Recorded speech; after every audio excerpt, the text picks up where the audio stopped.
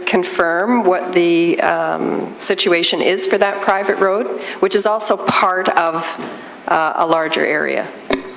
Through the chair to the councillor, that is correct. It will be secured through a private agreement with the condo corporation. Okay, thank you. And I guess my concern is always that the street in front and the street behind and beside are going to have garbage pickup, and they are going to have the snow plowing. So I just want to ensure that it's going to be part of all the agreements when the folks purchase their homes, that they will be made fully aware of all of the restrictions. Through you to staff, can we just confirm that? Mr. John? Through the chair to the council, that is correct. There will be warning clauses both on title and through the site plan agreement registered. So that is the case. All right, thank you very much. And I'll be prepared to move this when you're ready. Thank you. Thank you, Councillor Partridge. Councillor Pearson. Thank you, Madam Chair, and thank you to the ward councillor with regards to this item. I am very concerned with regards to the garbage issue, and I know because I've had condos in my ward, we've gone through the same process. Once it's all said and done, then the people move in, they don't read the fine print on their condo agreements, and now we have issues, and I've got one that's been going on for almost 10 years, where we're trying to get garbage pickup and we can't.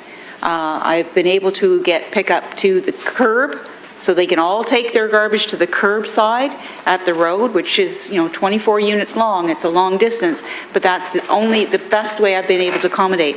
So through you, Madam Chair, I just want to ask staff, the developer would be required to put signage up. Can we incorporate that information with regards to the condo requirements as far as garbage, et cetera, on that signage as well?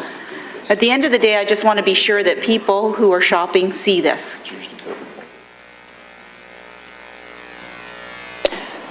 I have the applicant, if it so pleases this committee, to come down and answer your questions. Are you all right with that, Councillor Pearson? Thank you. I just want to be sure. Sir, if you want to step down and introduce yourself, please.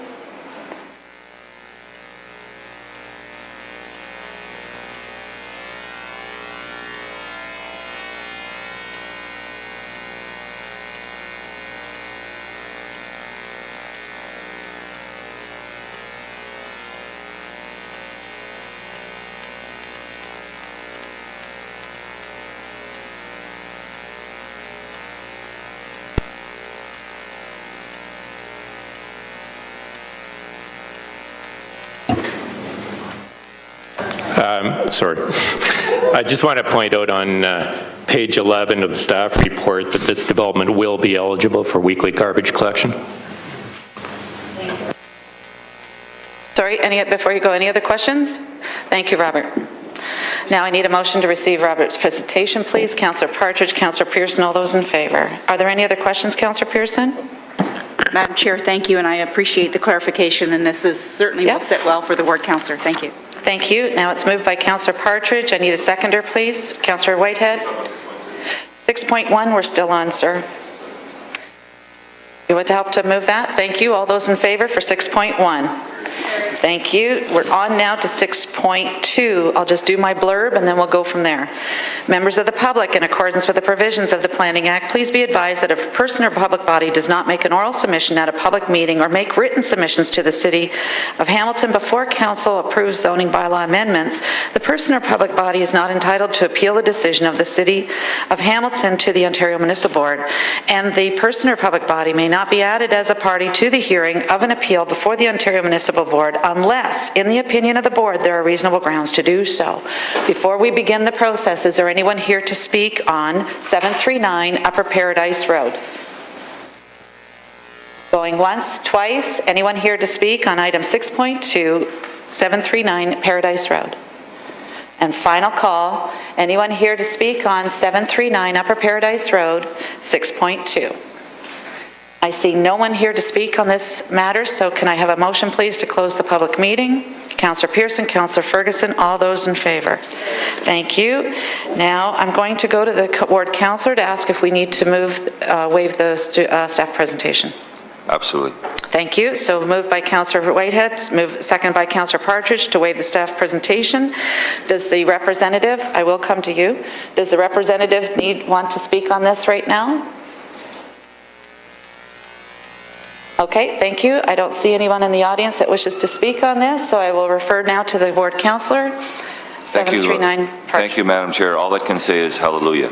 This is a corner in Upper Paradise that In terms of site context, I'll just take you through some photographs of the existing subject lands. Photo 1 shows the existing boundary relationship with Jackson Street West. So if I take you back to the aerial, it would be the view down Jackson Street from the subject lands. As you can note here, the existing building, which previously housed the grocery store, is shown, and its relationship in close proximity to the existing residential to the rear. The proposed plan would have a similar building location for the first 2 floors, with the setback of that 75 meters on top of the podium. Similar is the existing relationship. This would be from Canada Street. You see the existing dwellings to the rear, and you see the area that was previously used for parking. This is a view along east, along Canada Street, showing the existing form and scale of the residential units. This is a similar photograph. And then finally a view north down Locke Street, and this is the existing 3-story building across Locke Street. In terms of site context, Locke Street South is considered a vibrant, compact, and complete street, which, albeit is outside of the downtown, is within walking distance to the core and exhibits a significant number of services, recreational, and transit opportunities. Consequently, within the Urban Hamilton official plan, the subject lands have been designated as mixed-use medium density, which encourages a range of mixed uses, up to a maximum height of 8 stories.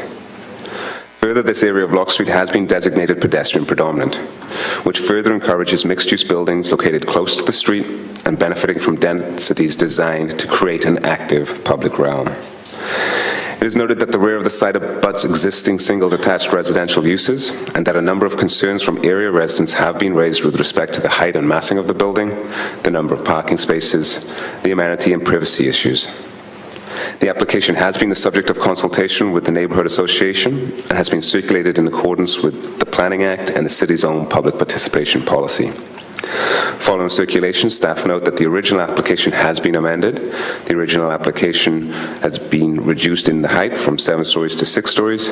The density and massing of the building has also similarly been reduced. As discussed in detail within the staff report, staff therefore considers that the proposal as amended successfully balances compact and efficient development with the policies that serve to protect character and amenity. The design and scale of the building is considered appropriate, is in accordance with the prevailing policy framework, and represents good planning.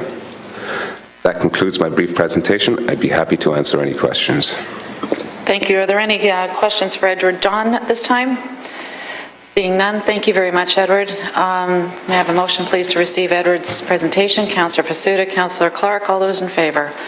Thank you. At this time, I'm going to go to the representative. The applicant, are you here? No? Well, it's okay. We may end up coming, you may end up coming down a second time, but if you can come up forward, please, that would be great. I'm the rain man today. We just do things in order. That's right. Okay, how do I get this up here? Vanessa, we need your expertise, please. No, this doesn't touch it.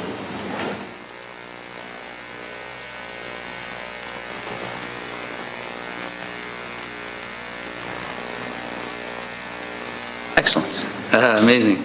Good morning, Madam Chairman. I'll move this out of the way. Members of the committee, my name is Sergio Mancha. I'm a professional planner with the firm IBI. If you can just give me a moment to set up here.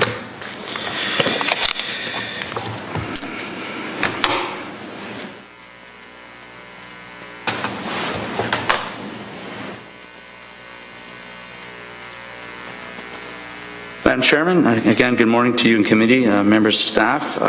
As I mentioned, I'm Sergio Mancha, and I'm here on behalf of Lugan Properties and the Spalachi Group. Today with me in the gallery are George Zajac, a planner at IBI, Vincent Santamaria, if I pronounced that correctly, I apologize, was the architect, Mr. Frank Spalachi, and Mr. Luciano Manduro.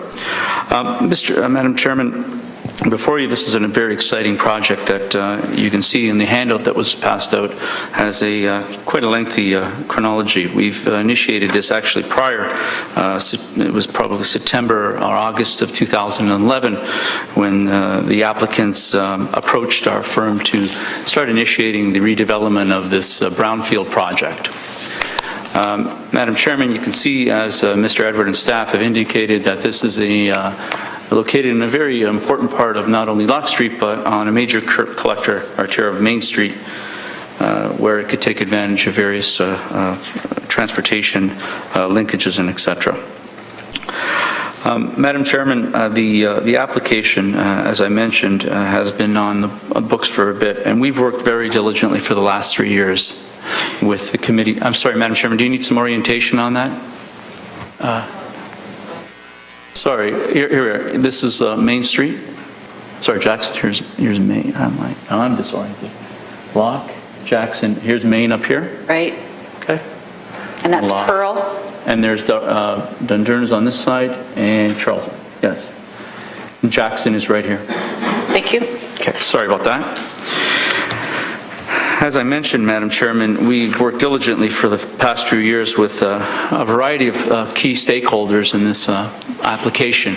The applicant, of course, Councillor McCaddy, and the Kirkendale Neighborhood Association. I'd just like to take a moment, though, Madam Chairman, to just thank Edward John, Steve Robichaud, Anita Fayback for their hard work with regards to this particular application, and of course the Kirkendale neighborhood for all their input that's associated with this. There's been many changes over the journey. All three helped, and of course Councillor McCaddy led us through this whole process. With that, there's been a lot of, as indicated, a lot of time and energy by both applicants, staff, consultants, and the residents. But if I can just start and go through the application itself and the chronology. Madam Chairman, this originally started as a more dense, intense application with about approximately 110 to 120 units. Before you today is a reduction, but maintaining as much parking as possible, because we know how critical that is. I just wish to note that there's an error in my development details handed out. There's actually 90 spots, not 87. Madam Chairman, if there's any questions with respect to the chronology from committee, and I can take those now, or do you want me to continue? Continue? I would just go to the very end and then Very good. help you out there. Thank you. So the original concept before it was submitted back in 2012 was 7 stories, approximately almost 27 meters, and today before you is 6 stories and just over 21 meters. The commercial element has changed. We've reduced it. I just want to stress that the commercial is going to be neighborhood walk from type of uses, from a small cafe to hairstylists and a professional office and etc. We're not talking restaurants. We're not talking intensified uses. The objective from the Kirkendale Neighborhood Association and staff was to try to maintain the flavor of Locke Street. Now you have that before you, so what I'm going to do is just go to the next one. And before you here is the original plan. You can see the objective was to come off Jackson and, come off Canada and exit off Jackson. But that no longer is going to be applicable because of the concerns with the internal neighborhood traffic that was echoed at the public meetings. Having said that, you can see before you the changes which highlight now that we're going with 2 ramps going off of Jackson and onto Canada. I believe that's correct. So there will be one way in, one way out. The previous one, as you can see this, hold on, was going in right off of Canada Street and exiting off Canada Street. That was a critical issue that was also highlighted by the councillor. Madam Chairman, over the course of the 3 years plus, other additional concerns were that the original elevation the Kirkendale Neighborhood Association and their working group, let's call it the development liaison of sorts, and the councillor found that this was an issue, not only the massing, but also the daylight sun calculations, let's call it. And in this case, the architect went to town on this for 9 months with staff and continuous meetings with the Kirkendale Neighborhood Association. And then we followed by elevation changes. So that was the bulk came down, which allowed us for, in our opinion, a better compromise. In addition, there were considerations with respect to location of balconies, the orientation, and how the building itself would look at the end of the day. Now, let's all keep in mind that we're in an H zoning. It does permit the height per se, but the setbacks are what are being, let's say, modified this morning. Here are the elevations that I spoke of, where we went from on the Canada Street side in Jackson, the elevation and concerns in the setback was modified to now the elevation showing the changes here, Madam Chairman.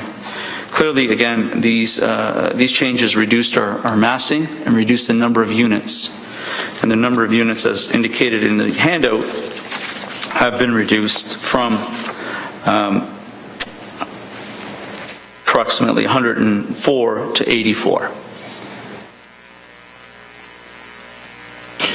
Madam Chairman, again, I want to stress that this is an existing redevelopment project, brownfield project that considers a lot of merit in it. The old Calabria supermarket sat there for numerous years vacant, and there was other uses, but it's time to give this project a new life. We have, at the last minute, received some correspondence from residents within the neighborhood. It's quite unfortunate that after 3.5, almost 4 years of public consultation, neighborhood notification through their website, a lot of discussions with the councillor, that we're facing some further concerns. I'm a bit thrown off on that, but hence the process. Again, this before you was the original, and if you can take that and consider a massing reduction, that's what we're dealing with. That's a little better. The traffic and considerations were probably one of the most echoed through the neighborhood, and parking. We are going with 2-level parking underground, which is extremely expensive, but again, to try to accommodate not only the neighborhood, but the future residents. This is going to be a condominium. It is not a rental project, but is it a full-blown condominium? Madam Chairman, I think that's all I can add right now. There's probably a few other words I can probably bring back once I hear from the public. Again, we're consistent with the provincial policy statement. It conforms with places to grow.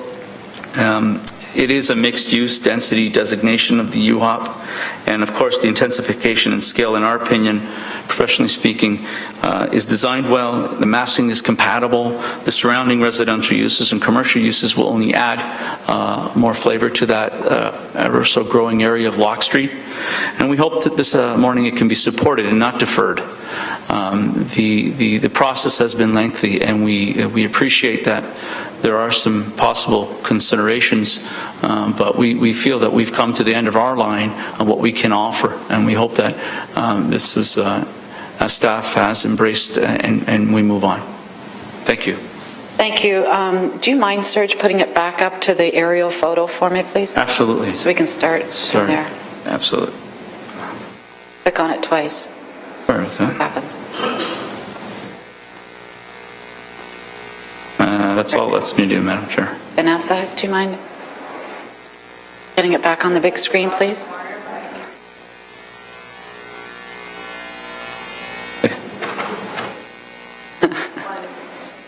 There we go.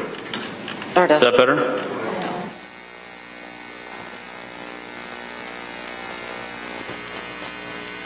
Is that better?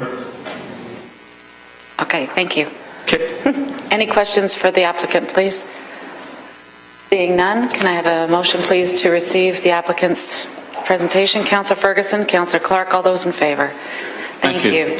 Now we'll hear from the public. We have two that have registered to speak, so we'll call on them first, and then we'll call from the audience. I have Carmen Cumming. You're up first, ma'am. And then Rita Bailey. So when you come down, we have a little book here for you to sign in, please, being a public meeting. Councillor Clark.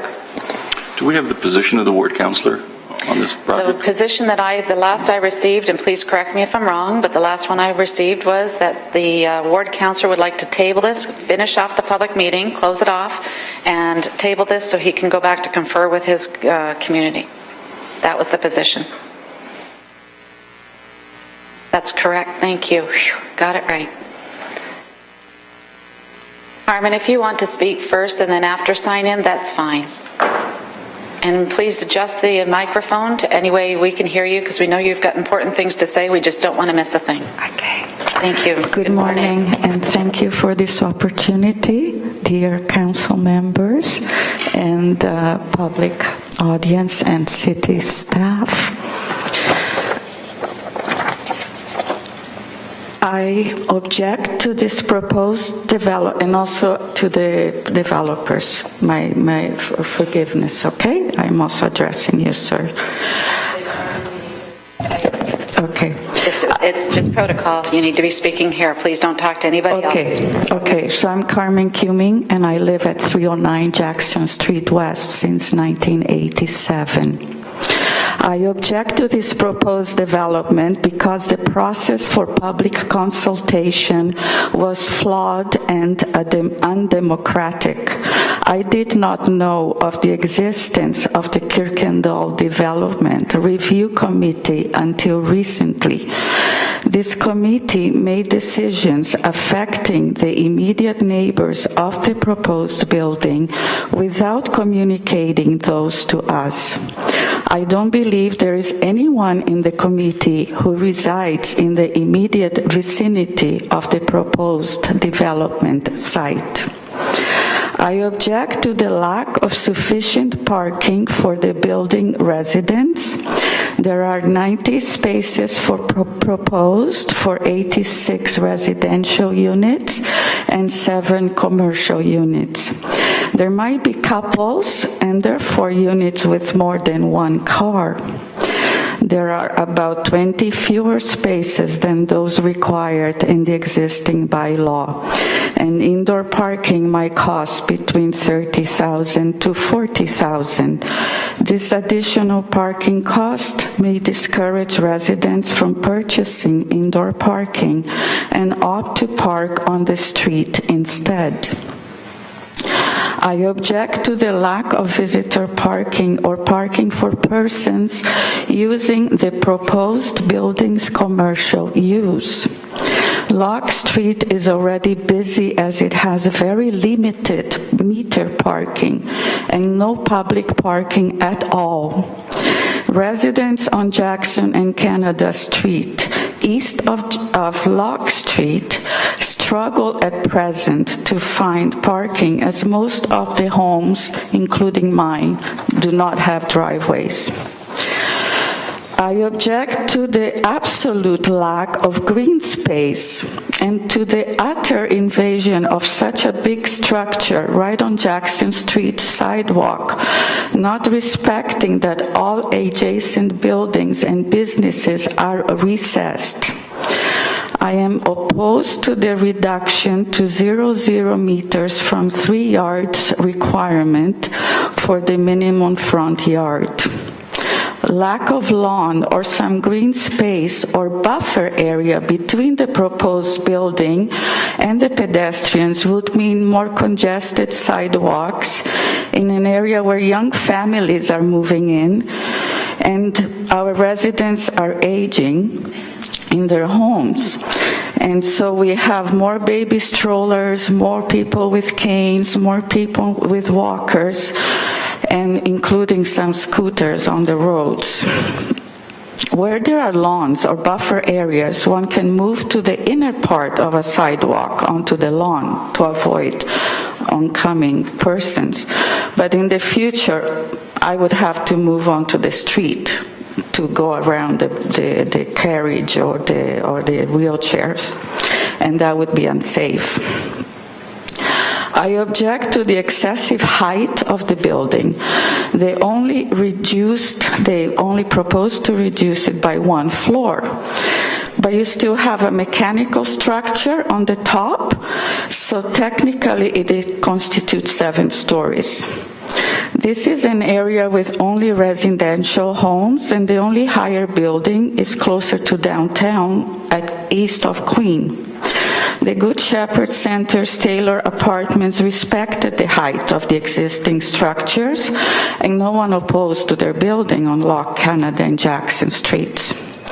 I object to intensification at the cost of lack of interesting design, lack of green space, lack of fitting in with the character of my community. This proposed building looks sterile and is not in keeping with its surroundings. Haven't we learned anything from the building on Dundurn and Aberdeen streets? Is this city planning to convert the now thriving and vibrant Locke Street with its quaint character and interesting older low structures into a high-rise area for the purpose of intensification? Idealistically, the planners envisage less people driving and having cars, but realistically, someone who can afford a $300,000 to $400,000 condominium going to only walk, take a bus, or ride a bicycle and not own a car? Finally, I'm quite concerned about the 2 stories underground parking and how the deep excavation would impact the adjacent structures with old fieldstone foundations and the old, very poorly maintained roads. Has the engineering study been done and addressed yet? And I'm concerned about our dated sewer system as well. We have already experienced problems on Locke Street. In sum, I would have no issue with 3 floors and a maximum of 4 stories, as 7 or 8 is out of scale, height, and character of this neighborhood, as long as it does not add undue further parking and vehicular volume stress to its residents. One which has sufficient parking and amenities like green space or a buffer zone between concrete walls and sidewalks. I urge you to refuse the zoning bylaw amendment. Please do not allow this peaceful, family-oriented neighborhood to be destroyed, and do not kill the quaint character of Locke Street. Thank you. Carmen, if you just want to wait a second. Any questions for Carmen, please?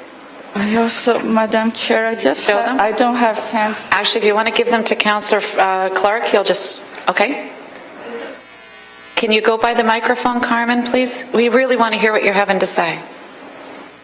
I live here on Jackson, just before Pearl. I've had to park by Beasley Restaurant many times because I cannot find parking. I cannot find parking on my street right now in front of my house. I run around and around and around through Jackson and a bit of Canada. We have a little bit of Canada, but some is limited. So we have 1 block on Canada, 2 blocks on Pearl, and the 2 blocks on Jackson, and they're always full. So now I've had to park by Beasley. Here you see a car in front of a hydrant, and enforcement car behind giving it a ticket, because obviously that person couldn't find a space, so they took a chance and parked in front of the hydrant. Of course, we respect the hydrant and don't park there. So sometimes I say, where am I going to park? I've had to park at Royal Bank parking lot and move it in the morning because, I don't want to get a ticket either. So there is no parking right now. Thank you, Carmen. Councillor Pearson. Carmen, do you want to go back to the microphone, please? Thank you, Madam Chair, and thank you, Carmen, for the information. Again, could I ask what your municipal address is again? I'm sorry? What is your municipal address on Jackson? What's the house number? 309 Jackson Street West, Hamilton, Ontario, L as in Laura, 8P116. Just want to see where you are on as. Yeah, I'm just before Pearl. And my next question is, you say that you received no information with regards to Nothing this at all. I only got information from my neighbor Brendan across the road about the upcoming meeting on June the 11th for the Kirkendall's Trust neighborhood development, but I was never informed of any of their decisions or any of their consultations.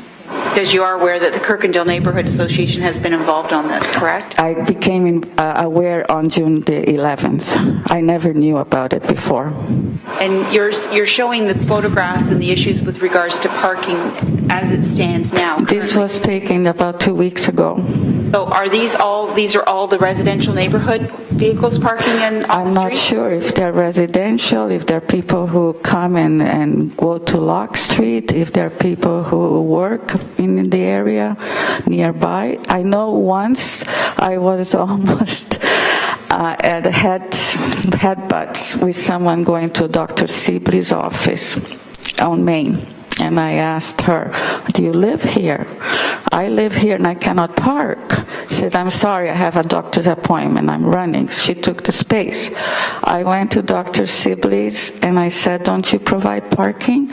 He said, well, it's full. If you have any issues, you should call the city. Thank you. And the other last question is, I noticed no signage that there's any parking restrictions or permit parking or anything in your neighborhood. So that might be something that the ward council. On Jackson, I'm sorry, on Jackson and Pearl, no, but some on Canada are limited, about 2-hour parking between Pearl and Ray. On the side of Ray is limited parking, I think 1 or 2 hours. So again, it limits where we can go. Thank you. Thank Madam you. Chair. And thank you very much, Carmen, for taking time to come down. If you don't mind signing Yes. in now, and I'm going to call on Rita Bailey.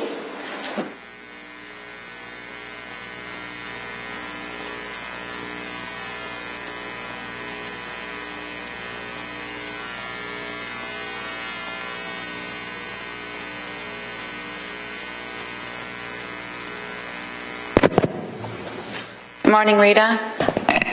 Good morning, Madam Chair, councillors, and visitors and staff. I'm here today to express my concerns about the proposed plan for 99 to 103 Locke Street South. First of all, I want to say there are some things that I am pleased with. I'm glad that the site will finally be developed after being vacant for years. And I am pleased with some of the improvements to the original plan.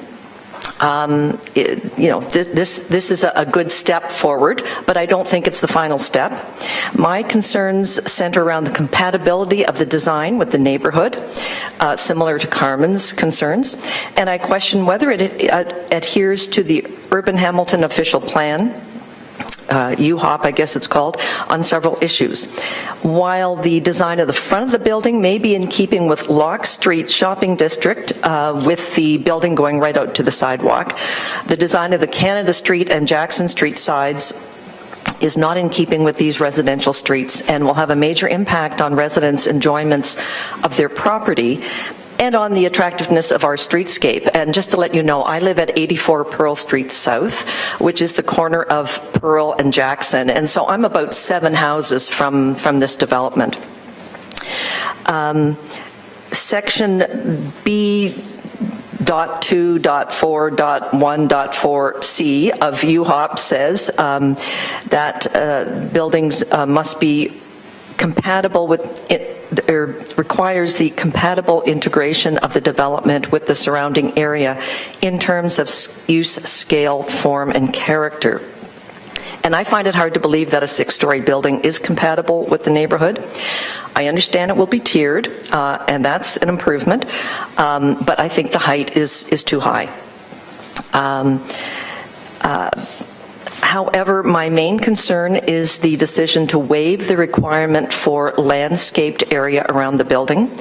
That is completely unacceptable to me, and I urge both planning staff and the committee to adhere to the planning requirement on this issue. That is something that I think we should definitely not back down on. Walk around the neighborhood and you will see that the residents take pride in their gardens and their very small lawns, and it's important that this new building also adds to the beautification of the street. As a gardener and someone concerned with climate change, I know that every little bit counts. Even a 3-foot wide strip along the side of the building on these residential streets would make a difference. A few of the benefits to the community: less water runoff for the sewers, plants absorb carbon dioxide so there'd be less pollution, and even low-growing shrubs provide some shading, cool the temperature around it, absorb carbon emissions caused by the increased traffic to the area, and creates beautification, which is priceless. I would also argue that there should be some sort of built-in green space along Locke Street in front of the building, and that the city should encourage property owners to plant trees wherever possible.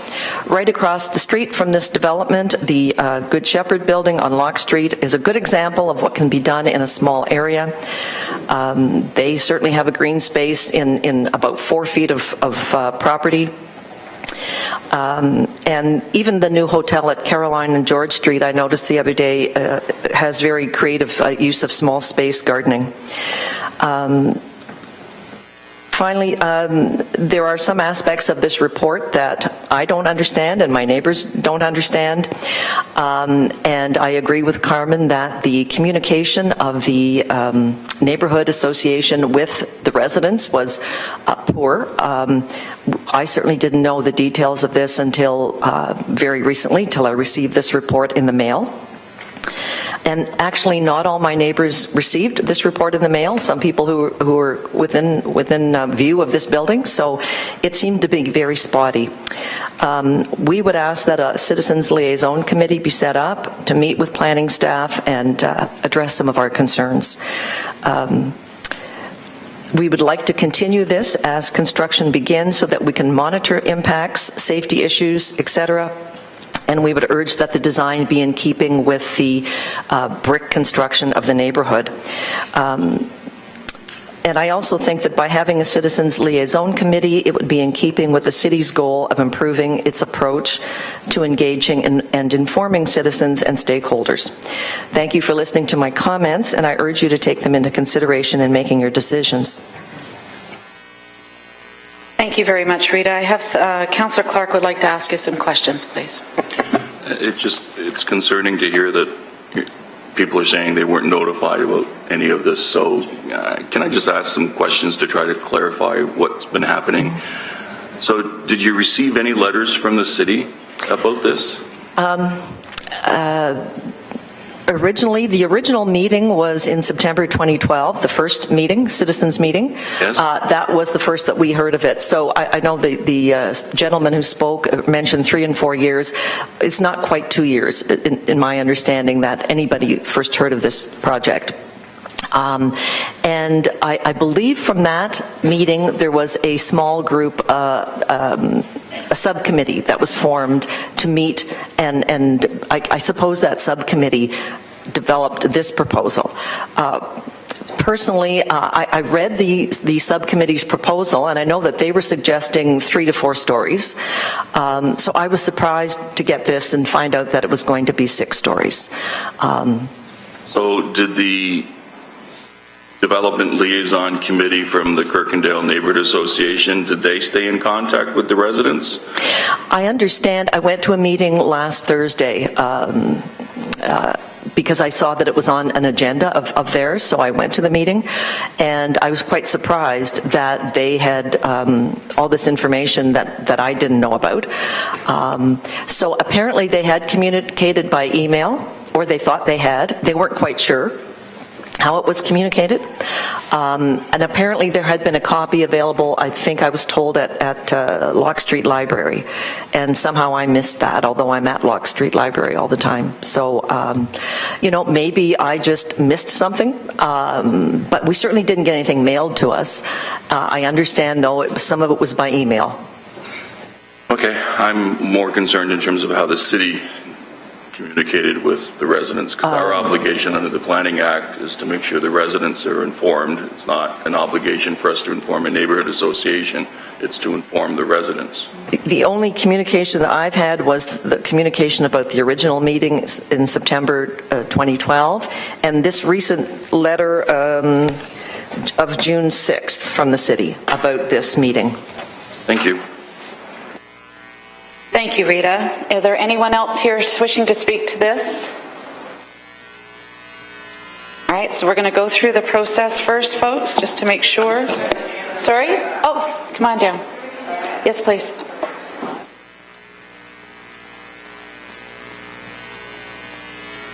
We're good.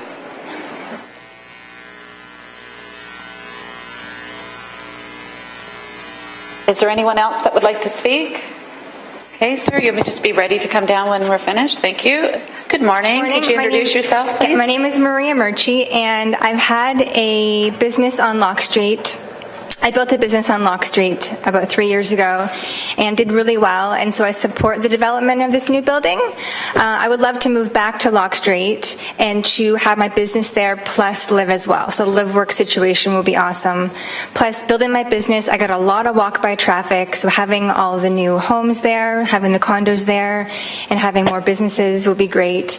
Plus, a couple of my colleagues that were on Locke Street with me, they would love to have a live-work situation as well. They really enjoy the community, so I support the development of this building. Thank you. Any questions to the presenter? Seeing none, we need to, thank you very much for coming down, Maria.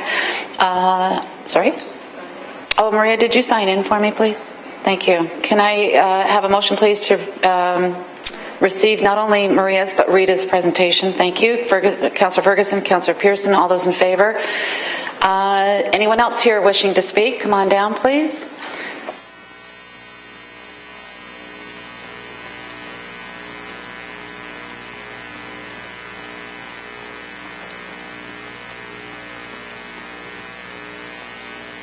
Good morning, Madam Chair. Good morning. Members of council, staff, and the public. My name is Hans Stief. I'm a resident of Jackson Street, right at the corner of Jackson and Pearl. I recently moved into this neighborhood and then brought myself up to speed with these developments at this location. I support the development as a concept.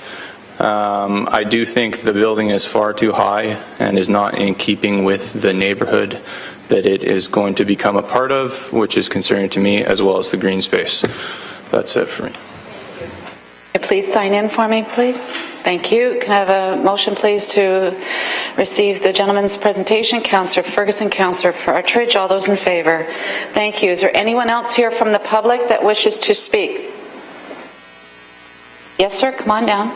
Do you both want to come down? Okay.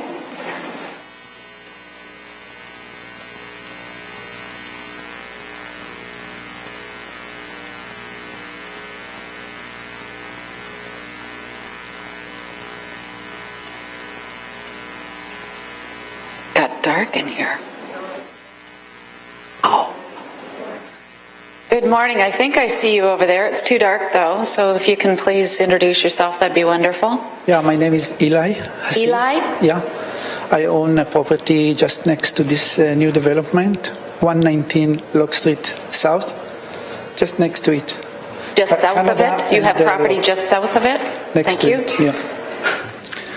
And first I want to wish the developers good luck, whatever they get. But Eli, can you do me a favor? I'm sorry to interrupt you. Can you bring the microphone right up because we really want to hear what you're saying?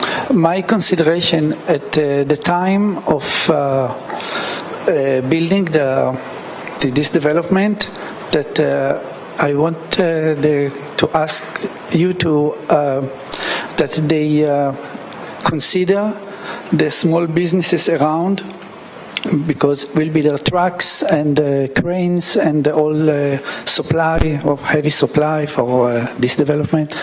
So I ask that it will be taken in consideration and make that they limit where trucks park in front of their development and not next door, because a small business will not be able to operate.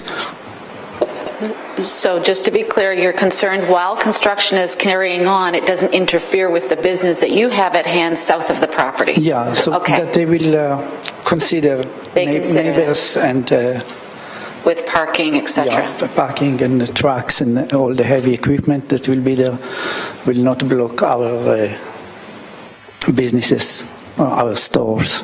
Yeah. Thank you. And another thing, I never received any report or papers, though I'm next door. But I own other property on Main, and there I received only invitation, but not the report. But in this next door, I didn't receive anything. Thank you. Okay, thank you, Eli, for coming. Can you please sign in for me on the booklet right there on the table beside you? And sir, would you like to step up? Hi, my name's Robert Bernacci. I own the property, a business north, almost total opposite of what Eli has on the north side of this development. I do wish him luck. I'm looking forward to the whole thing happening. My concern, much the same as Eli, is just construction trucks, lanes being blocked, just general mess, that is going to be going on to disrupt. I have a automotive repair business, and, we have several cars coming and going all day. It does get, I don't know how congested it will get. All of my parking for my customers is done on my parking lot that enters off of Jackson. And of course there's going to be a lot going on. I worry, much like the property on Dundurn and Aberdeen, they had a lane blocked for a long period of time. If that were to happen on Jackson, that would be very tough, for us to get around and customers getting in and out of my place. So that's about all. Thank you. And Robert, can you please sign in as well? Sure. Are there any questions for the two presenters right now?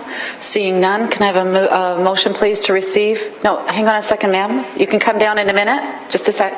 May I have a motion please to receive their presentations? Councillor Pearson, Councillor Clark, all those in favor? Thank you. Thank you, Eli and Robert, for coming down. Now you may come forward. Just didn't want to create congestion down here. So for the record, can you introduce yourself? My name is Sandy Shaw, and I'm a resident in Kirkendale neighborhood, and I just wanted to register my concerns about the community consultation process, some concerns about the scale and the scope of the proposed development, and reserve my right to comment at a future meeting. Thank you very much. Thank you. Any questions for Ms. Shaw? Seeing none. Councillor, can I have a motion please to receive Ms. Shaw's presentation? Councillor Partridge, Councillor Pursuit, all those in favor? So now I'm going to go to the audience again. Are there anyone here to speak on let me go through the whole thing. 99103 Locke Street South. This is item 6.5. If you've already spoken, is there anyone here that needs to speak? 6.5, yes ma'am, come on down.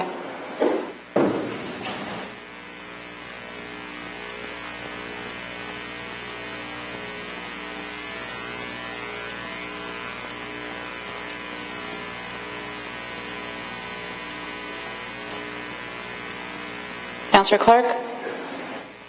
Want to make sure that you have me on the list for questions to staff, please. Thank you. Sorry to bother you, ma'am. Can you introduce yourself? Hi, I'm Linda Gregg. My son lives on Locke Street, and we've been following this process, and I think it's a great idea. It's going to be an asset to Locke Street, and I hope the builders don't get too discouraged with all this dissent. I just want to encourage them and say I think it's going to be great for Locke Street. Sign in for me, please. Can I have a motion to receive the presentation? Councillor Pearson, Councillor Ferguson, all those in favor? Thank you. Anyone here from the audience that would like to speak to 6.5? And this is 99-103 Locke Street. Is there anyone here from the public that would like to speak? I'm going to do this 3 times and then we close off the public meeting. Is there anyone here? Not the applicant. You're not, remember, hang on. I know you want to get there. I just want to make sure we close off the public meeting. Anyone here to speak? We just that, or we light vote of candles? Thank you, Madam Chairman and Committee. I'll be brief. A bit discouraged after 3 years plus of hard work. In fact, endorsement by the councillor to my applicants, Mike Spilacci's, that he's not here today to actually come forth and state that. With regards to public consultation, I've worked with Councillor McCaddy on a few applications, our firm and myself personally. I know how Councillor McCaddy operates. I know how Councillor McCaddy wants his information transmitted to his his community and his committee. That was done. It was done for 3 years. In fact, Mr. Chairman, Madam Chairman, I'd like to just add that our friend Carmen there was in fact at the meeting, and I'd like to put this on the public record. Please, no names to me. Vanessa? She was at the meeting, and at that meeting, Madam Chairman, there was a request for participation into this Kirkendale Neighbourhood Association Liaison Committee. Not only was the further email sent out, the Kirkendale Neighbourhood Association, I would have to say, and throughout Hamilton and the suburbs, is one of the most sophisticated neighbourhood associations. Their blogs, their way to communicate is very intense, and again, we know the drill. With regards to our friend at 84 Pearl, the comment about spotty, I resent that comment on behalf of my client. I think we're further from being spotty, and we did what we had to do. In fact, as you're well aware, there's a process here, and my client took the opinion and position not to exercise the Ontario Municipal Board. And it's not a threat, but it's actually a statement where we're saying we want to work with the committee and the community. Having said that, again, I'm a little thrown off at the 11th hour that we've conceded to reductions and changes and et cetera. And by the way, we still have one more process to go, which is site plan, at which point we will be working with the Kirkendale Neighbourhood Association. We made a commitment, and we know, again, the drill with respect to elevations, construction process, et cetera. I'm a little disappointed that today we're not moving on and sort of a consolidated effort here with the community. If there are any questions from the committee, I'd be glad to answer them. But this brownfield development is an exciting one, and as stated by some of the supporters, this is, yes, it is change, but it's change for the good, and it is good planning, and it is supported by your staff, supported by a good group of residents. And I must add, when we had our initial meeting, there was approximately 150 people jammed in the basement of St. Joseph's Church, of which today we have 3-4 people here. So I think my applauds to the architect and the applicant and our firm for getting this far with staff. Thank you very much. I don't know if there's any questions. And I'd hope today, rather than defer it, we can have an actual vote. Please, Councillor Ferguson.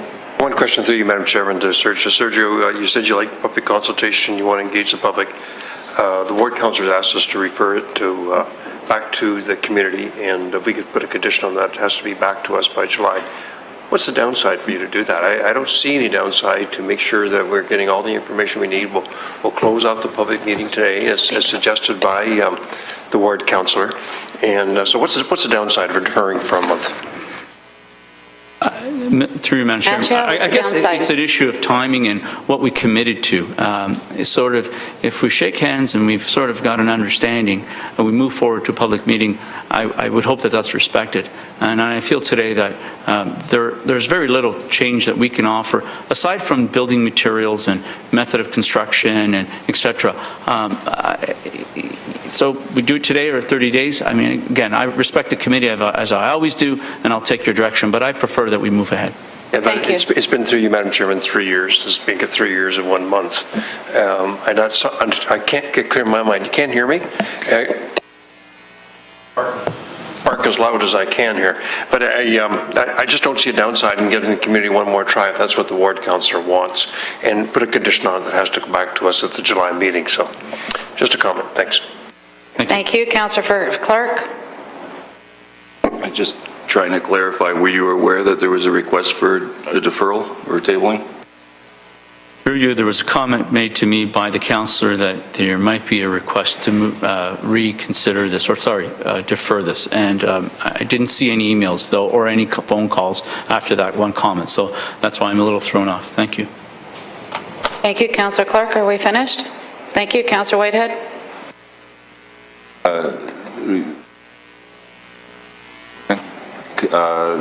This is a property that is underutilized today in regards to tax generation, is that correct? Madam Chairman, through you, you can see in my presentation that it actually goes from $20,000 to $400,000 a year. I've noted that in the bottom of the page. Existing municipal taxes generate $20,000. It is vacant. It is an eyesore, and the anticipated municipal taxes that combine both the residential and commercial, and that's at the low end, $400,000. And dominant issues are is your opinion, can be resolved at the site plan process? Again, unless there's some serious consideration by this committee that require changes, I see that all issues that you've had before you by your staff can be dealt with at site plan. Councillor Whitehead. What's the questions? Thank you. Thank you. Councillor Partridge. Yes, thank you, Madam Chair. Good morning, Sergio. Good morning, Councillor. So a couple of comments have been made about the lack of green space. You've heard from the residents this morning, and I'm just wondering if there's anything that can be addressed at the site plan stage that would put some creative solutions, if you will, to have some greenery there. Because, I mean, that is the one thing that it's very stark. And, it's certainly, that is one exemption that you're asking for as well, is that setback to be removed. Can you comment on that, please, through you, Chair? Councillor. If you look behind me here, that was the original site plan that we had proposed. And if you see on the north and south, on Jackson and Canada, that's all area that was intended for asphalt. There is a request, and we concur with it, to bring the building as close as possible to the boulevard. But as a result of the change, you can see now the councillors requested the bottom triangle here and the top, the building be shrunk down a bit so we can eliminate the parking spots and include from Canada Street, which is a boulevard, plus that red area to be greener at the sides of the building. We also did that at the top a bit more on Jackson. So we've actually went like this. So that was brought forward at the original meeting. The councillor was adamant that we eliminate the parking on the south side, and we did that. All right, so through you, Chair. So just to be clear in my mind, so you're saying you're taking out the paved area and the parking space, and you're going to make it green? Yes, again, if you can look up at the arrow, you see this existing site plan? Right, and that's on Canada Street, is that correct? And then on Jackson, and then the bottom triangle here. Yes. That now has been eliminated for asphalt and concrete, and is now for trees and some sodding and grassing and landscaping. All right, and can you just confirm, what is the distance? What measurement are we talking about here? How many meters? You know, I can, by eye, I would say probably 4, and then the boulevard another 3. It's probably about 7, but I don't want to be quoted exact, but that seems like 7 meters. From the sidewalk curb, because there's a boulevard, and then what we've set back, I think, is 3 to 4 meters. Okay. Correct? But just to confirm, through you, Chair, across the front of the building where it's going to be fronting onto Locke Street, what can you do there to introduce some greenery, some foliage that might make it a little bit more appealing? Good point and good question. What we'll do with the landscape architect and staff is introduce street furniture and some type of beddings. It's one of those issues that who's going to maintain them? And I think we can probably incorporate through site plan that the condominium actually maintains those beddings in those green boxes. The objective is to bring that building as close as possible. So having a strip of sod or landscaping probably won't won't survive long, but having beddings that will constantly be watered and maintained by the condo corp could probably add some pretty good spice. Well, and I would suggest that that would be the more prudent way to go, but, you know, as business people, they'll decide what can be maintained. But I think that's a valid point that the residents did raise. And I think the other thing, though, is all residents deserve to be heard. Absolutely. And if for any reason they didn't get notification, they weren't at public meetings, everyone deserves to be heard. And if that's the wish of the ward councillor, then I would certainly support it. Thank you. Thank you. Any other questions? Move to receive. Councillor Ferguson, Councillor Whitehead, all those in favor? Carried. Thank you. And we have for questions. clarification, as Councillor Ferguson indicated, it would be back in 30 days? Oh, well, okay, when we, excuse me, through the chair. When we decide that, we'll confer it, and you'll have absolute firm confirmation there. Very good. Going to staff questions now, please. Councillor Clark, you're on the list. Thank you. So I'd like to get some clarification, I guess, from Edward, since he was on this file from the beginning. We have statutory responsibilities and obligations under the Planning Act in terms of notification of the residents. Have we followed all of those statutory obligations, met all of those obligations? Mr. John? Through the chair to the councillor, the statutory requirements and the city's own public participation policy has been satisfied. I believe many of the questions were directed towards the neighbourhood association and how they disseminated their own information, to which the city's planning department do not get involved. It's usually through the councillor's office. So to be clear, the city did not rely on the Kirkendale Neighbourhood Association to distribute information to the residents. The city distributed the information on their own. Mr. John? Through the chair to the councillor, that is correct. Were there ads placed in the paper or things like that to notify the public signing on the property or anything like that? Through the chair to the councillor, every owner within 120 metres of the subject lands would have received confirmation of the complete application. They would have had written confirmation of the amendment which took place, and they would have had written confirmation of the public hearing, today's date. In addition, anyone who submitted correspondence in response to any of those notices would have received a copy of the staff report. With regards to the request to table it, what's going to be completed during that deferral period? Through the chair to the councillor, I believe the request to defer was from the councillor. I'm not sure what role the planning department will take. Obviously, we will observe whatever meetings transpire with the committee and with the applicant, and we'd be available to obviously oversee any potential changes if there are any. Okay, thank you. Thank you. Councillor Whitehead? And did the ward councillor express to staff concerns about notification? Through the chair to the councillor, no, he did not. Thank you. Thank you. And Councillor Farr, sorry, you're registrar, but I'm going to make you do the chair bit because you're the closest. Thank you. Through you to Edward, one of the things that I read in the letters that struck out to me was that this is an area that's surrounded by 100-year-old homes. The concern is if they put in underground parking that it would actually affect the integrity of those homes. Could you please answer to that or give us some sort of idea of what's been put in place? Through the chair to the councillor, through the site plan process, a standard condition will be a construction management plan. Part of that process, it may be identified that a pre-construction survey identify any potential impacts, concerns that may occur through the excavation work, and so it will be reviewed at that stage in detail. Thank you. So there's going to be an engineer report, there's going to be an assessment, a pre-construction assessment done within how many meters of the site? Through the chair to the council, that would be decided on the scope of the works. I don't have an answer in front of me, but certainly at the site plan stage, we would need detailed design and understand exactly what excavation and what impacts. So the construction management plan will actually factor all those issues and determine the most appropriate means of and course of action. Thank you for that. And through you, Chair, one last question. If there's someone that has concerns about the integrity of the foundation of their home and how this is going to affect it, can they in fact ask for an assessment above and beyond what the scope is? If they live outside the scope may be too narrow in their mind, they want you to expand it to one more home, can we do that? Through the chair to the councillor, as Mr. Mansher has suggested, there will be liaison through the site plan process. The documents submitted will be subject to public review, And certainly, from a planning perspective, we would be open to some dialogue. I can't confirm whether the scope of those requirements in the construction management plan will be extended on the basis of a concern, but obviously we will have that dialogue with the experts. Okay, thank you, and I'll take the chair back. Sorry, both my vice chairs are gone. Councillor Whitehead, it's no problem. Thank you, Councillor Whitehead. Yeah, a couple questions. So if this was delayed another 30 days,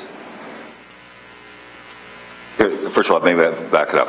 So staff support the zoning and this application in its entirety, is that correct? Through the chair to the councillor, that is correct. The amending bylaw in the position of staff is that it is appropriate and represents good planning. Okay. And as far as the actual zoning piece, the ward councillor's support of the staff's position, yes or no? Through the chair to the council, we've not received formal written correspondence from the council that he's in support, but certainly through the long process, we consider that we've come to an agreeable solution. Councillor Whitehead? Okay. Is there any reason why, if we direct on the site plan process to ensure that the ward councillor is involved in the site plan process, nothing prevents him from hosting a meeting as soon as practical to hear what the community has to say and reflect those issues and concerns in the site plan process. Is that correct? Mr. John? Through the chair to the councillor, we've had experience with a number of development applications, particularly in this area where we've had some additional review and discussion with the neighbourhood association as we go through the site plan process. Typically, the site plan process is not a public process. There is no generally comments received or accepted. However, the councillor has made a point, particularly in these infill situations, to liaise and create, as Mr. Mancher said, that liaison committee. And in previous experience with that, it has been productive in identifying additional issues that can be resolved at site plan stage. So the point I'm trying to make, Madam Chair, is that a lot of the issues around first of all, I don't think, I'm certainly not on in changing the zoning application. So if many of the issues are site plan oriented, what I'm hearing from staff, and correct me if I'm wrong, that nothing prevents the ward councillor through a liaison committee, the neighborhood association, and residents to hear what those concerns are and then take those concerns back to the site plan process. Am I correct in saying that? Through the chair to the councillor, I must admit I don't know the entire reasons for the deferral beyond additional communication with the neighbourhood. Certainly at the site plan stage, as you suggest, liaison with the councillor and the potential creation of a liaison committee could identify and resolve issues at the site plan stage, but at this point I'm at odds to determine exactly what the councillor was hoping to secure through the deferral. Yeah, so if by approving the application today does not prevent that process, is that correct, through the chair? Through the chair to the councillor, that is in part correct. There's certainly that opportunity at the site plan stage. I would add that once the zoning bylaw is approved, it is applicable law, so those setbacks, those height requirements, those are all considered through that amending bylaw as applicable law, and so the process of site plan is really to look at detailed design. We're looking at elevations and potential for the requirement for landscaping, but it's the bylaw that dictates that from the zoning perspective. Thank you. Madam Chair, I guess my biggest challenge is I don't have the ward councillor's reason for the deferral. I'm assuming it's a site plan issue. We heard that concurrently from staff that the ward councillor could embark on that concurrently with the approval of the application. So I'm a bit of a loss here without that direction. Thank you. Thank you. So now I have Councillor Clark, and then I'll go to the committee for... Thank you very much. Just one last question. I'm sorry, Madam Chair. The issue was raised by a couple of the business leaders, and I think it's a valid concern that when the construction's underway, they don't want the road blocked. We've seen that happen in other areas of the city where when you're building a multi-level building, they take over a lane in the road and it impedes traffic. So Is there room around that building? I'm assuming there's parking on that particular site, in the on-street parking around that. Can they work from the on-street parking without impeding the actual flow of traffic? Through the chair to the councillor, at the site plan stage, as I mentioned, the construction management plan would actually go through the opportunities and threats, if you will, of the construction implementation. There are examples of zero lot lines and construction abilities to stay completely within the site. Certainly, I think we would try and avoid lane closures, and there is that opportunity for the existing on-street parking to be utilized. But like I say, until such point as we have the detailed construction design, that all is factored into the construction management plan that's approved through the site plan process. So, Madam Chair, if we can just ask the clerk to include those comments in the minutes so that the staff are aware that we raised the concern that we're not on side for a lane closure on the road. It's only a 2-lane road, so having a lane closure really will significantly disrupt the economic cluster in that area. Looking to Mr. Robichaud. To you, Madam Chairman, that is, staff are aware of that concern. It is a 2-lane road with on-street parking on both sides of the street. In addition, as you may recall, I think last year Public Works changed the lane occupancy process to put a sunset clause on that, because prior to that, once a developer had a permit to occupy a lane, they could occupy that lane for an indefinite period of time. So Public Works also now has a process in working with the developer to shorten the window at which that lane is closed to minimize any disruption to traffic. Notwithstanding that, through the site plan process, we are aware of these comments, and we will ensure working with the developer and Public Works to minimize any disruption to the business community during the construction period. Thank you. Thank you. Now I'm going to go to the committee. What is your wish? Councillor Clark. Well, I'm hearing Councillor Whitehead's comments, and the quandary that I have is historically when we're deferring or tabling an item for a councillor, there's a number of items that are going to be dealt with. So they're going out to consult on parking, they're going out to consult on specific items that reference the application. I'm not hearing that. I'm hearing a blanket deferral to consult. And I don't understand how that works when we're in a planning process. My concern is is there a way that we can get this to the council meeting and then finalize the decision at the council meeting? And hopefully by then we'll hear from the ward councillor in terms of what the real concerns are.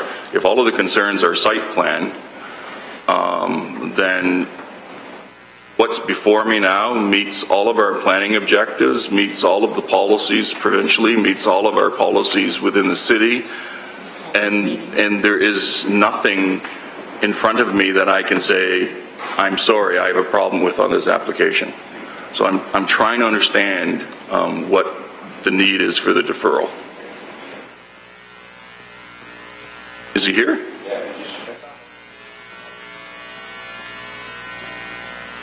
Okay, Councillor Clark, you still have the floor. Well, just for point of order in that, Madam Chair, if I can.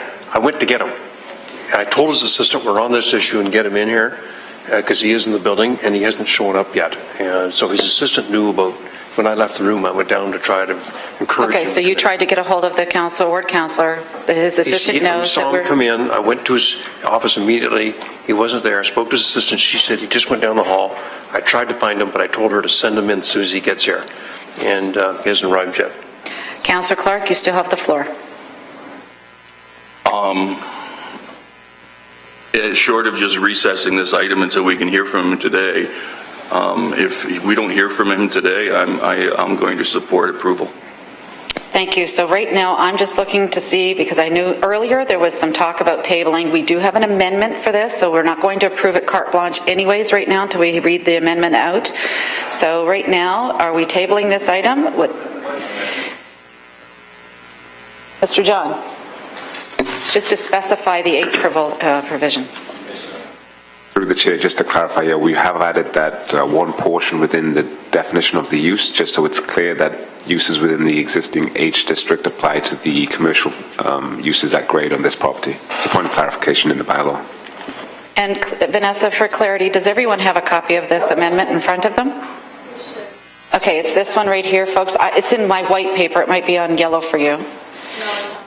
It's on yellow. That the E, multiple dwellings, lodges, clubs, etc., district provisions as contained in Section 11 of the zoning bylaws 6593 be modified to include the following special requirements. A, in addition to Section 11. So we don't have one, they didn't get enough copies. So that's why we all don't have them. Okay. What was that? Okay, so I have a speakers list, please. Councillor Farr, you're next. Well, I just can't see why we can't, as suggested by Councillor Clark, recess, and I'm sure Councillor McCaddy, I mean, he's feet away from us, so why don't we just wait for him to come in if the request has already been made? Can we just table this item for a few minutes then? Yeah. Thank you. So I want a motion, please. Can we just take a recess from this item? Councillor Farr, Councillor Whitehead, all those in favor? Thank you. Until such time the councillor comes in.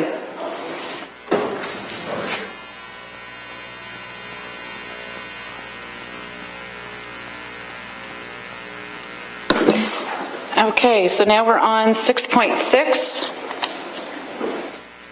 This is the official plan amendment to incorporate the Ancaster-Wilson Street secondary plan into the Urban Hamilton official plan in Ward 12. First, I have two correspondence that I need to receive. One is from GSP Group on behalf of Garth Trails Limited, and the other one is correspondence from the Ward Construction. So can I have a motion, please? Councillor Ferguson, Councillor Pearson, all those in favor. Thank you. Members of the public, in accordance with the provisions of the Planning Act, please be advised that if a person or public body does not make oral submissions at the public meeting or make written submissions to the Council of the City of Hamilton before Council approves the official plan, the person and or public body are not entitled to appeal the decision of the Council of the City of Hamilton to the Ontario Municipal Board, and the person or public body may not be added as a party to the hearing of an appeal before the Ontario Municipal Board unless, in the opinion of the Board, there are reasonable grounds to do so. Is there anyone here to speak about the Ancaster-Wilson Street secondary plan? Going once. Is anyone here to speak to the Ancaster secondary plan? Going twice. And third and final call, is anyone here to speak about the Ancaster secondary plan? Seeing none, may I have a motion, please, to close off the public meeting? Councillor Ferguson, Councillor Pasuda, are there... So, waive the staff presentation? Yeah, well, first I think we need to vote on closing the public meeting, then I'll move to we waive. All those in favor? Carried. Now Thank we you. waive the presentation. We waive the so all those in favor? Seconded by Councillor Farr. All those in favor? Thank you. I'll move the recommendation, Madam Chairman. If I can get a second, I'll have some comments. Okay, Councillor Farr is seconding it. Councillor Ferguson, coming back to you. This is Scooby-Doo. This is... What's the height of the buildings? It's Scooby-Doo. This was all approved in 2012, but because the new our urban official plan came in place, we have to do it again. And so it is deja vu to Scooby-Doo. And it does give us the opportunity, though, Madam Chair, to make some minor housekeeping amendments. There is an amendment that's been prepared by staff. It's item 6.6. Does everybody have this copy? And at this time, I just want to be clear, Councillor Ferguson, because there was a mix-up last time. I don't want another one. So has everybody got this amendment in front of them? Yep. Thank you. At this time, I'd like to move the amendment. Okay, moved by yourself, seconded by Councillor Pearson. And questions, please, Councillor Clark. So,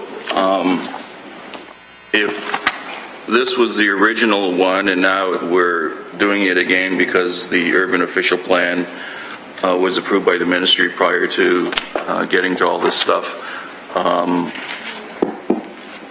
why this change? I'm trying to understand why we have to amend it now. Okay, I'm going to go to staff first. Ms. Sergi. For those at home, can you introduce yourself, please? Sure. Michelle Sergi, Manager of Community Planning. We were requested to assist the councillor in terms of preparing some amendments. I believe some residents had some concerns about the designations in the existing secondary plan on Fiddler's Green, Douglas Road, and Wilson Street. So staff assisted in the preparation of that motion. Thank you. Councillor Clark. So there was no public consultation on these changes then? Ms. Sergi? This wasn't a staff recommendation? Morning, Delia. Oh, Jennifer Hahn. Jennifer Hahn, yeah, that's what I meant. Sorry. Through you, Madam Chair, no. There was no public consultation. And should there be? This is a substantive change to this secondary plan. This is not minor. Through the chair, there is some differences between each of the requested changes to the secondary plan. They were not part of the secondary plan process in terms of the designations that are before you today. However, for the land specifically on Douglas Drive, they were discussed at the last public meeting.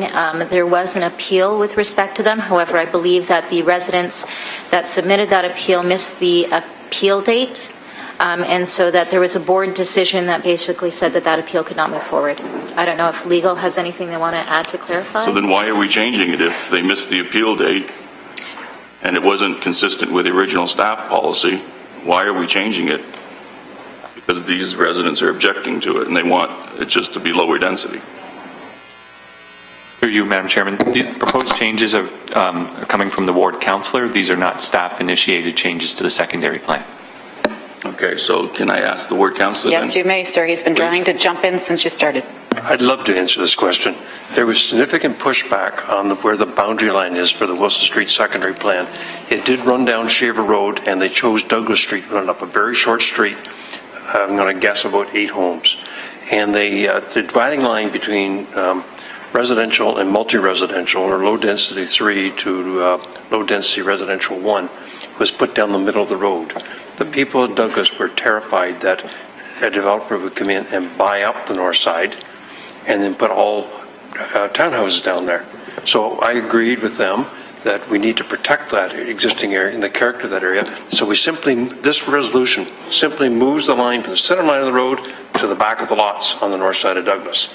And you all may remember 121 Fiddler's Green Road. It was an application that we denied, went to the OMB. We wanted the OMB.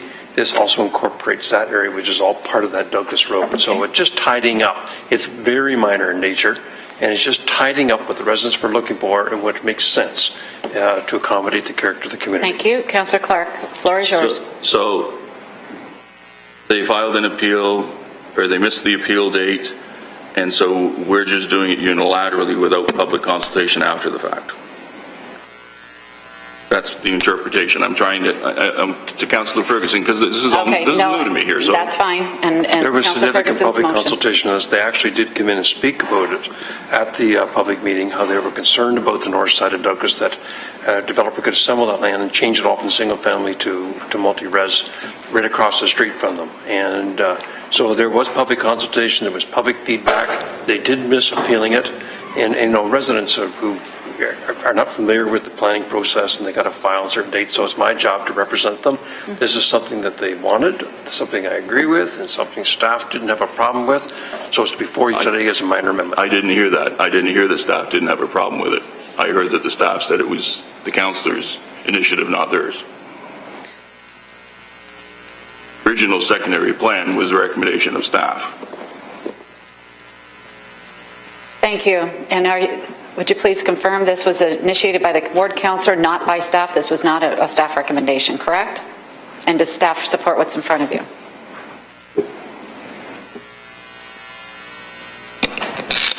Through you, Madam Chairman.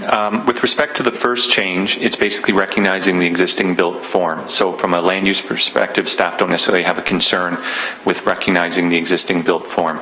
With respect to the second change, we have met with the property owner, had a formal consultation meeting where they were proposing to develop that property for medium density residential, and staff felt that that proposal had merit and was worthy of further consideration. So both of the land use changes, in terms of what is being envisioned there, it's not that staff have a concern with that. What we do have reservations are in terms of the process that is being followed, because normally we would present a draft, sort of almost the final draft document through a public process, make it available for public inspection, and then bring it forward to the scheduled public meeting of the Planning Committee. So it's purely on a process-related matter that staff have concerns with the proposed land use changes because they hadn't been contemplated in a public forum prior to today. Councillor Clark. which goes back to my original question, because this is a secondary plan, and it's being changed after it was drafted and submitted and produced publicly. So I still have concerns. I'll listen to the rest of my colleagues, but this is certainly unorthodox. Thank you. Councillor Whitehead? Yeah, and I have the same concerns in regards to due process. I understand and respect what the ward council is trying to do, but I can tell you a story where 2 homeowners were left out of this type of process, and it's a battle still today because they were left without having an ability to comment on the implications onto their properties. So I guess my concern without due process to ensure that no one's left behind, this really begs the question, would we be opening ourselves up to a liability issue in the future? I know that there's an Ontario Municipal Board hearing officer that indicated that what took place was unethical, and the city and the school board has to take some responsibility to resolve it. So I don't want to fall into that category again. Whenever you make changes to secondary plan, it needs to be a public planning process. Through you to Mr. Robichaud. Is that not correct? Sorry, pardon. Whenever you're making changes to the secondary plan, it should be a part of a public planning process. Through you, Madam Chairman, from a philosophical perspective and an approach to community engagement, yes, but there are opportunities, and it has happened in the past, where staff have made a recommendation, brought it forward, and one or more members of planning committee or council has, introduced changes to the secondary plan at that point in time. So it's not that it's unprecedented. It has happened in other situations. I'm just saying that normally when we're working on a document, we like to bring forward what we're going to be recommending as the final document, as opposed to recommending changes to a final document at planning committee. So I guess then the question I have is, can you assure me that we're not going to have anyone come after the fact and say they were robbed of an opportunity to present to this council in regards to their discontent with this position? Robichaud? No, through you, Madam Chairman, no, I cannot, because there is one of the property owners who would be affected by this change, and they've indicated that they support the secondary plan as proposed. So I would suggest that they may have, I would be my gut feeling that they would have reservations or concerns with the nature of the proposed change. Okay, so Madam Chair, the concern and issue I have is not the change itself, it's the process. I just want to highlight that. Thank you. Thank you. And can you please take the chair for me, please, Councillor Partridge? Yes, I can. Go ahead. Through you to staff. Staff, there was, initially this went through to the OMB and there was an appeal process, but they missed out on the appeal process. If we don't change it today, is it highly likely the same residents will then jump on that appeal process? They'll have that opportunity?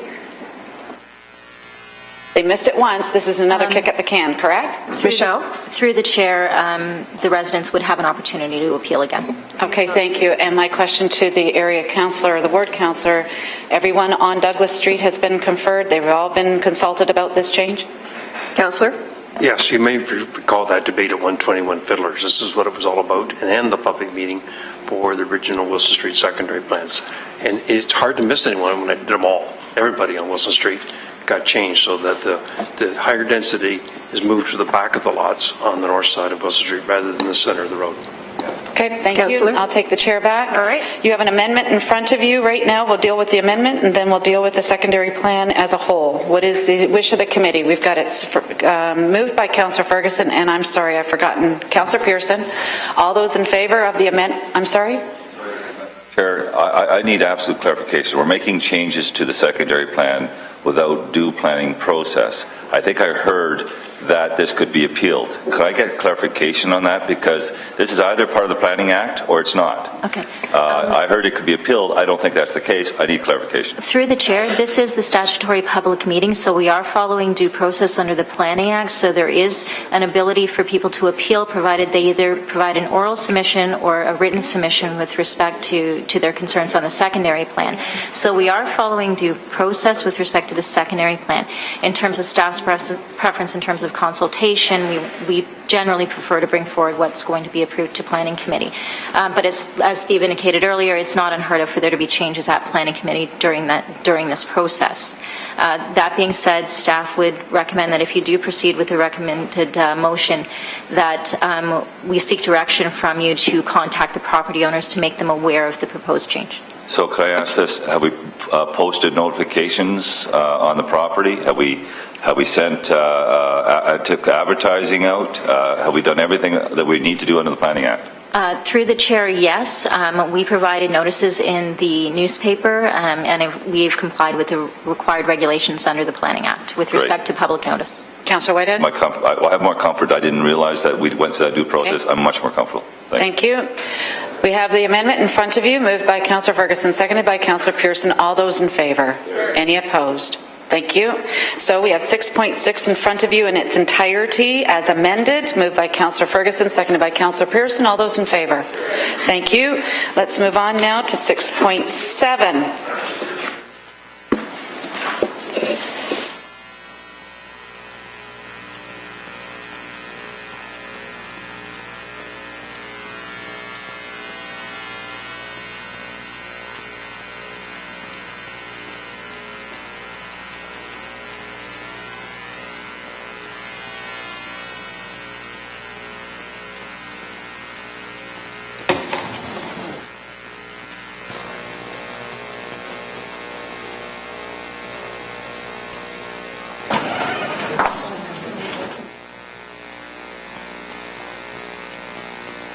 Before I begin, is Michael Thomas in the area?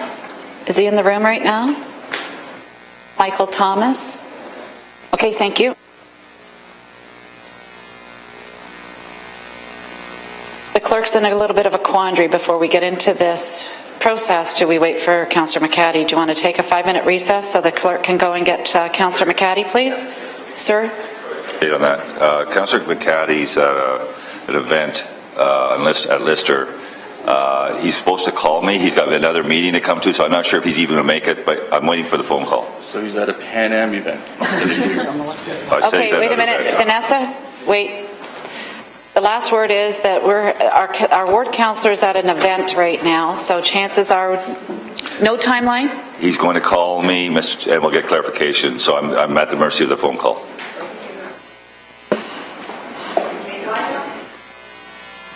Madam Clerk. This still does have to go to council for approval, so it is possible that at council they can refer it back to Planning Committee. And we could move the approval today, yes. Okay, so I needed a motion. We're going to go back. Sorry, Joanne, 2 seconds, please. I'm going to go back to 6.5. What is the wish of this committee? Councillor Whitehead. You move approval, seconded by Councillor Pearson. All those in favour? Any opposed? Thank you. So if you can let Councillor McCaddy know, please, that between now and council, no opposition? Between now and council, Councillor McCaddy will be speaking with the applicant and those who spoke with us today, and at council things may change or it may stay the same.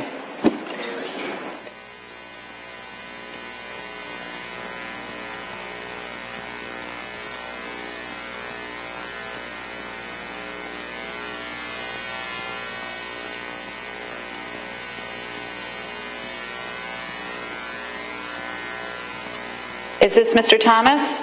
Mr. Thomas, Joanne, would you mind just 2 minutes? This gentleman's going to speak. We were going to do this when Mr. Thomas arrived. Mr. Thomas, we are going to have a staff presentation about the medical marijuana review. Do you want to wait until after the staff have finished speaking, or do you want to speak and then leave? It's up to you. Okay, that's great. Thank you. So it would probably be more sense for you to speak after Joanne's had an opportunity, and we've had an opportunity to speak.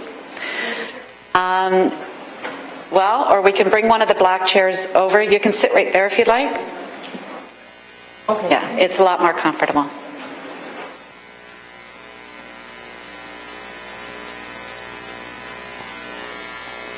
We have public speakers, so I'd like to have staff presentation, please. So, Good morning, Joanne. It is morning. Good morning, Joanne. It's still morning. Excellent. Yay. Before we start, members of the public, in accordance with the provisions of the Planning Act, please be advised that if a person or public body does not make oral submissions at a public meeting or make written submissions to the Council of the City of Hamilton before Council approves the zoning bylaw amendments, the person or public body is not entitled to appeal the decision of the Council of the City of Hamilton to the Ontario Municipal Board, and the person or public body may not be added as a party to the hearing of an appeal before the Ontario Municipal Board unless, in the opinion of the Board, there are reasonable grounds to do so. Who is here to speak on this item 6.7, review of the medical marijuana growing and harvesting facilities? 2? Okay, thank you. I know there's some people interested. We're going to start with the staff presentation. Joanne, you're on. Good morning. Good morning. Just start with a bit of history with respect to this matter.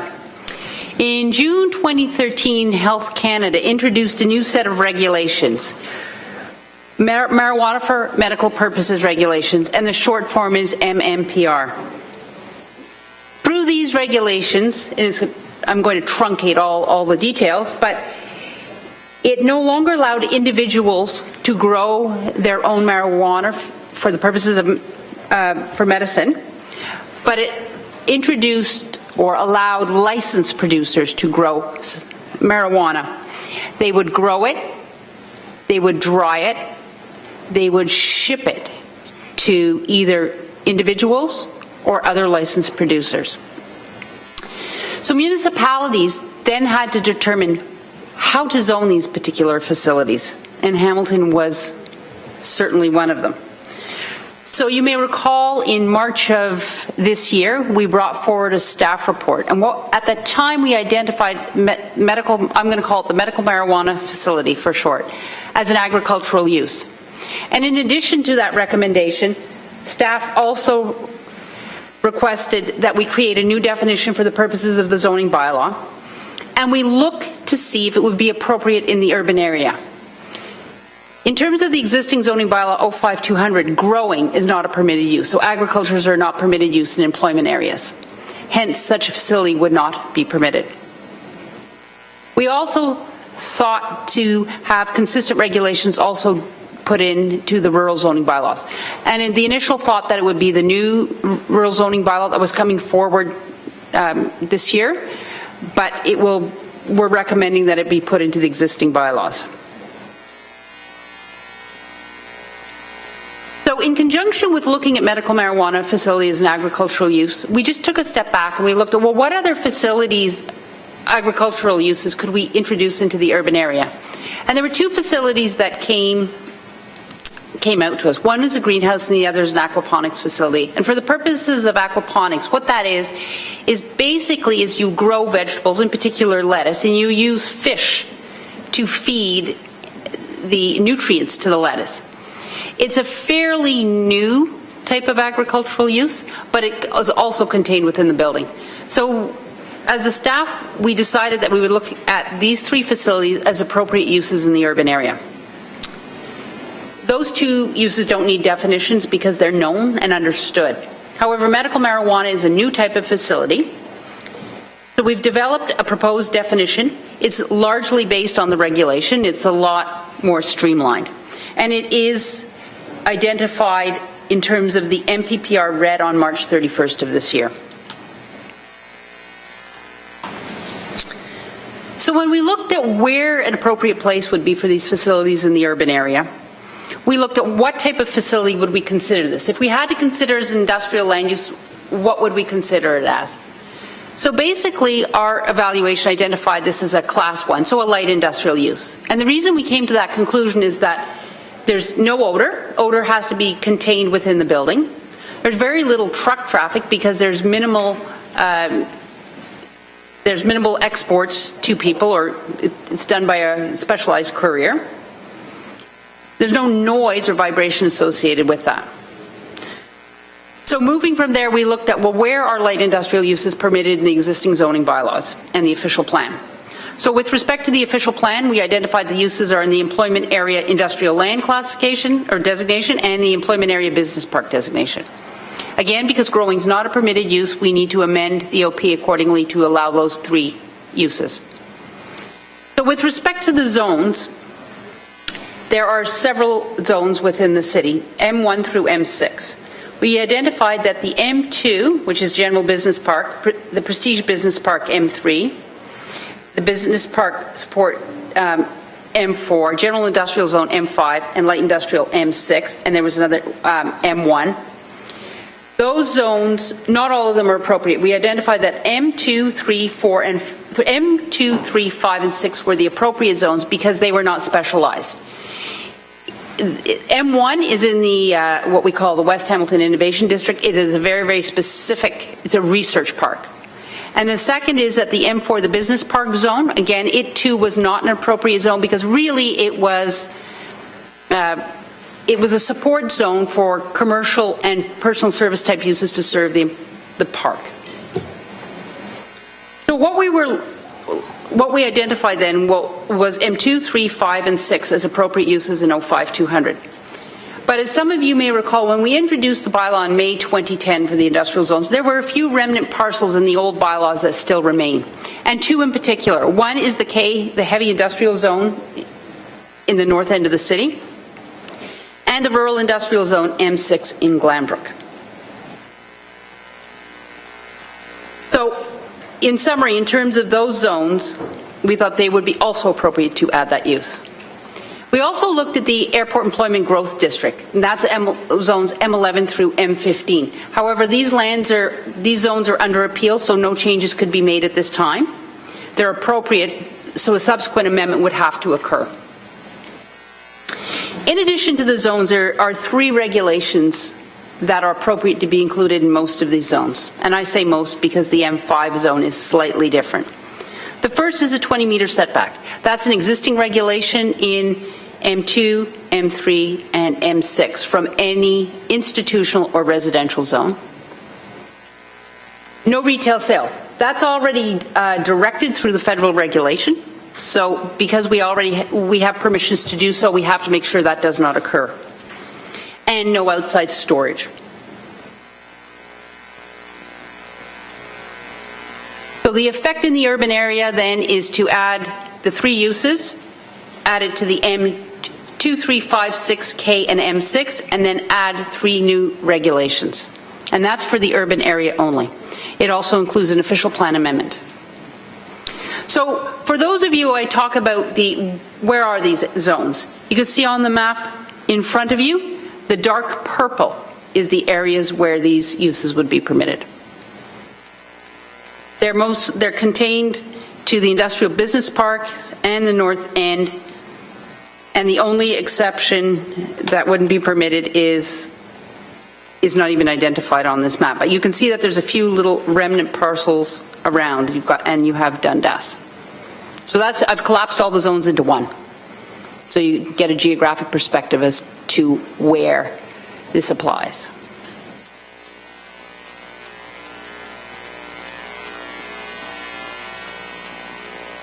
Can I move on, or I wanted to give everybody the opportunity to look, and if you Felt like I was in school and the teacher was staring at me. No, I didn't, because I see that each of you are looking. Any questions for this slide? We can continue. Councillor Pearson. Madam Chair, thank you. And just to clarify, can you just point out exactly, I'm going to assume that that's Fruitland Road right at the very edge there, am I correct? Or is that 50 Road? I'm just trying to follow the line and the boundaries. 50 Road. So you're saying everything in the purple zone is north of Highway number 8 to the QEW. And I noticed one little pocket, though, on the east side of 50 Road. Is that correct? Yes, that is an existing industrial zone, is designated employment. The Walmart is the little blank in between. On the west side? On the west side. Correct. And to be clear, this is north of Barton Street, not number 8. This is north of Barton? Yes, correct. Yes. Thank you. Councillor Partridge. Yes, thank you, Madam Chair. And Joanne, can you go back to the map, please? Okay. Right click. Yep. Previous. Thank you. And I'm looking on my screen here because I can't see that screen. It's too bright. When we go to Flamborough, and I'm looking at the east side of Highway 6, is that north of Boers Creek up to Parkside? Is that what that area is?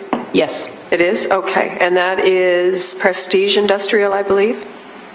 Oh, it's either it's M2 or M3. It definitely is not M5, not likely M6. It's an industrial business park. M2 and M3 zones are related to the industrial business parks. All right, so it would be permitted there? Correct. All right, in terms of the industrial zones? Correct. And then the urban area. Okay, thank you. How are you this morning? You don't Welcome. have to look so surprised, Madam Chair, but thank you. Nice to be here. Just nice to have you here. Thank you. Just clarify through you to Joanne. Joanne, the southerly portion of the purple, is that the Red Hill Business Park? Long Rimo Road there? Through you, Madam Chairman, yes, it is. That's all of the Red Hill Business Park that's eligible? Yes, it is. And through, can you take the chair, please? Okay, I've got the chair. Thank you very much for it's a Stony Creek Industrial Park that is sitting north of Barton Street. When I read in the report, and I'm sorry, I don't have the reference with me right now, it was that Barton and Fruitland was not to be included. So the purple doesn't designate what's to be included, it's just what's M6, correct? Through you, Madam Chair, well, the purple is just a geographic representation of where those zones are. I believe in the Stony Creek Industrial Business Park, there are some M4 zones, and in those M4 zones, we would not permit the use. They're very tiny, and you probably can't see it at the scale that it is right now.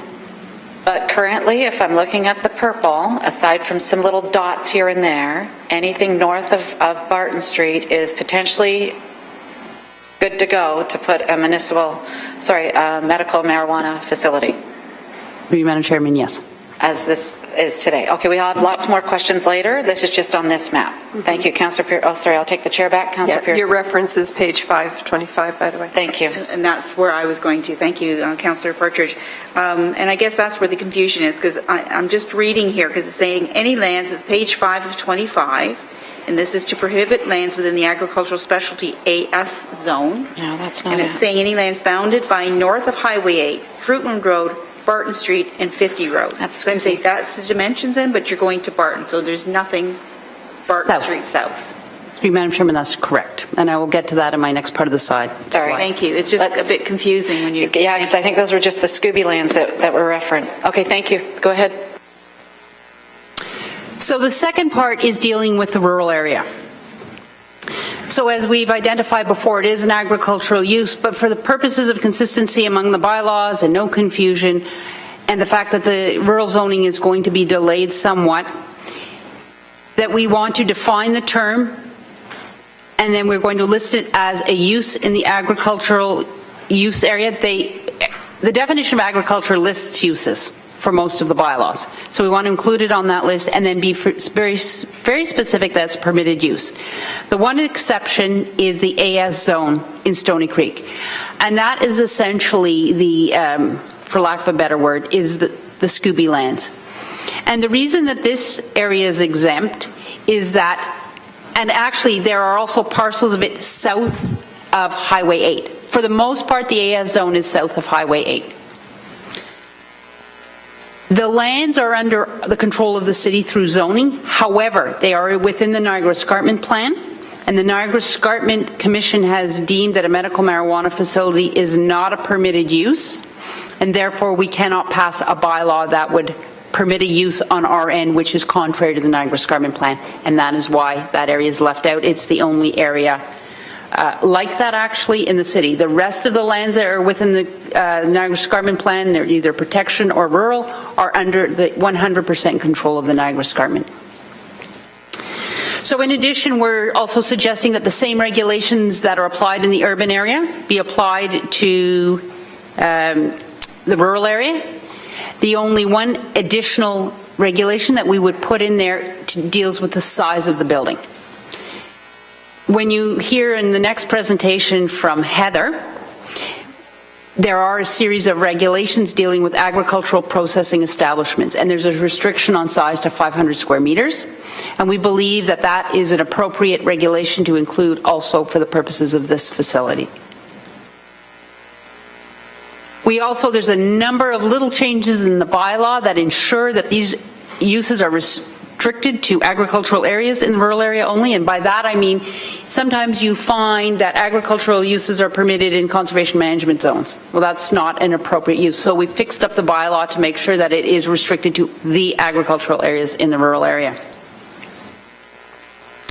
So in terms of looking at that, what is our planning rationale for all the official plan amendment and the zoning changes is, firstly, it doesn't conflict with any provincial plan or policy.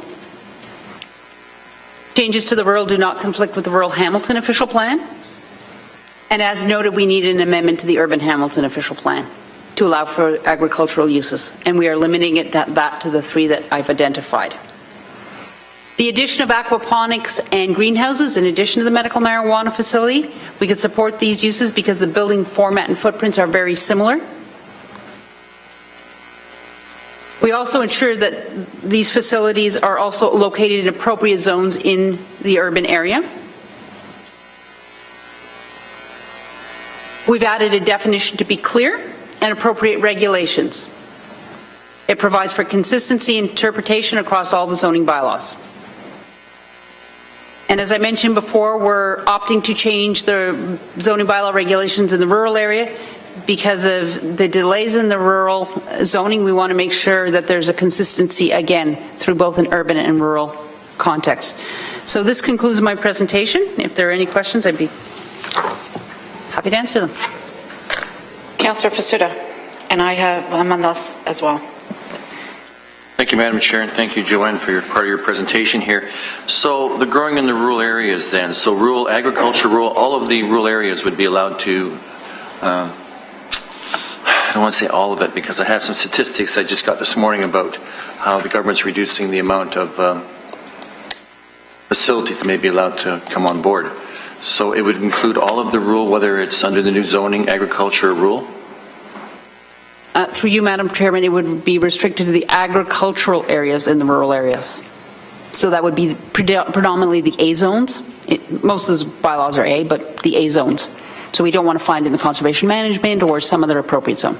So the A1, A2, whether it be prime agriculture or just agricultural lands, it's allowed out there everywhere then? Through you, Madam Chair, correct. Correct, okay. When you're on to the part down there about I'm going to go back to industrial zones. One of the questions that's come up and been asked by many people who are have letters of intent out there, if we allow this, and I wasn't at the part of the one meeting where we talked about, some of the councillors talked about having this put into the industrial because you can get a better tax base. In Surrey, BC, it's been challenged there. My understanding is that it's an industrial and yet it's an agricultural crop grown and they couldn't charge industrial or higher tax rates. Anybody have an understanding of that? Through you, Madam Chair, I have also heard through the grapevine that issue may exist as well in Ontario, but I have nothing specific. So through Madam Chair then, so if you can't answer the question, I can understand. Why are we looking at putting in industrial zones then? Madam Chair? Through you, Madam Chairman, the reason we're looking at industrial zones is that in the agriculture, in the rural area, we want to restrict the size. In the industrial areas, we would like to allow some flexibility in terms of how big these facilities could grow. So we're trying to balance the urban and the rural settings. We've heard and we've done some investigation in many of the municipalities, and municipalities like ourselves, and why I say like ourselves, they have to have an urban and a rural area, and we're not talking just about urban municipalities, have allowed it in both for much of that same reason. It also allows them then to do other, if for some reason at some point in time they want to do something different in terms of manufacturing, which is not allowed by MMPR at this time, but they could do so, but not in the rural area. So we want to provide some flexibility to their locational criteria. Okay, so Madam Chair, I don't know how many questions. I got quite a few questions here, whether it be for Heather when she comes forward or not.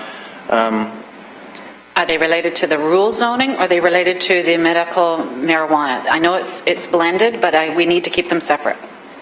So you just want to deal with the rural zoning right now? I want to deal with the medical marijuana. I want to deal with 6.7, the report in front on of the you. medical marijuana. Right. So I guess we originally got caught with our pants down on this because I was the first one to have No, you weren't. a facility built. And the question is now, the facility is built, and my information this morning is that there are 12 licensed premises, medical marijuana grow operations within Canada, 12 that are pre-licensed waiting for final inspection, and from about 900 to 1,000 that the thought was through Health Canada was going to be happening, they're down to possibly 50 across all of Canada. So I don't know if we're panicking at this point in time, thinking we're going to have a whole lot coming in, because we do have a lot of letters of intent, Madam Chair, have come towards us here. I think it's going to be reduced, but the one particular one that I have built and it's waiting inspection, but because of the court ruling that came up here in the spring, Health Canada is backed off and holding back. Is there anything within what we're bringing forward here would stop them from producing once they get Health Canada inspection on it? Through you, Madam Chairman, Health Canada will do the inspection independent of what the municipality does in terms of a zoning bylaw. So that's first and foremost. We don't know when the inspections occur. We don't know how many. We're just trying to put the zoning in place. I believe that the facility you're talking about is less than 500 square meters. And they won't have retail sales, which they're prohibited by the federal regulation. They're not allowed outdoor storage. So it doesn't appear that any of the changes that are forthcoming will affect that particular facility that I believe you're speaking about. Okay. Thank you, Joanne. Thank you, Madam Chair. Okay, thank you. Councillor Jackson. Thanks, Madam Chair. So, Joanna, I'm just a little confused. Any industrial, business, commercial park in our city is potentially eligible for a medical marijuana facility? Through you, Madam Chair. Through you, Madam Chair, it would be restricted to the M2 and M3 zones, which is basically the industrial business parks, and the M5 and M6 zones. There's two little ones, the M1 and the M4, which are very specialized districts, which we've not included. We've included in the general districts. So, would you, so that from a public naming standpoint, people would more recognize, can you just quickly rhyme off the business commercial parks of these M2, 3s, that 5, 6s that would be eligible for this facility, just off the top of your head, please? Through you, Madam Chair, it would be Ancaster, the 2 Red Hills, Stony Creek, Bayfront, Dundas. I know I'm going to forget one. Clapson. There's a little place on Hester, and I think that's about it. It's all the industrial business parks. And the north end, which we call Bayfront. Okay. And then the agricultural is a separate, Madam Chair, through you, the agricultural is a separate component that Councillor Pasuta was referring to. Through you, Madam Chairman, that's correct. And the essence of your recommendation today is to move forward to further explore or to literally implement? Madam Chair, through you, please. Joanne? Through you, Madam Chairman, is to implement. And last question, all the commercial business parks are aware of this potential type of facility, Madam Chair, through you to Joanne? Through you, Madam Chair, this was advertised in the Spectator in accordance with the Planning Act on May 30th. I can tell you that I have received phone calls from a few people and very interested from many municipalities. Both favorable and unfavorable, or mostly favorable? Through you, Madam Chairman, I've not heard one unfavorable one yet. Okay. Thank you, Joanne. Thanks, Madam Chair. Thank you. Councillor Partridge. Yes, thank you, Madam Chair, Joanne. 2 questions. On page 24 of 25, under rationale for recommendations, number 9, it says that the OPA and zoning bylaw amendments conform to the Greenbelt Plan, the Niagara Escarpment Plan, and the growth plan for the Greater Golden Horseshoe. Through you, Madam Chair, I was under the impression that the Niagara Escarpment Commission had ruled that it was not, they would not recognize it as an agricultural use. Can you confirm that? Through you, Madam Chairman, that is correct, and that's why we are prohibiting it in the zone that is affected by it, which is the agricultural specialty.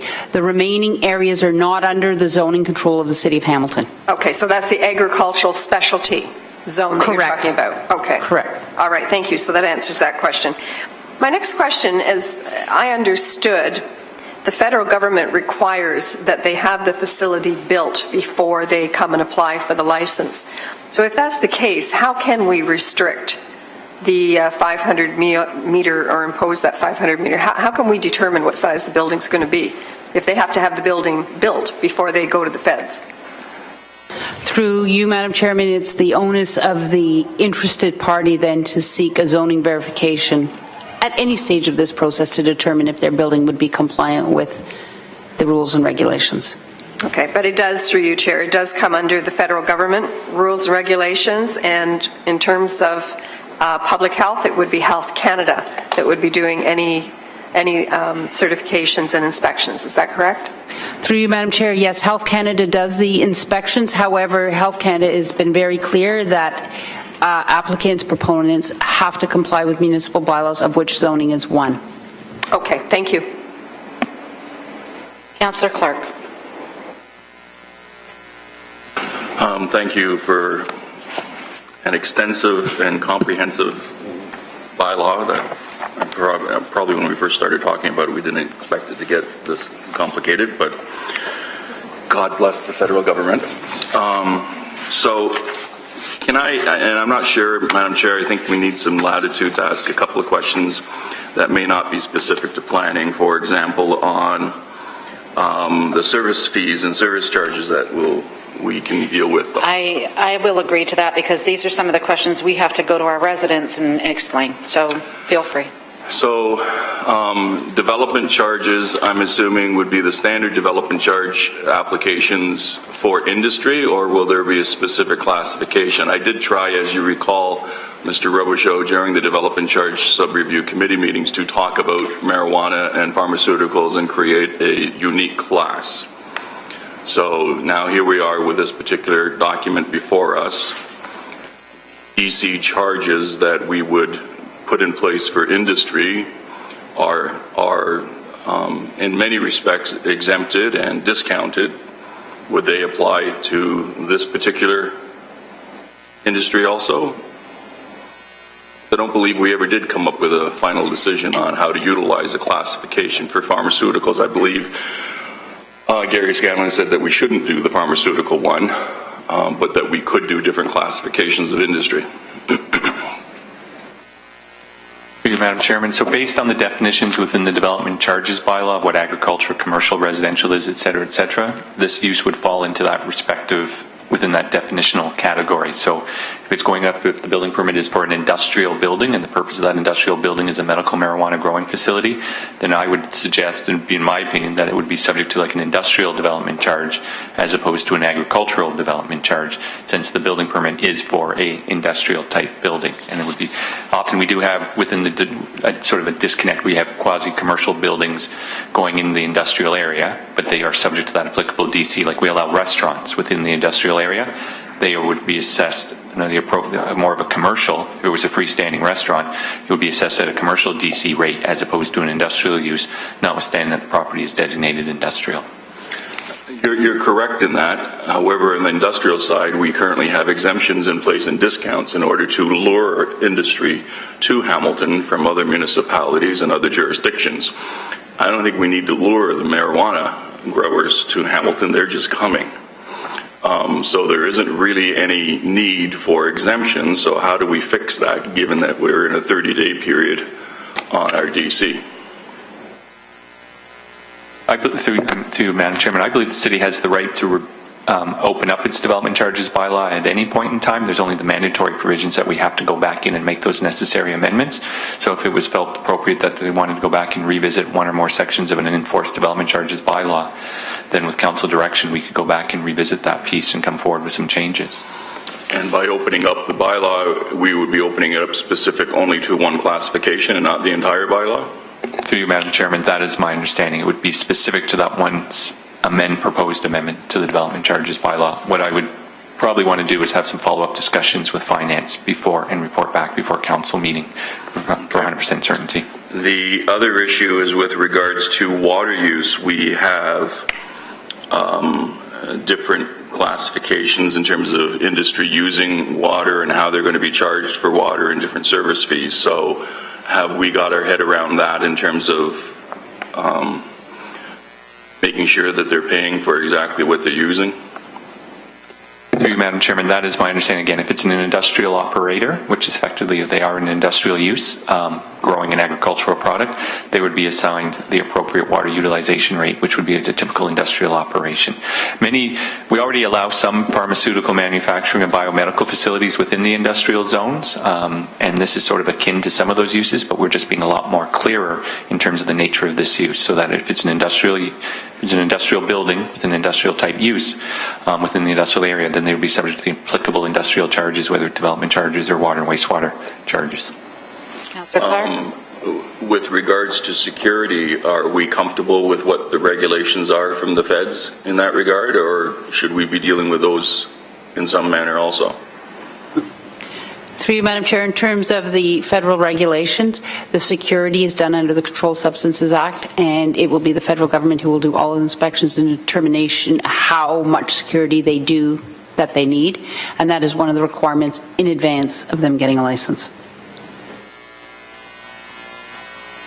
But how do we make sure that our police department isn't being put at additional use? I haven't seen the final regs out of the feds, so if their security is much like what we're now hearing on the Pan Am game, and they're depending on the Hamilton police to provide that security, then I have a problem with that.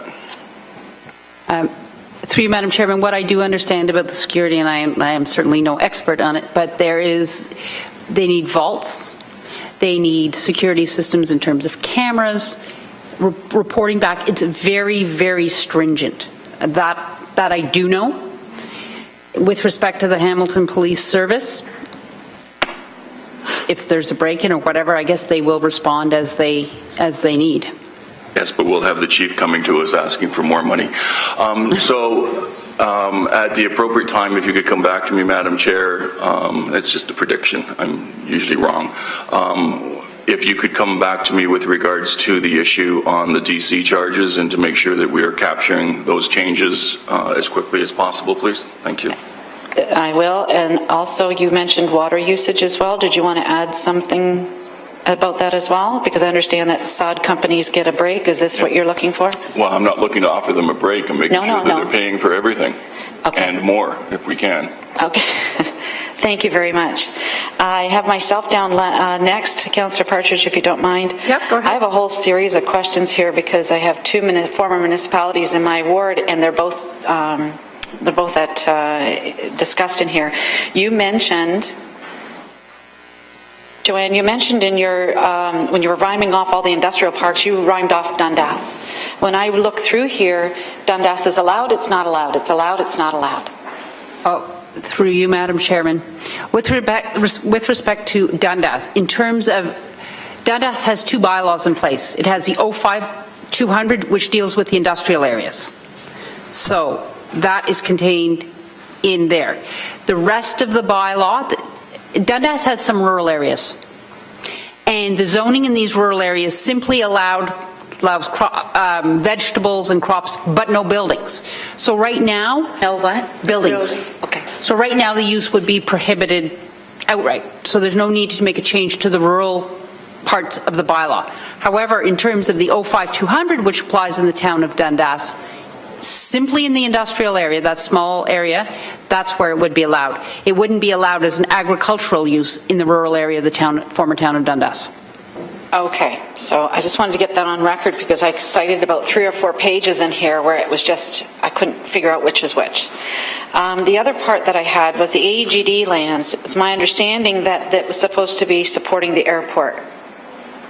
How do we get around that? Through you, Madam Chairman, there are a series of zones in the airport. Some of them are very, very specific, and there are 2 general ones. The 2 general ones are the light industrial and the prestige industrial. In addition to that, there's airside industrial and there's a business supportive zone. Those are very specialized, so we wouldn't allow them in there, but the prestige and the general industrial, which allows very much the same type of uses that you find in your M3 zone throughout the city, with some additional specialized airport uses as well. Okay, thank you. And that's something I think I'll have to delve in a little bit more with you. And on the same lines as Councillor Clark's questioning, with the DCs and the water usage, also, and I've asked this question once before, I just want to get it back out on record, through you, Chair, to either staff, we have the exact same operation in the agricultural zone, and we have one that we're going to allow in the industrial zone. Are the taxes reflected of the area or of the usage? Because if it's usage, is it agricultural or is it industrial if it's in the industrial parks? Who would like to tackle that one? Through you, Madam Chair, I'll start, and then anybody can jump in. Or we can wait and ask for Mr. Speiler or Mr. Zagarek. We can make sure, put them on notice too, that we need to understand what that means. What? Sure. But I do know from an agricultural, it will be agricultural, and it was industrial. It was supposed to be industrial, but as Councillor Pasuta noted in Surrey, BC, there was some challenge with respect to that. I don't know the level of detail. But currently it is two different tax rates. That's my understanding. As development charges are as well, because agriculture gets a certain, falls under a certain category, and industrial falls under a different category, and they're very significantly different. So I just wanted to ask that as well. I've got a couple of questions here. Sorry, it's going to take me a few minutes to get through them all.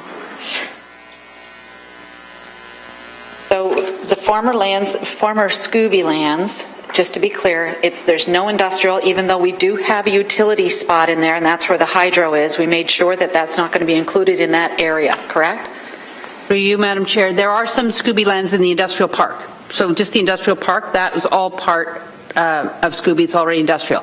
With respect to the lands that are more southerly, there's the zoning in there is a mix, but there's no 05200 lands related to industrial. But what there is the agricultural specialty crop all the way, even right to the escarpment, or partly to the escarpment that's under our control. So we want to make sure that this use is not permitted in there at all. Okay. There's the odd AS zone that pops up. So for example, I believe it's in the E.D. Smith lands. Yes. So there are pieces there. So we want to make sure that there's that would not be permitted allowed. there. Yep. So the E.D. Smith lands through you is classified right now as agriculture. It's in the green belt, correct? So that's not going to be included in this bylaw to allow the facilities to build in that area, correct? Madam Chairman, that's correct. Okay, thank you. And we don't really have a whole lot of jurisdiction. This is a federal initiative, et cetera. But can the Fed, now we've passed all this, if we pass all this and it goes ahead, can the Feds at any time say, sorry, we want them in the E.D. Smith lands? It's not your call? Through you, Madam Chairman, my understanding is through the federal government is that the city is in control of municipal bylaws, of which zoning is one. We are not prohibiting, we are restricting it to certain geographic locations like we do every use in the city. So we are not picking and choosing. Okay. And one concern I have through you, Chair, was the setbacks. When I read page 19 out of 25, Norfolk and West Lincoln both have anywhere from 45 meters to 175 meters, which is really huge compared to 20 meters. And I know we're following the industrial park setbacks, but when I look at the village of Binbrook per se, it is surrounded by agricultural lands. I look at the Scooby that we just passed that potentially could bring in 14,000 residents coming in. It's basically, it can just happen across the road because there's your setback. Is that fair? Through you, Madam Chairman, the Scooby lands, you're not going to find this use at all. But north of? You won't find it anywhere in the Lower Stony Creek area. In the lands that we zone as agricultural specialty, we're not allowing this use. The Niagara Escarpment Plan, the lands under development control, which is basically halfway between Highway 8 and the escarpment, doesn't allow the use. So in the Scooby lands, in the general area, Lower Stony, it is not a permitted use. But anything north of Barton Street. Oh, north of Barton Street. So there it is across the road. That's my point. Oh, on the north side. Right. In the industrial zone. So are you comfortable with a 20-meter setback for this, or do you, when you looked at the other municipalities and they have substantial more setback, are you comfortable with this setback? For you, Madam Chairman, I am. And the reason is I and I can explain it a little further. When we looked at the classes of industrial uses, there are certain setbacks for light industrial. And in the zones, other than the M5, manufacturing has a 20-meter setback. And then evaluating how this use would then compare to the other uses that are allowed in that zone, in my professional opinion, it is no worse than any of the other uses that are permitted. There are some municipalities, they've used this measurement called an influence zone. The City of Hamilton generally doesn't do that. Councillor? Okay, thank you. Sorry, I've been writing notes through this whole thing. We've done the E.D. Smiths, we've done the setbacks. Those are my questions for now. Thank you very much. I'll take the chair back. And if we got Before I anybody else? do, would you add Councillor Pearson to your list, please? Perfect. And I'll send it back. And that's the end of my list. Councillor Pearson? Madam Chair, thank you. And the question I had was answered, and that was just the clarification of the industrial lands in Scooby. They're actually north of Scooby, being north of Barton. So it's actually not in Scooby itself. It's the existing industrial area. But you say they could potentially go in there, but you don't see that. Through you, Madam Chair, in the industrial area north of Barton, yes, they can go in there. What we were trying to protect against was the rural area surrounding Scooby.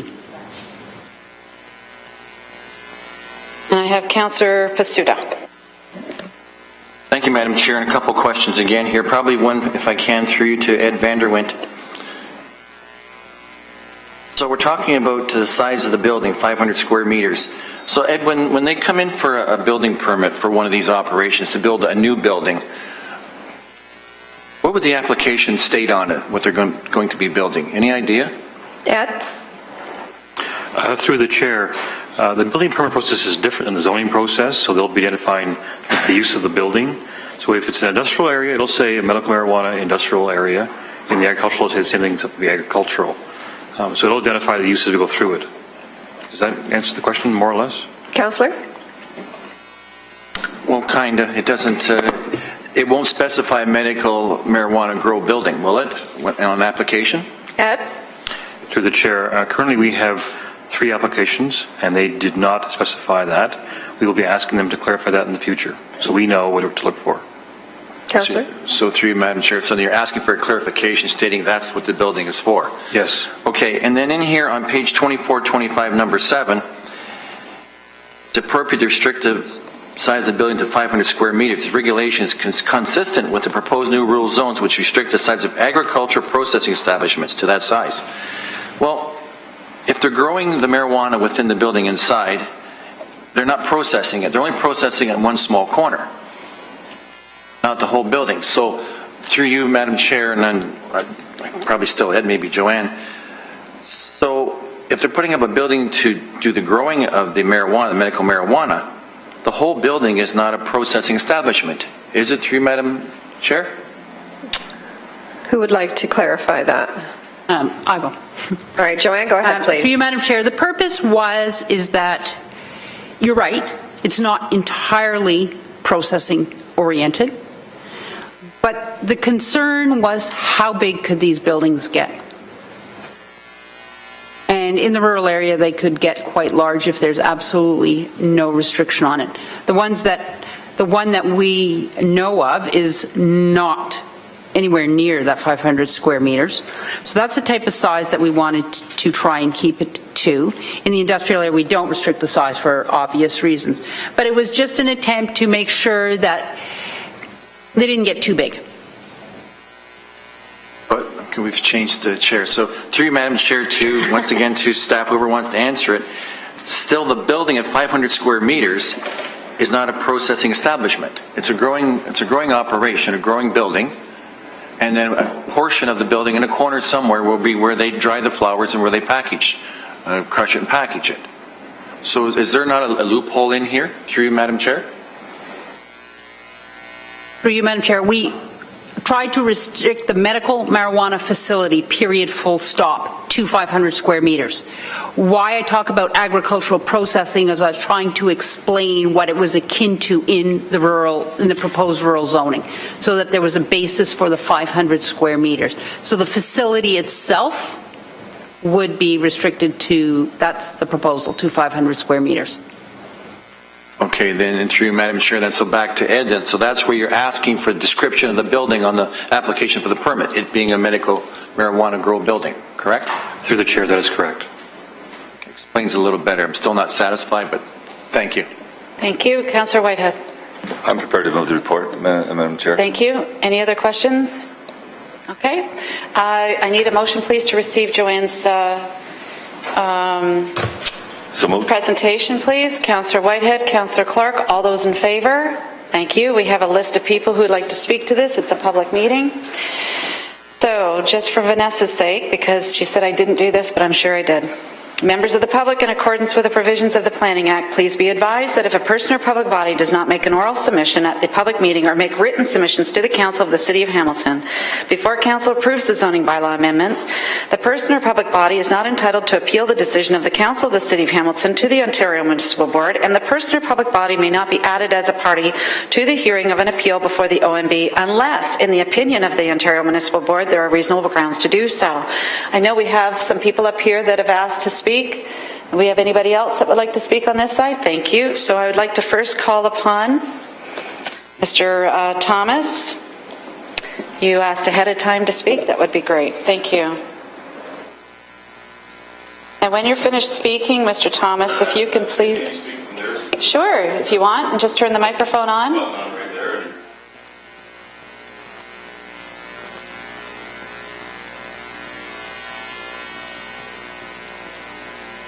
So, Mr. Thomas, you can have a choice. You can either sit there and speak, or you can have that stool and sit in front of the computer so you can manipulate the PowerPoint.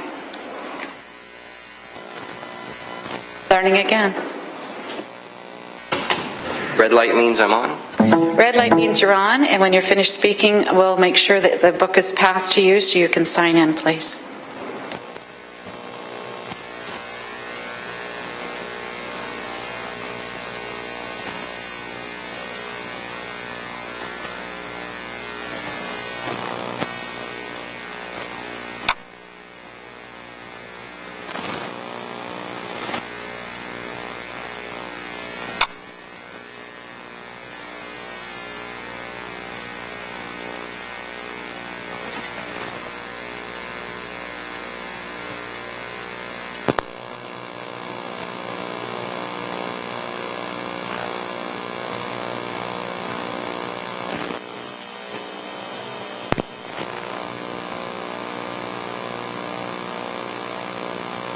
I can see the... Madam Chair, it might be suitable to turn the lights back off now that the sun's back out, because we can't see the screen and close the dome.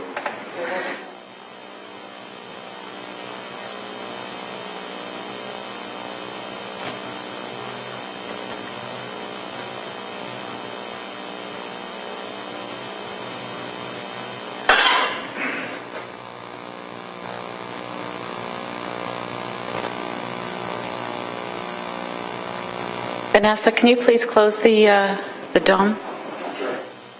Thank you. Oh, yes, and the lights too. Thank you very much. That was quite a dark moment.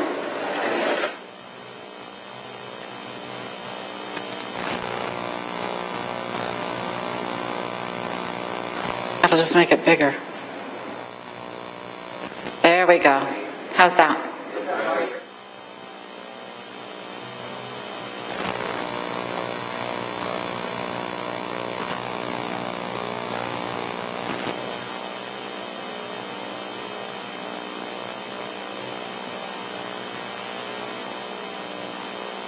It's here on the monitor. Did you want to sit? You can sit up there on the stool and you can read it off the monitor that way, sir. It might make it a little easier for you.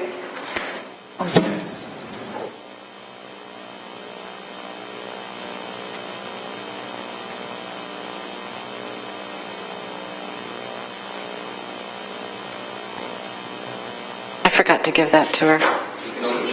Just leave the full page up on the screen and I can read it on this one. That'll be just awesome. Thank you. Well, then we do it like this. Perfect. Perfect. Perfect. Perfect. Perfect. There we go. Awesome.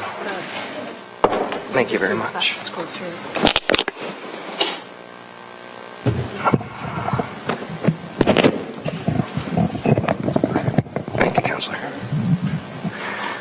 We good?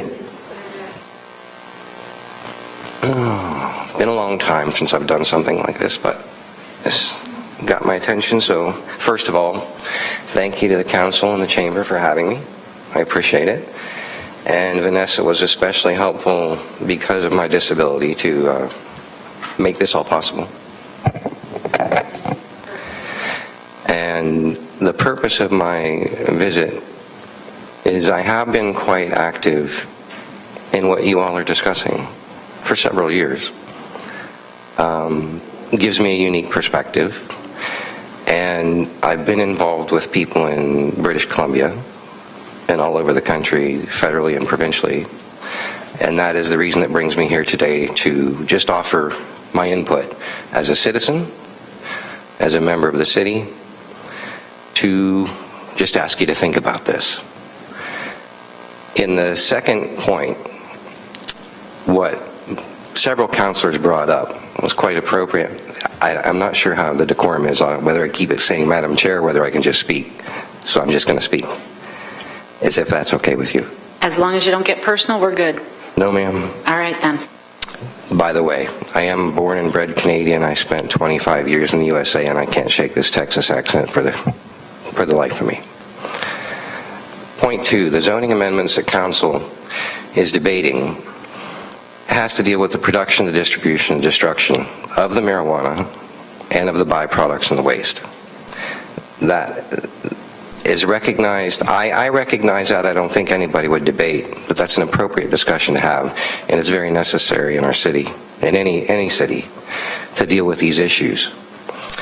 The thing that's important, and I want to go to a question, if you don't mind, Councillor Pasuda, that you asked, is why are we bothering with industrial versus agricultural? And aren't there people that are going to say, hey, I'm a farm, you can't tax me at that rate? Yes, the answer to your question is yes, that's going to happen. It's already happening in British Columbia. It's happening in Colorado. It's happening in Washington State. It's a very good question. The short answer, there's 3 different types of medical marijuana facilities that you're going to see come into this jurisdiction. And I'm sorry to go off notes, but this is from your question, and I thought you'd want to hear what I've been dealing with. I would ask you to look at Tweed in Toronto. I would classify that as a major industrial producer. Okay? Companies the size of Tweed, if you look at who has a stake in the investment of the production of medical marijuana, 12 out of the 15 major investors in all medical marijuana production in Canada are big pharmaceutical companies. They're the stockholders. That's who's behind it. That's who wants it, and that's what this is about. So as a city, your question is appropriate, and you need to plan for it, because they're going to produce it in a large scale. It's what the MMPR regulations were designed to construct, is for the mass production of medical marijuana, because Health Canada wanted to get out of that business, because they didn't want to monitor it, supervise it, or regulate it. They want you to do it. However, I forget which councillor it was that said, God bless the federal government. But that's very true in your insight, and what you're looking forward to is because they want it both ways. They want to tell you what the federal regulations are and how these facilities are to proceed, and what the code should be in terms of their production and containment, security, whatnot. And then they want to download the cost to us as a city and say, it's up to you. You cover it. The secondary part of that answer is then you have the agricultural business, which will include big tobacco. And then that will include our fruit farmers. It will include our other agricultural businesses that have declined over the last 20 years. They're all looking at this as a giant revenue stream, and it's going to be. So, another answer to your question, will you be challenged the differentiation between industrial and agricultural tax purposes? Absolutely. Will you have to make a choice? No, I don't think so, because they're 2 separate business models. You're going to bring the industrial production into the city where we've lost production facilities and jobs. To the zoning for new buildings or whatnot, you're also going to have to address whether or not they're going to want to occupy old buildings. They're not going to put this big investment for new buildings. So you're going to have to look at that. And the third point, and probably more dear to my heart and what my purpose for being here is the third business model that Health Canada is trying to say they're fostering, other than industrial agricultural, is what I like to call the co-op production. It's where somebody applies to Health Canada and says, we used to be designated producers for individuals, or you allowed us to have multiple licenses for people that couldn't grow their own, or incapacitated, and therefore we're applying under your new regulations to be a producer. They are the ones that most of your debate that I've heard so far truly targets, because those are the ones that are going to be identified as small scale. And one last point, when you Councillor Pasuta, when you ask the question about the technicality of the size of the building and the quantification of the actual production facility, very, very astute observation. My answer back would be is how big is a farm? And can you regulate it?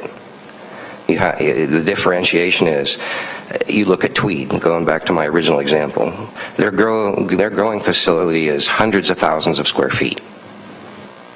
Their production facility is quite small. There's the answer to your question.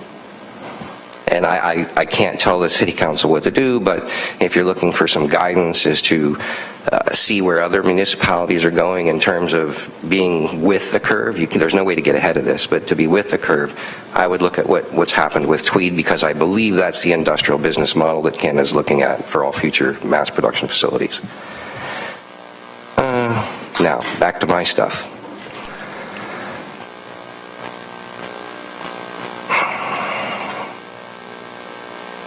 We covered point 2. Point 3, what I asked the chair to consider in the council before me is zoning must not infringe on the existing rights of individuals who already operate self-contained medical marijuana growing facilities with their own residents, or upon their property respective of distance requirements, and this is previous regulations, and this is what March 31st was supposed to abolish. Respective of distance requirements to parks, schools, and public playgrounds where children congregate. Now that last area was paramount to regulations pre-March 31st. And April 1st, Health Canada's design was to abolish that altogether. And I heard, I don't remember her last name, the previous presenter, Joanne, mention that within this bylaw, even though it is not expressly stated, it says, unless otherwise authorized by the bylaw, it's prohibited. Therein lies the rub. Because you're trying to do your best to conform with a fluid situation with Health Canada. You're trying to prepare the city for a giant possible revenue stream, a growing industry in North America that is predicted to be in the hundreds of billions of dollars. So why wouldn't we want a piece of that? On the other hand, there's a massive constitutional challenge underway right now. Health Canada is being sued on 3 fronts. As a city, do we want to interject ourselves into that liability? You have to be proactive. I understand, I respect it, I absolutely agree with it. This is necessary. This zoning is necessary. Everything you're saying is necessary. However, to not acknowledge the legislative and legal challenges on 3 levels of government that exist today, you put 3 things in jeopardy. You put your own liability at risk as a municipality. You put any bylaw that you enact in jeopardy as being unconstitutional or in violation of several other statutes. And Health Canada can't figure that out. How do they want us to do it? They're being challenged, like the other councillor said, in Vancouver. There's a federal injunction against them. They're fighting it. And funnily enough, what I haven't heard anybody say since the date of the injunction is that everybody who was, and this is what you need to consider as a council, everybody who that was allowed to produce their own marijuana prior to April the 1st, or had a designated grower to produce for them, is still allowed to do so by order of a federal judge until it's resolved in constitutional court. That could take forever. So you have a bunch of people who are grandfathered with no new regulatory paperwork, with no ability to get licensing, with and it leaves the city in a position with no power to enforce or no power to have jurisdiction over that transaction or that operation. You didn't have it before. Like, God bless the federal government was said. They took it away from everybody and said, we're controlling this. So that's what I'm asking you to consider is please observe the federal challenges that are happening right now. Observe the Ontario legislation that says what a person with a disability has as a right today cannot be taken away from them tomorrow. And that was my reference to the AODA. In the end of the, when I list the legislative framework, which I hope you all have a copy of this presentation. I tried to make it short. Number 4, council must recognize the current challenges. I said that. Pardon my disability.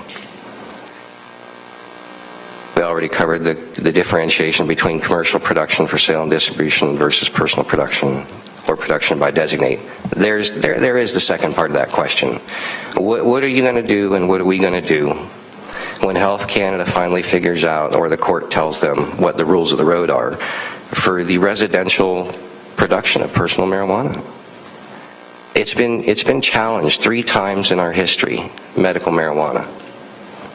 The first constitutional challenge is what created Health Canada's first regulations in the first place. They decided that every Canadian citizen has the right to grow their own medicine. There was another question asked in this council chamber before that was very astute. How can we tax this on a pharmaceutical basis? You can't, and here's why. In the federal government's infinite wisdom and their pursuit since the 40s of prohibitionary thinking, Big Tobacco never wanted marijuana to have a drug number because they couldn't make money on it. It's an herb. Federal government didn't want it to have a drug number because that meant that it would have to be dispensed in a pharmacy, and they couldn't make money off of that. Okay, and then if they did give it a DIN number, every farm in the country would be growing it because it's the best product man's ever invented. It's all natural, non-toxic, can't kill you, just makes you stupid. You know what I mean, in terms of laughing. So that's where we're at, and that's what you're facing. There is never going to be a DIN number for medical marijuana. Several countries in the world, Israel is the leader, the United States is legalizing it, and Big Tobacco and Big Pharmaceutical are behind the push to industrialize this. They don't want to make it a drug. They want to make it a product like tobacco and alcohol. That's what you're facing. My 5th point, council must recognize the inherent responsible in any proposed municipal bylaw. And here, please forgive me, I read this 3 times, spell checked it, and bylaw is BY, not BI. And then in America, it's BI. So my spell checker has an American system. Adhere to all federal and provincial laws and regulations with respect to the Charter of Rights and Freedoms, which I've discussed. And that's, again, it's been challenged 3 times. Every time, the people won. So we have to look at history that way. Provincial laws and regulations with regards to dignity, rights, privacy, and responsible self-care, you're going to be up against the Human Rights Tribunal. You're going to be up against the yet-to-be-formed AODA tribunal. Good luck with that. And as far as I know, there are several avenues that people are using to enforce the AODA, and they include civil litigation. They include constitutional challenges in constitutional court. And any citizen can forward an application for infringement just based on the things you're discussing here. If you go the wrong way, or if you make it too specific, you're allowing yourself open to liability, and you're potentially taking away the rights of a large segment of our population that is disenfranchised, unrepresentative, disabled, and indigent. And that'll bring me up to my final point. And I've done a lot of research on this. If you're wondering why I'm interested in this, my background for 25 years, aside from making submissions to federal government, submissions to provincial government, as a member of the disability community, I was a disability management specialist. I've worked with the disabled all my life. I've also worked with the business community all my life as a consultant on those matters. I've been exposed to every type of industry our city has, and served them in my best capacity until my disability ended that. What we have going on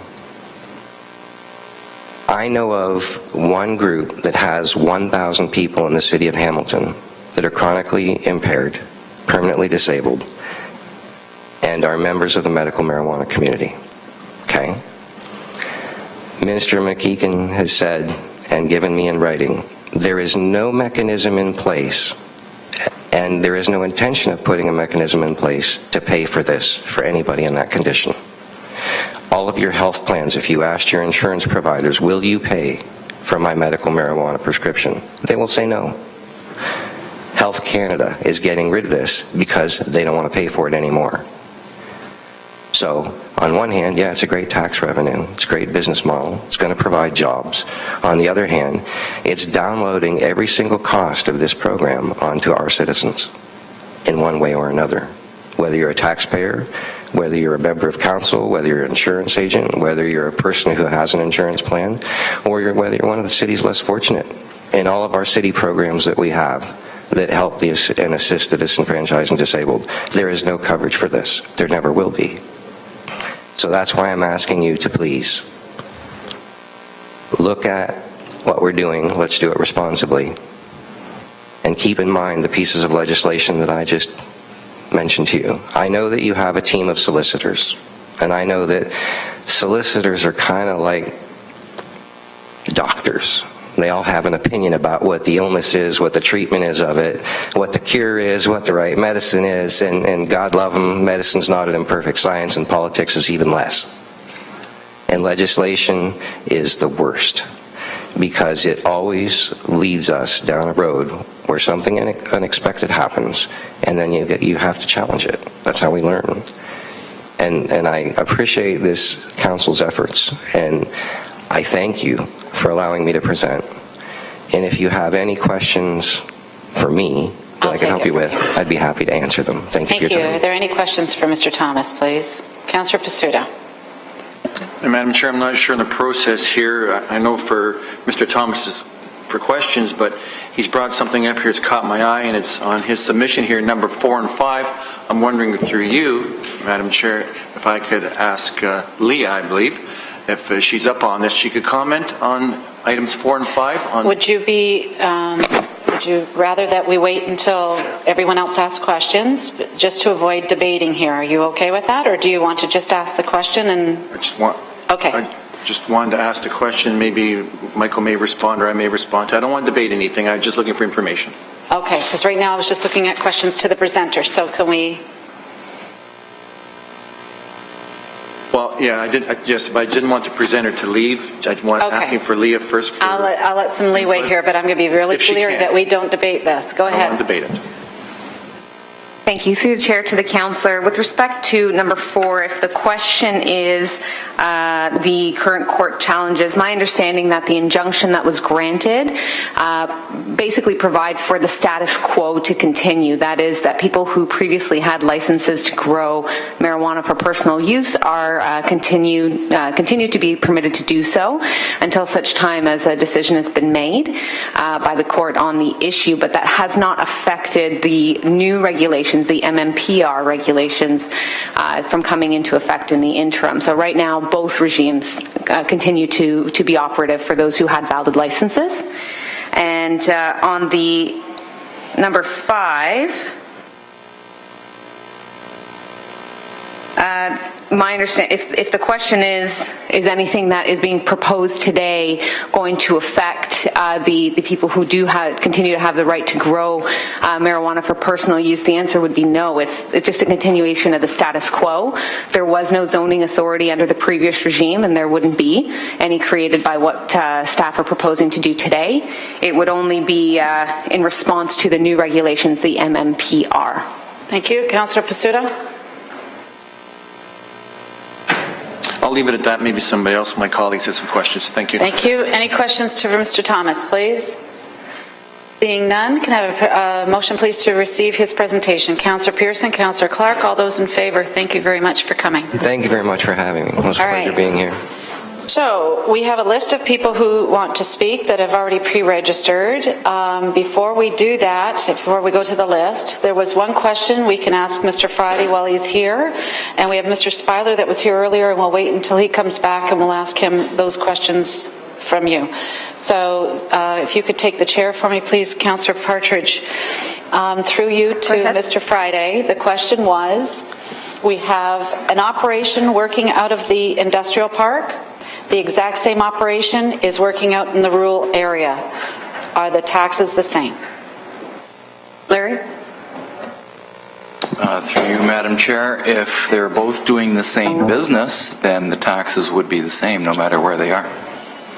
There are industrial operations running out in the rural areas, as well as industrial operations running, say, down on the bayfront. Okay, so it would be the same whether they were north of Highway 6 or out in the rural area. The exact same location or the exact same operation receives the exact same status for the taxation. Through you, Madam Chair, that would be my understanding, yes. Okay, thank you. Councillor? And I'll take the chair back. Councillor Clark. Thank you. Okay, so this is getting into the issue that I had raised when we first started talking about this. If we begin to tax and put industrial areas in an agricultural area, then we're going to start changing how we view the agricultural areas. We have agricultural areas right now where they have a greenhouse, they're growing and they're drying product. So how can we tax that in an agricultural area as an agricultural use and then put marijuana in that box and say it's industrial without turning around and in a few years saying to all of the agriculture community, well, you should all be taxed as an industrial use? Mm-hmm. Through you, Madam Chair, I'm not indicating that we would tax them as an industrial use. It would all depend on how MPAC views the operation. So if MPAC comes back and says it's an industrial use, then therefore that's how we tax it. Everything is driven by the assessment classification. So we're really under the authority of how MPAC ends up assessing this. I know the assessment authority in British Columbia, and I'm not sure where the operation was, but I believe they've deemed them industrial, and I believe that those are under appeal. Yeah, they're in court right now. And I think that will probably have a lot of influence on how they get determined as far as a classification and an assessment classification goes in Ontario once that decision comes down. Councillor Clark? Okay. Thank you. Any other questions for Mr. Friday? Councillor Pasuta, please. Thank you, Madam Chair. Through you to Larry then. There's an operation around Collingwood area. It's an agricultural one. It's growing. Did we look into what their tax classification is? Mr. Friday? Through you, Madam Chair, just some clarification. So there's a marijuana growing operation in Collingwood? In the rural areas, in the outskirts, yes. I'm unaware of it, but I can check in with MPAC to see how they have assessed it in Ontario. Okay. Thank you. I can get back to you. Thank you. Any other questions, tax questions for Mr. Friday? Yep, Councillor Pearson. Well, to that, Madam Chair, thank you. Mr. Friday, then how is the Tweed facility taxed? Have that information? You, Madam Chair, I'd have to get back to you on that one too. Okay, thank you. Any other questions? Thank you. So I need to receive Mr. Friday's presentation, please. Councillor Pasuta, Councillor Clark, all those in favor. Thank you. So now I'm going to go down to my list of pre-registered, and is Rami? Am I saying your name right? Yeah.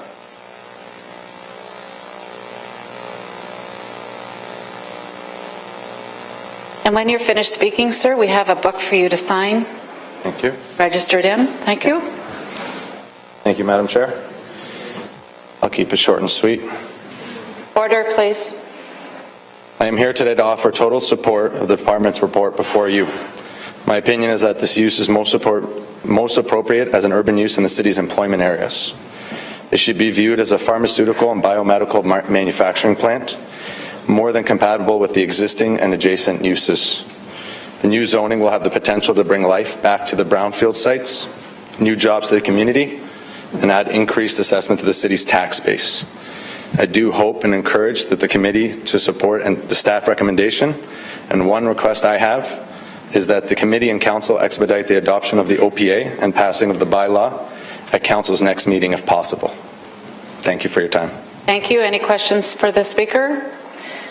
Sorry, Councillor Farr? Sorry, I didn't catch who you're representing.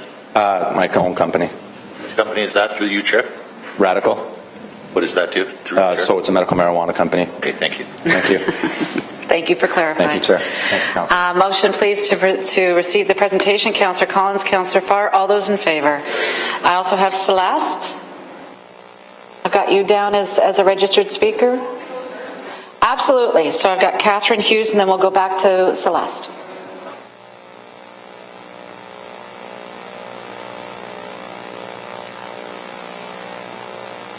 Get out. It's that loud. Put under something. Thank you. Hello, Celeste. No, I'm Kathy. Oh, Catherine. Catherine Hughes, right? Okay. If I stand here, can you see me? Another one of our challenges. Good afternoon, Madam Chairman. My name is Catherine Hughes. I'm a homeowner and I'm a resident in Ward 3.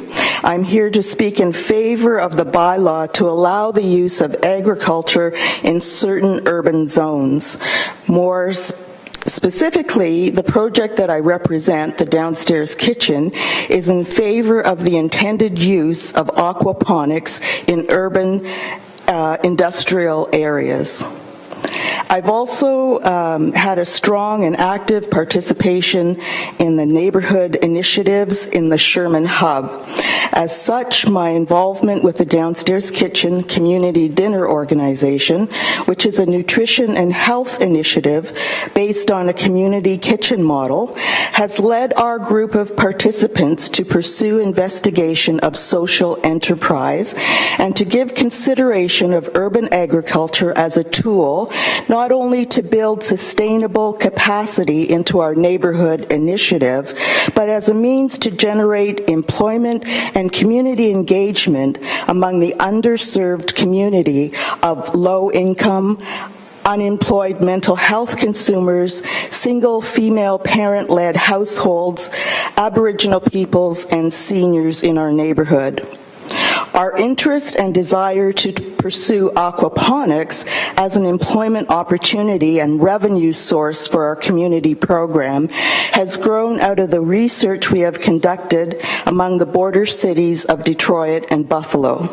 Following the lead of the Code Red series and the preliminary investigation work that was done by Paul Johnson's Neighborhood Development Office, we have visited a community aquaponic farm in Buffalo and consulted with the management of this Massachusetts Avenue project. That's what it's called. This noteworthy community project, currently running in the inner city of Buffalo, is providing an inspiring model for the development of our own local downstairs kitchen aquaponic facility. The folks in Buffalo stand ready to give our project consultative advice and support. Several of our organization's participants have attended university-level training courses in aquaculture, and we have developed a small prototype of an urban aquaponic operation. We've also done some research. We participated in a research study with the planning department and the neighborhood development office sometime last spring as well. We have scoped out a piece of property in the M5, M6 industrial zone in the Burlington Street Sherman corridor and are eager to pursue urban agriculture as a means to revitalize our local community and help restore and create economic prosperity in Ward 3. For these reasons, the Downstairs Kitchen Project and other neighborhood residents, and the Downstairs Kitchen Project is an outreach program of St. Giles Centenary United Church, supports the change to the bylaw to allow the permitted use of aquaponics in designated urban areas.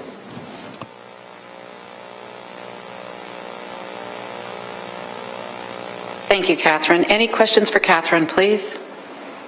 Seeing none, can I have a motion, please, to receive Catherine's presentation? Councillor Farr, Councillor Collins, all those in favour? Thanks, Catherine, especially for your patience, everyone. I know it's been a long day. Celeste?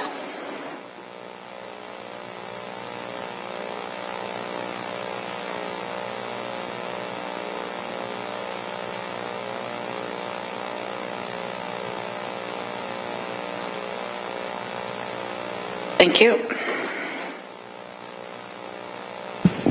Thank you, Madam Chair and Council. Good afternoon, Celeste. My name is Celeste Licorice, and I'm a resident of Ward 3, Hamilton resident and homeowner, and I'm here just to say my support for the amendment to change so that we can have an aquaponics facility in the industrial lands in the Sherman Hub. I'm a Sherman Hub resident and involved in the community there, and I'm really excited about changes that would make opportunities available for those of us that live in the lower city. Particularly, I'm a single mom, and it's difficult to find sustainable income and opportunities, especially for food development. So something like aquaponics would be a really great thing to have, and so I wholeheartedly endorse that and wanted that to be on the record. And that's it. Thanks, Celeste. Thank you. Are there any questions for Celeste? Seeing none, can I have a motion, please, to receive the presentation? Councillor Farr, Councillor Pasuta, all those in favour? Now, those are the list of people I have that already pre-registered. Is there anyone else here that would like to speak to this issue? Sir, come on down. And sir, you're next.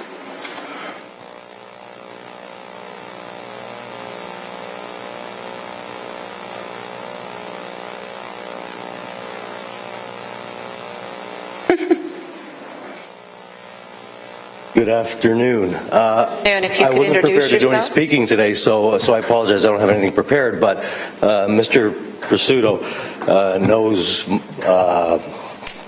my corporation, the company that I've started, I'm in the midst of developing North America's largest aquaponics facility for where we have a license from Health Canada for the growing of medicinal marijuana.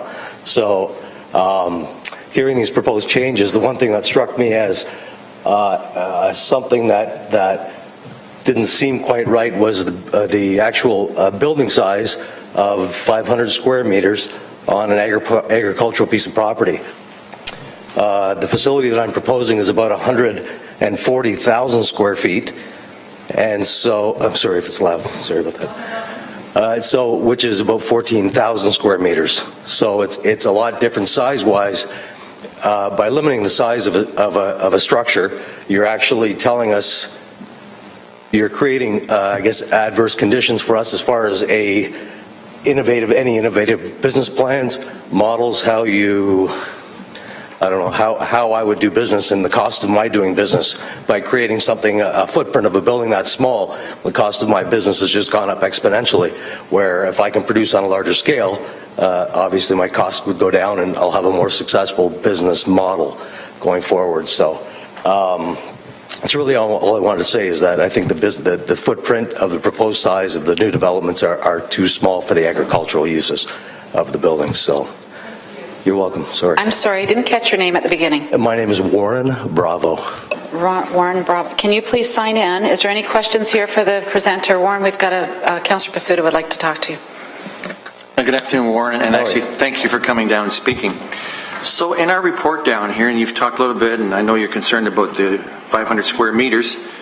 And once again, I'm back on page 24 of 25 and number 7. Regulation is consistent with the proposed new rule zones which restrict the size of agricultural processing establishments. Are you building an agricultural processing establishment? Are you? That's correct. Well, what I have at this point in time is a facility. I have a letter of intent from Health Canada which will allow me to grow medicinal marijuana if I choose to do so. The reason I chose that crop initially was because of its it would be a very, very fast way for me to be able to pay for what's going to be my outlay of approximately $12 million to build my facility. So it's a faster way of me recouping my initial investment. So I've also been approached by, I'm just going to say the President's choice, people to actually use my facility for organics and organic produce and use this as a model for sustainable agriculture moving forward for everybody's use or everybody's Thank you, Warren. Pleasure. Councillor Pasuta? So through Madam Chair to Warren then. So Warren, my understanding is at this point in time, you've kind of got your ground leveled up a bit and you've got a building application permit into the building department? That's correct. The building department has my as of yesterday, I believe, it was submitted the second round. It's already gone through its initial 20-day review. It's in for its second round right now. I believe they told me it's about a week before I will actually receive my building permit for the first of 3 buildings. Councillor Pasuta? So, through Madam Chair, if I may I reach out to Ed Vanderwint because of the, Warren said he's upwards of 14,000 square feet here. He's over the 500 square meters. If we were to approve this today and it has to go through council, how does that affect Mr. Warren's building permit application at this point in time? Because he's got, I guess, an enormous amount of money invested at this point. So, through Madam Chair, if I can, please. Through the chair, we have an application for the property he's identified as a aquaponics building. I think that's how you've identified it in the application. Mm-hmm. Correct. It's not identified as a marijuana grow operation or facility. Uh-oh. I think you answered my question. Thank you. Thank you, Madam Chair. Councillor Clark, you have questions for Warren. So to be clear, your plans are for 120,000 square foot building, which is for hydroponics. Delineate in your building an area for the drying of marijuana or processing. Is there a processing part of the building, or is it? To be clear, the total footprint, the total building size is going to be approximately 140,000 square feet. Of that 140,000 square feet, we anticipate having a total of 100,000 square feet of actual aquaponic, not hydroponic, aquaponic growing beds for the production of medical marijuana. Just to be clear, aquaponics is the use of fish waste to fertilize the plants. Hydroponics, you're actually buying and using commercial fertilizers and have to get rid of and dispose of this. Aquaponics is it's the only really sustainable way of producing an organic product at the end of the day. And so the way the bylaw is written currently, it would impede that. My business model is to produce 1 pound of medical marijuana for $200. That's what my cost will be, based on a 140,000 square foot building. I couldn't tell you what that would cost me now to build it in a 5,000 square foot building like you're proposing. That would be, my cost would go up exponentially and not make me competitive in a new business venture and compete with the people in BC, New Brunswick, Nova Scotia, Quebec, anybody else who has a license to do that. I should be able to compete on a federal level with my competitors at my cost, and it should be my choice to use whatever model I need to do to get my costs to where they have to be. Understood. Again, if you can keep me on that list for the list. I will. I've got you here, sir. This is growing. Yep, got you here. Thank you. Any other questions for Warren, please? Seeing none, thank you, Warren, for coming in. If you'd mind signing in, please. I need a motion, please, to receive the presentation. Councillor Pearson, Councillor Partridge, all those in favor? Carried. Thank you. Sir, you're next. Yes.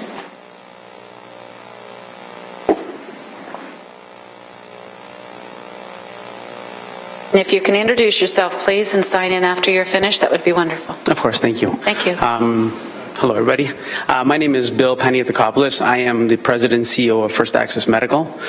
We are currently under development and investing $2.5 million in Hamilton to build a facility.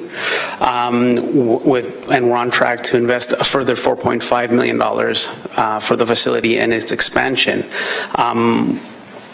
We are really concerned about the limited space that's going to be allowed. It's the arbitrary 500 square meter building size doesn't make sense to our business plan, and doesn't make sense actually overall. The way Health Canada has outlined these facilities have been very, very specific with regard to their security measures and also pollen and smells. Everything within the facility will be hermetically sealed and filtered so as to not release any pollen or smells into the immediate or into any area.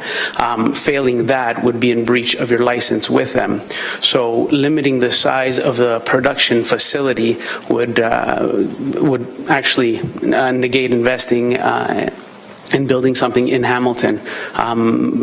As was mentioned earlier, this is a pharmaceutical industry, or it's going towards that way. So marrying the agriculture and the pharmaceutical industry, of course, size is going to be what's going to win out. There's a lot of communities that are not putting this restriction on, and if I want to stay in Hamilton, which I do, and want to compete against anybody else, it'll be impossible to do it out of a facility that has arbitrary limitations put onto it with no further or with no consideration as to why that limitation is put onto that building. So I'd like to go on record and say that we're going to be reviewing all the recommendations of the bylaw and commenting. Thank you. And I have Councillor Clark would like to ask you a question, please. Thank you. So your initial investment you're looking at is $2.5 million, and what's the square footage of the property that you'd be talking about, or the size of the building? Right now it is 15,200 square feet. 15,200 square feet, and then you mentioned that the second phase of the development would be 4.5 million, and that expansion would equate to how many square feet? We're looking at doing a floor plate of 75,000 square feet, 3 levels. 3 levels? Yes. And that's going to be in an industrial area in the city, or is in it agricultural? In an agricultural area. Okay, thank you. Thank you. Thank you for coming out, Bill. I need a motion, please, to receive Bill's presentation. Councillor Pearson. Could I add one more thing? Sure. I wasn't clear on the conservation management portion of that. Was that to be excluded or included into the allowable areas for development? I understood it was to be excluded, but we can clarify from staff. Okay. Okay. Thank you. So if you can sign in, please, that would be great. I need sorry, I think we already did that. Pearson and Partridge. All those in favor? Thank you. Thank you. Okay. Anyone else here would like to speak on this issue? This is a public meeting. I'm going to do this 3 times, folks. Anyone wishing to speak on the review of the medical marijuana growing and harvesting facility? Going once? Anyone from the public that would like to speak to it? Going twice? And last call, anyone here to speak to it? Going 3 times. Thank you. Can I have a motion, please, to close the public meeting? Councillor Pearson, Councillor Partridge, all those in favor? Thank you. So we have questions of staff, and I've got Councillor Clark first. Thank you. So, can I get an indication in terms of what the intent was to limit the square footage to 500 for the buildings? Joanne? Through you, Madam Chair, that, just to be clear, it's only in the agricultural area. It's not intended for the industrial area at all. But in terms of the agricultural area, we've been going out and doing some public consultation with respect to agricultural uses, and in terms of building footprint and size, the agricultural processing building that was being proposed in the rural zone was about 500 square meters. And that is the basis upon which that we were looking at restricting it. Did we consult with the people who are intent on growing medical marijuana? Through you, Madam Chair, we wouldn't have known. The only one facility that I actually knew of is one that Councillor Pasuta and I and others were aware of. It is nowhere near the size of the ones that you've heard about today. Councillor Clark? And to what degree, I understand the economies of scale. If I'm going to run a plant, it's cheaper for me to run 3 levels of the plant all in one building than to run 15 buildings separated, because I have to meet a bylaw that says they have to be 500 square feet. So what flexibility is there for us to deal with this? How do we deal with this? It would appear to me that these are not greenhouses now. We're not talking greenhouses. These are all going to be hydroponic or aquaponic. And so they're lighting. They don't need to have the windows. They're going to be sealed buildings. And in this case, we now hear of one that could be 3 levels. Joanne? Through you, Madam Chairman, of the ones that we've seen have only been single levels. So it's the first I've heard of multiple levels. It says 500, the bylaw proposed is 500 square meters for the building. We didn't deal with height. There are other height restrictions in the bylaw that would apply. So in terms of what you could do with that, you could amend or delete the restriction of the 500 square meters. Councillor Clark? Okay, and I'm not sure I'm informed enough to make that decision right now that we should have no restrictions either. So this is all new to us. Do we know the impacts at all to the environment or to the water supply on these hydroponic, aquaponic facilities? One, I'm assuming, has less waste, which is the aquaponic. The hydroponic seems to be in and out, and so there's more waste. How are we going to deal with that in a rural area if they're going to be an industrial item, a septic system?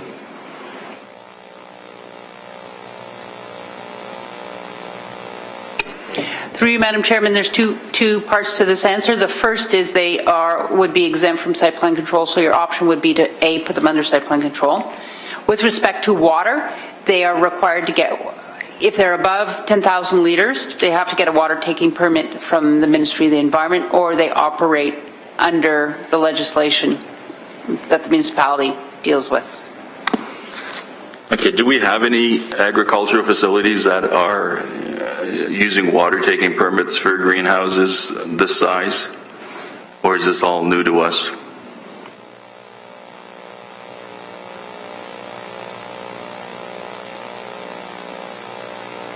Through you, Madam Chairman, I am aware of some large industrial greenhouse operations in the rural area. I just cannot remember the name of the operators, but they are quite large in terms of their scale and their operation, and they are required.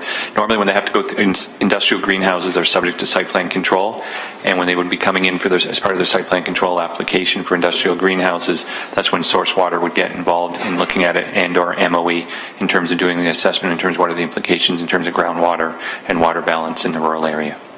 Councillor Clark? Is there a mechanism for us to encourage the use of the brownfields for them instead of agricultural land? Through you, Madam Chairman, in terms of the zoning bylaw, we are on record of saying it's an agricultural use.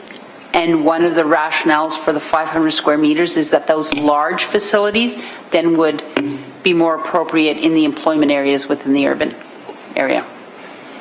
Okay, so is there a way to incentivize that? Clearly, if we're looking at brownfields and there's no potential for human contact to the contamination, so if it's an industrial area, the cleanup is different if it's going to be used for industrial purpose. So if you've got aquaponics and hydroponics and you're not using the soil under the plant, then the cleanup is cheaper than a normal cleanup based on the EPA standards. So wouldn't there be a benefit to us to looking and encouraging these larger facilities in brownfields as opposed to out in agricultural land? Joanne? And how do we do that?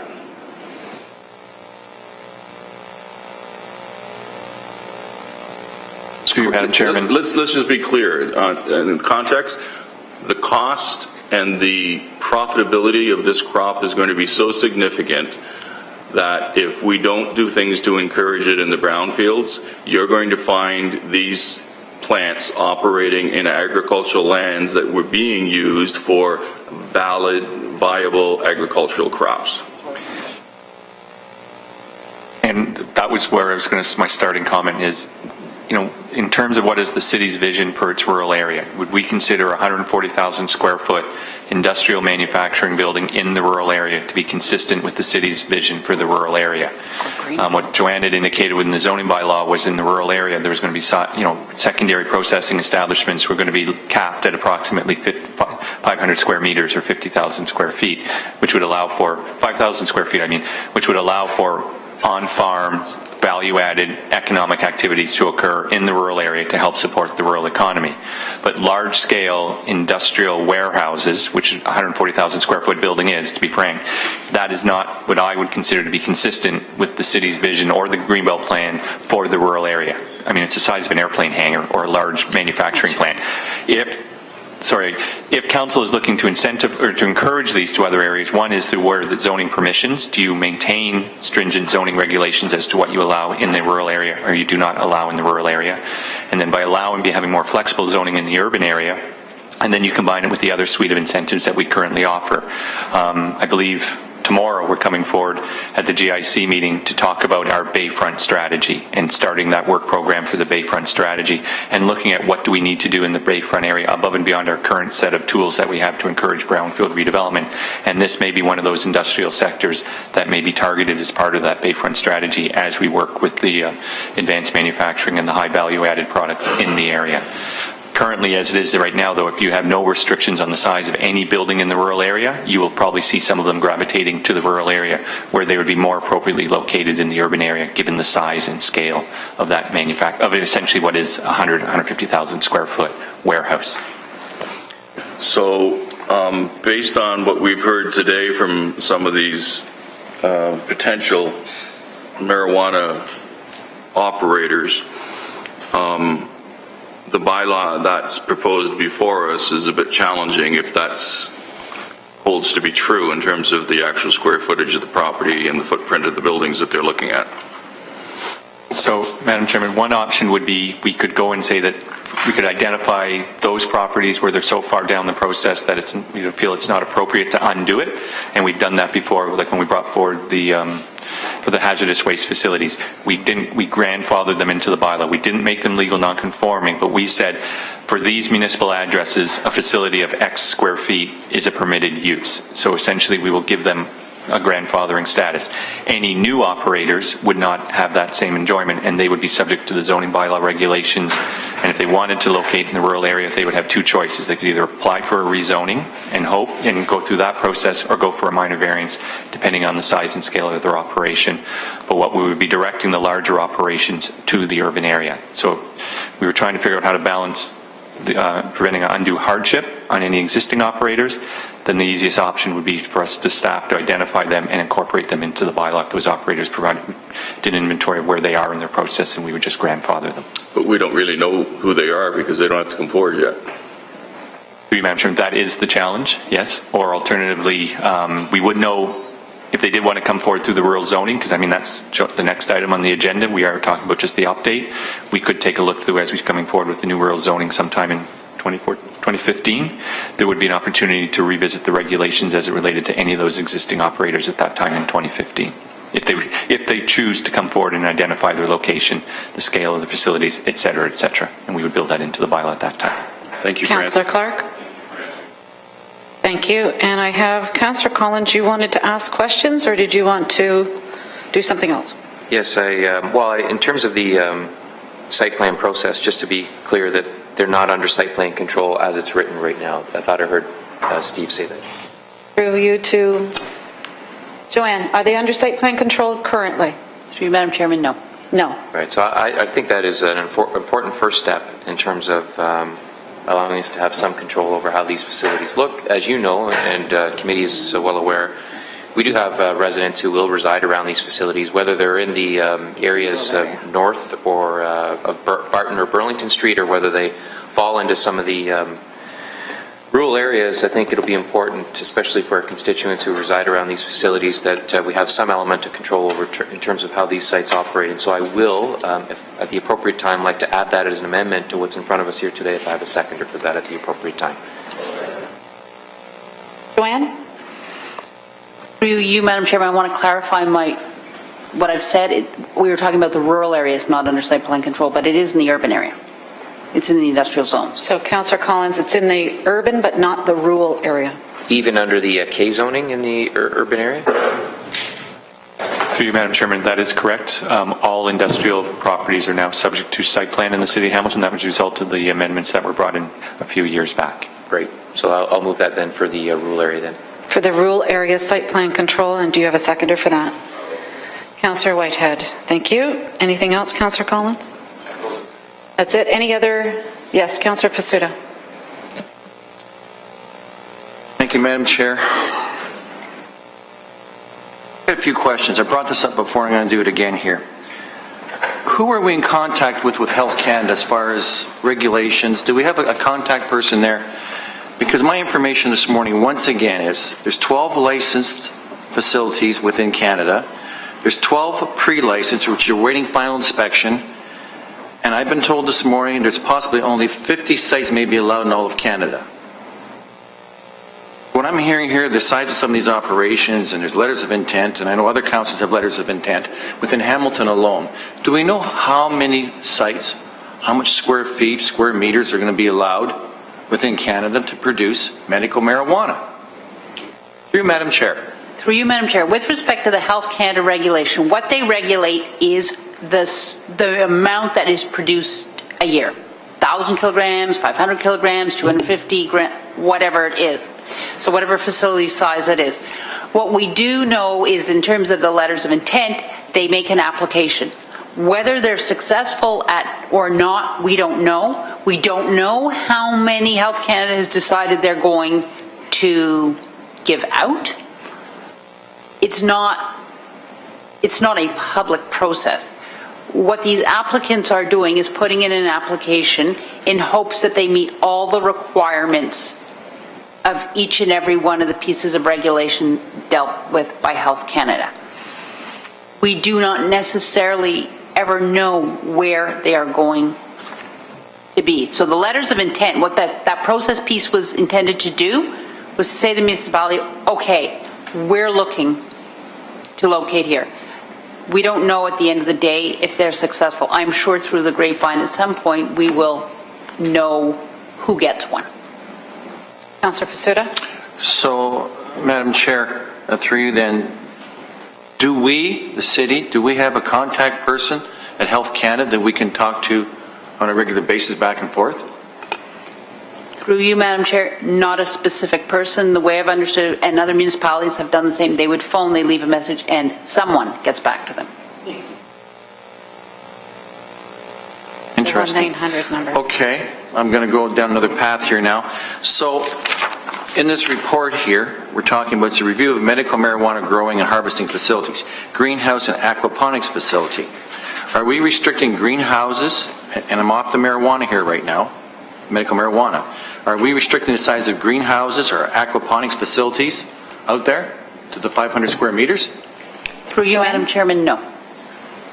No. Only if through you, Madam Chair? Thank you. Only if it's going to be for growing medical marijuana. Is that where we're going at right now? Through you, Madam Chairman, yes. Thank you. Councillor Pasuta. Only if they're growing marijuana. Medical marijuana. Medical marijuana, yes. I've learned a lot about marijuana in the last 6-8 months. Yeah, grown a lot on the farm. Not me, but it's been grown on the farm. Whatever. Very much it's been grown there. So, and I'm going to go back if I may, because I do have a couple on the go. I don't, but my residents do. So the ones that are in the process right now, through Madam Chair, and whether it's to planning or to Ed in the building department, there's no glitches here as far as the 500 square meters, if they're going to be 700 square meters, 1,000 square meters? If they're in the process already in the building department or in the planning department? Through the chair, I can clarify a couple of items. We have 3 building permit applications in at the moment that we believe are for medical marijuana for the purchase growing of, but they've not been identified as such. We've just been, through discussing with the applicants, identified that that's what they're going to be used for. And currently is only one of those, 2 are in the agricultural zone. One is of the size that you know about, and the one is larger one that the gentleman spoke about earlier. We had a speaker in earlier that spoke about the larger one in the rural zone. Right. So, what I'm getting at, so the passing, and Mr. Bravo was here, and he's putting up a fairly large facility, and I believe he's got this permit in. Would he be, if we pass this, were to pass this, through Madam Chair, it wouldn't affect his application then? Under the regulation, if he identifies it as such, he would be limited to 500 square meters for the agricultural growing of medical marijuana. Sorry, Councillor Collins was clarifying the 500 meter. Okay. But the permit right now is not in for a marijuana growing operation. That is correct, sir. Maybe I want to take this offline. I don't want to get caught here, and I don't want my resident to get caught. So, through Madam Chair, I'll take it offline. I think we all know where I'm going with this. So, thank you. And I have Councillor Clark for the second time, please. So, help me out. We have a lawyer here. How do we defend this in court if we turn around and indicate that we're going to limit the size of marijuana growing operations to 500 square meters, whereas aquaponic, hydroponic, cucumber greenhouse could be as big as it wants? They're both growing an organic substance that ultimately is being sold to the public. So how do we explain such an impediment? Sorry, Leah? Through the chair to the councillor, the basis for planning staff to recommend the various sizes, I mean, any case if a bylaw was challenged would rest on the rationale for distinguishing between the uses, any impacts associated with those uses, the normal course of So normally, in order for us to do that, we'd have to do it based on security. We'd have to be doing it based on nuisance. What else? Health. So how could we argue in a court of law the minimizing of an agricultural use to 500 square meters for one product only, when we have to make the arguments based on health, safety, and nuisance? I can't fathom how we could successfully argue that in court. Through the chair to the councillor, I can't predict sort of any outcomes in court either, sir, but certainly there are differences, I think quite factually between medical marijuana and aquaponics facilities, and those would have to be explored and assessed at that time. So given that we now hear that there's a few organizations that are looking at significant size operations, do the staff have any concerns now then having the minimum at 500 square feet? That's what the maximum is, sorry. And should we be exploring other ways of writing the bylaw?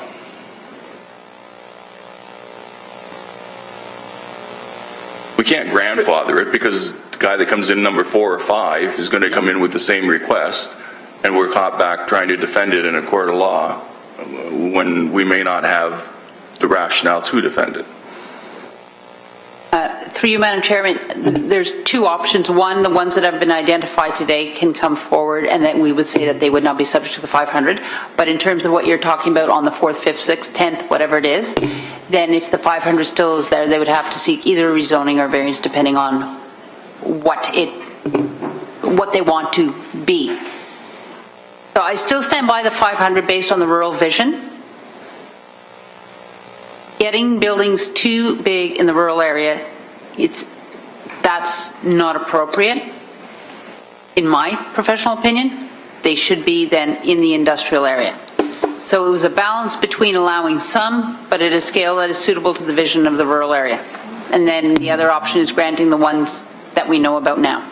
So then the farmers that are telling me they're having a hard time competing with the agroponics in Leamington for cucumbers and tomatoes, we can't compete because we want to limit the size of the buildings in the agricultural area? Through you, Madam Chair, this only applies to the medical marijuana facility. Greenhouse has a different set of regulations. They have lot coverage. I believe it's 60 to 70% depending on the bylaw. So it's a bit of a different measurement tool. So if you had, 10 acres, it's 70% lot coverage, you could get a fairly large greenhouse.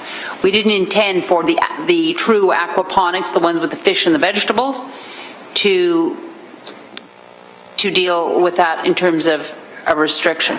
It was simply for the medical marijuana facility.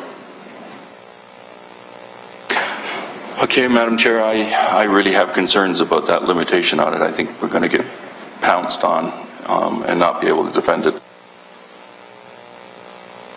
And Councillor Partridge, if you could take the chair, please. Yes, through I will. you to Joanne. Are we talking about two different structures? You're talking greenhouse, which is fully glassed in, and you're talking about the hydro or aquaponics, which is in fact a closed-in building, correct? Joanne? Through you, Madam Chairman, generally that's the construction. Ed can talk a little bit more about that, but the aquaponics is more of an industrial style building. Hence no, coverage of windows from top to bottom as a greenhouse would be, correct? I think, through you, Madam Chair, I think Ed can better explain the building format, but that's generally my understanding. Ed, can you give a more fulsome explanation, please, of the types of buildings that we're looking at? Yes, through the chair. It's highly unlikely you will see a greenhouse being used for this use. The level of lighting that they require and the air circulation and sealing off, greenhouse will be arduous to do inside of. Okay, thank you. And it's really just the use. It doesn't even reflect what's being grown in there, because I can use aquaponics for cucumbers, closed-in building, or I can go to just the regular greenhouse practice. So the use of the building can remain the same. It's just a matter of how do we distinguish now that this greenhouse is for cucumbers and this closed-in one is also for cucumbers but not marijuana. How do we do that? Who would like to tackle that one? Ed, do you want to start? Through the chair, at some point we will have a list from the federal government of who has the licenses out there, and that will be our guideline. And thank you for that. I guess I'm trying to play devil's advocate. If we get someone coming forward with a building permit, I'm just doing aquaponics. What are you doing? Well, cucumbers. And then a couple of months into it, realize that cucumbers isn't really what I want to do. I'm now going to have my letter of intent. Away we go, and now it's marijuana. Is that plausible? Can that happen? The way that we're discussing it today? Ed? Through the chair, of course that can happen at any time. That would be the risk the applicant would take. Because through you, Chair, they could be refused. Yes. Okay. And this is federally regulated. Federally regulated. Say that fast 5 times. Okay, so any more questions? Thank you very much. Any more questions for staff, Mr. Councillor Farr? On the buffer in the urban areas, we came up with, I believe 20 meters. You chaired 20 meters. Have we vetted that through Health Canada, through you to Joanne? Understanding other jurisdictions, municipalities, I've just learned actually have much greater buffer. 175 to 45. Go ahead. Through you, Madam Chair, with respect to Health Canada, we have not consulted with Health Canada on the setback of the regulation, because the zoning is something that the municipality deals with. What we did do is look at different municipalities. Some have no restriction, and as you've heard, some have 145, depending on where they are, what their circumstances are. There's no one consistent application, and the 20-meter actually is derived from the existing regulations that we have in the zoning bylaw today. And it's a current bylaw, and I mean current. It's not the 1950s version. Thank you. Councillor Whitehead? Just dovetailing on that, the licensing agreement and criteria, my understanding, they lay out a buffer? Buffer? Madam Chairman? From residential areas? No. Under MMPR, no, they didn't. I think the discussion today was under MMAR. I believe that's where the original separations had come in. I'm not as schooled on MMAR, but it is not an MMPR. Okay. Councillor Whitehead? I just want to make sure that we understand that we can put any buffer we want, but if the license indicates the criteria to get a license request requires them to be, say, 150 meters from residential, then everything we're doing here is for naught. So I'm just concerned that if we don't have that information in regards to what the federal government is requesting for the license, we're not aligned with it, quite frankly, then I'm wondering if we're being an issue that we aren't equipped to have all the information. So just to clarify, you're talking about a 150-meter buffer that the government? No, I'm using that as an example. I don't know. Okay. As an example. It's been suggested that there will be criteria on the license for grow-ops to have a certain buffer from residential areas. Mm-hmm. If they already defined in the license what that buffer is, that becomes predominant over the city's zoning. Correct? Joanne? For you, Madam Chair, MMPR right now does not have a buffer. So we've established a buffer at 20 meters. Okay, so we're not in conflict with the... No. Okay, thank you. Okay, that exhausts the speaker list. And I'm going to come back to Councillor Collins. He had an amendment. And Councillor Clark, did you have one as well? I believe on the DCs and the water usage. I have 2 amendments. You have 2. Okay, so Councillor Collins, I'm coming to you first. Yeah, I've moved that staff be directed to include a site plan control process as part of the OPA that will permit medical marijuana growing and harvesting facilities, greenhouse and aquaponic facilities in the rural areas. Do you want to do that again real slow? Yes, I would move that staff be directed to include a site plan control process as part of the OPA that will permit medical marijuana growing and harvesting facilities as well as greenhouse and aquaponics facilities in the rural areas. Site staff plan need to control. massage that in any shape or form, then I'm open to. And you have a seconder? I thought I had a couple people. Councillor Pearson, okay. So it's been seconded. For, staff, did you hear what the direction is? Thank you. Any questions, comments? Councillor Pasuda. Thank you, Madam Chair. So, medical marijuana, greenhouses, aquaponics. Once again, we're just talking about for medical marijuana, or are we expanding, because we already have site plan for greenhouses? What about aquaponics? Do we have site plan for that? It's included. That's what's in the motion. I just don't want to get caught in this. Yeah. What is your concern? My concern is, we're just talking medical marijuana, because I have concern that we're going to get looped into this as true farmers out there, dealing with putting up our greenhouses and aquaponics should we go to it. Much like Mr. Bravo was going to put in aquaponics, and I remember his plan for the fish, and he was going to produce different co-products from this and to sell it to the Asian market and that, which was great. And along came the medical marijuana portion of this. I have a no looping policy, so it's not. Not included in this. We have a no looper coming up. That's good. That's Okay. good so far. Okay, all right. I feel comfortable. You still have the floor. I feel comfortable. There's You no- feel comfortable. Thank you. no So it's been moved and seconded by Councillor Collins and seconded by Councillor Whitehead. All those in favor of the site plan Carried. control. Thank you. Your second motion. Well, and I agree with Councillor Clark earlier. I mean, we're really caught in sort of a catch-22 situation as it relates to the size of these facilities, and I agree with staff. I mean, these should be funneled as much as possible into the lower city. These are factories, not farms. So I would like to go with the grandfathering clause that staff referenced earlier, but I'm not certain what wording we would use.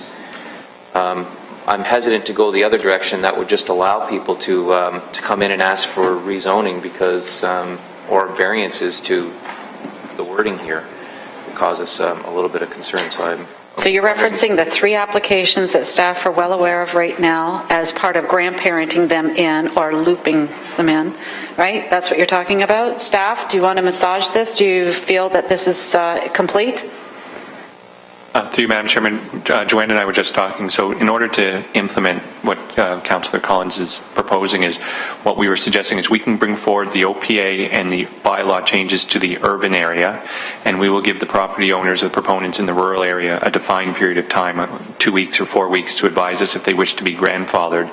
We can incorporate that into the bylaw, and then we will bring the revised bylaw relating to the rural area with those grandfathering provisions to a council meeting, a subsequent council meeting. So we don't need to give direction today then that will just happen, or do we need formal direction to make that happen? Would you like formal direction to let that happen and then you know that you're bringing the bylaw back later? Yes, formal direction would be good. Okay, so I would move that. Move that, seconded by Councillor Whitehead. All those in favor? Carried. Any opposed? I forgot to ask the last time, sorry. Councillor Collins. That's it. That's everything? Councillor Farr. Just on the potential for expansion, understanding there's a market of 40,000 today. I think McLean said 400,000 within the next decade, and then not even factoring in potential leader in Justin Trudeau. If we grandfather, and potential, I said, this wasn't an endorsement. If we grandfather, are we also going to offer some condition in the event that these particular folks who do step up well within the time frame choose to expand? Will that option be contemplated as we move forward? Through you, Chair. Are you directing this to staff? Yes. Okay, so past direction, is there room for expansion if need be? On the grandparenting clause. Through you, Madam Chairman, there is precedent in other situations where we've allowed a minor expansion to the existing building, so we can, Joanne and I can go back and look at what would be an appropriate, maybe it's 10% or a certain hard number that would allow for an expansion to an existing operation so that they're not constantly having to come back to the Committee of Adjustment as their business grows over the next few years. So Councillor Farr, are you all right with that informal direction as it relates? Okay. Any other comments, please? Councillor Whitehead. Clarification. When you talk about grandfathering, my understanding is there's none in operation currently in Hamilton. Is that correct? Okay, wait a minute. Wait a minute. Before you, the motion that you just passed was to allow for the 3 that were already applied for to continue on, and that's direction. Well, staff are unaware of the exact numbers. I think that Councillor Clark was asking earlier. Do we know how many there are? The answer is no. So I think we're going to attempt to find out over the next several weeks how many would not comply with the current regulations that are being presented, and then we would seek to incorporate wording that would grandfather the number that are found to avoid some of the conflicts that were referenced in earlier speeches. Councillor Whitehead, you got some clarity for that? Is that easier? No, I think I understood that that's what they were going to do. They would give an opportunity, a window for those to make it known. I'm just trying to understand, grandfathering normally, to me, isn't somebody that made an application. It's usually somebody that is already in operation. We have no one in operation, so I guess how you define grandfathering is just those that have applications in, through the chair? Can we go to the mover and ask? Okay, staff? Are these just the applications we're dealing with right now? Known applications that you're trying to find out? Through Madam Chairman, that's my thinking at this point in time. It would be based on either they have an active building permit application in, or they're currently constructing a building, and or they provided us with the notice of intent to establish a facility. If there's any other facilities that we're not aware of and they bring it to our attention, then we will consult with the affected ward councillor and incorporate it into the bylaw if appropriate. Thank you for the clarification. Councillor Whitehead, you have the chair, but Councillor Collins would like just to add Yeah, I don't think this locks us into anything. Certainly, staff will come back, and if we find that there are, 30 facilities, we may want to rethink the direction that we provide. But this is sort of a fact-finding mission, and makes us or gives us more information when eventually we do pass something that speaks to the size of these facilities. Thank you, Councillor Whitehead. Okay, so we've got the 2 amendments covered. Councillor Clark, I'm coming to you, please. There's just too many euphemisms running around here. Okay, so I'll move the amendment. The amendment is that our staff review the development charge exemptions for industrial classifications and report back to us with recommendations in terms of modifications to those DC charge exemptions for marijuana plants. Okay, I think they understand that. To my colleagues, the intent is we have significant DC exemptions currently in place to draw factories into Hamilton. These large marijuana operators are looking automatically, and the brownfields is a real win for them. It saves them some money. And they can make the plants the size that they require in those areas. So I think that's to our benefit to make sure that we're capturing all the DC charges that we can, and we're not giving money away when we're going to be receiving it. So if we could deal with that one first. Thank you, and it's seconded by Councillor Whitehead. All those in favor? Carried. Any opposed? None. Go ahead, Councillor Clark. Okay, and so I'm still a little bit nervous about the fence of the 500 square meters. I want to clarify, this is not going to be in place in an industrial urban area. Correct? Through you, Madam Chair, correct. So you're only arguing that it's in the rural area. What would happen if a farmer came in and already had a greenhouse and wanted to switch it over? Through you, Madam Chair, he would have to get a variance or rezoning, depending on the extent. Councillor Clark? I understand you can't use greenhouses, but you can certainly modify a greenhouse very quickly to make it suitable to the federal government. So I want to be on the record. I still have concerns about it because I don't think it's a defensible position. There's no rationale. It's just a unilateral decision to say 500 square meters is the maximum. And if we don't have rationale here for it, then we're not in a defensible position. And this could be argued at the OMB, it could be argued in the courts, and you need to have that position. And I asked earlier to our legal staff, there's no rationale presented in this document that would put us in a position to argue defensively on it. So I can't support that section. I really have concerns about it. And the other amendments I'm very pleased with. Thank you. Thank you. So, Councillor Farr. Thank you. I wonder if we could just, I thought I caught some rationale, and if it's a fair question, so I thought maybe we could just, if Joanne could reiterate, unless I heard wrong, what her rationale was, and then perhaps legal could follow up. I thought I had heard there was some rationale. And we've got Joanne. Can you give us your rationale for the 500 meter, and then we'll follow up with Leah. Okay. Through you, Madam Chair, the rationale started when we were back doing the rural zoning and the proposed rural zoning, and we were introducing agricultural processing, which is generally in the context within a building. The rural vision of the community is that we do not want manufacturing large industrial uses starting to morph out there and becoming more appropriate for the industrial area, yet they're out there and they cannot be relocated. So in terms of the agricultural processing piece, we are looking at restricting that to 500 square meters. So they're processing, whether they're processing a potato or a carrot, they can grow outside, as Councillor Pursuta talked about. The growing would be outside, but the processing piece would be about 500 square meters. And that is where we have taken that. In terms of the actual investigation, in terms of the agricultural processing, Heather could probably talk to you a little bit more about it, but that we had looked at other municipalities for direction. Thank you. And Leah? Through the chair, just to clarify, and with all due respect to the councillor, I didn't say that there was no rationale, but just that any case that we would defend at the OMB or otherwise would definitely depend on the rationale, and there being one. Based on Joanne's comments, certainly planning has turned their mind to it, and there is a rationale. But again, this is an emerging area. There is no hard and fast rule. We don't have case law on it, so it's difficult to assess at this point what the merits would be of any success of the challenge, because it is such a novel area. So I think planning staff have looked to what examples are available and made a recommendation based on the city's circumstances. But again, in terms of assessing the merits of an outcome, it's difficult in the circumstances. Thank you, Leah. Councillor Clark, you have the floor still.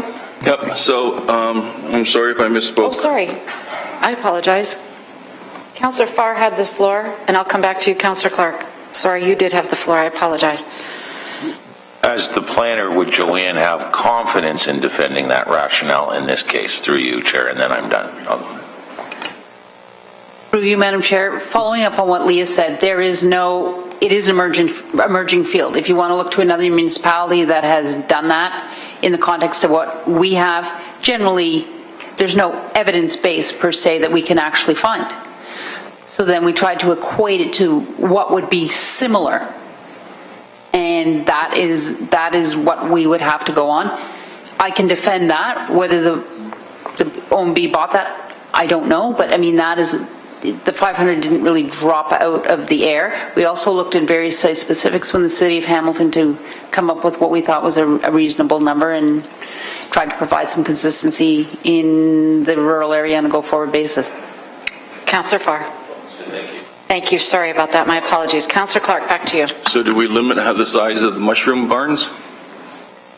sealed-in building in the dark, temperature controlled? No, we don't. So what's the difference? Through you, Madam Chairman, no, we don't regulate mushroom operations other than setbacks from property lines. Yeah. Which is a little bit bigger than this. So hence my statement still stands. The rationale of we don't want them that big in the rural area is not a defensible rationale. We don't do that in any other planning decision. We have very clear precedents, and I'm looking at a number of buildings I could argue right now that someone could argue is exactly the same. So I won't belabor the point. We're not in a defensible position. We're stretching it.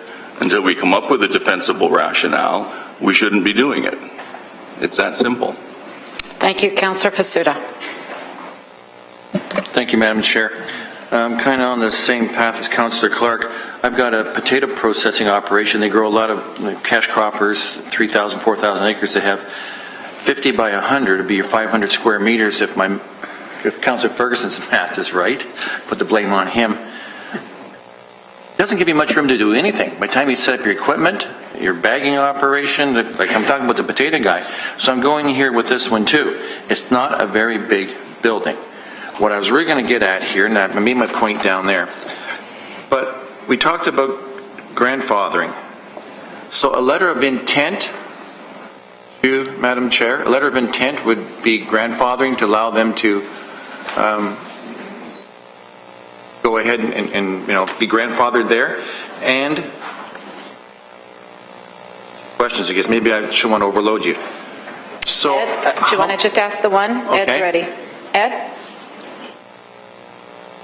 No?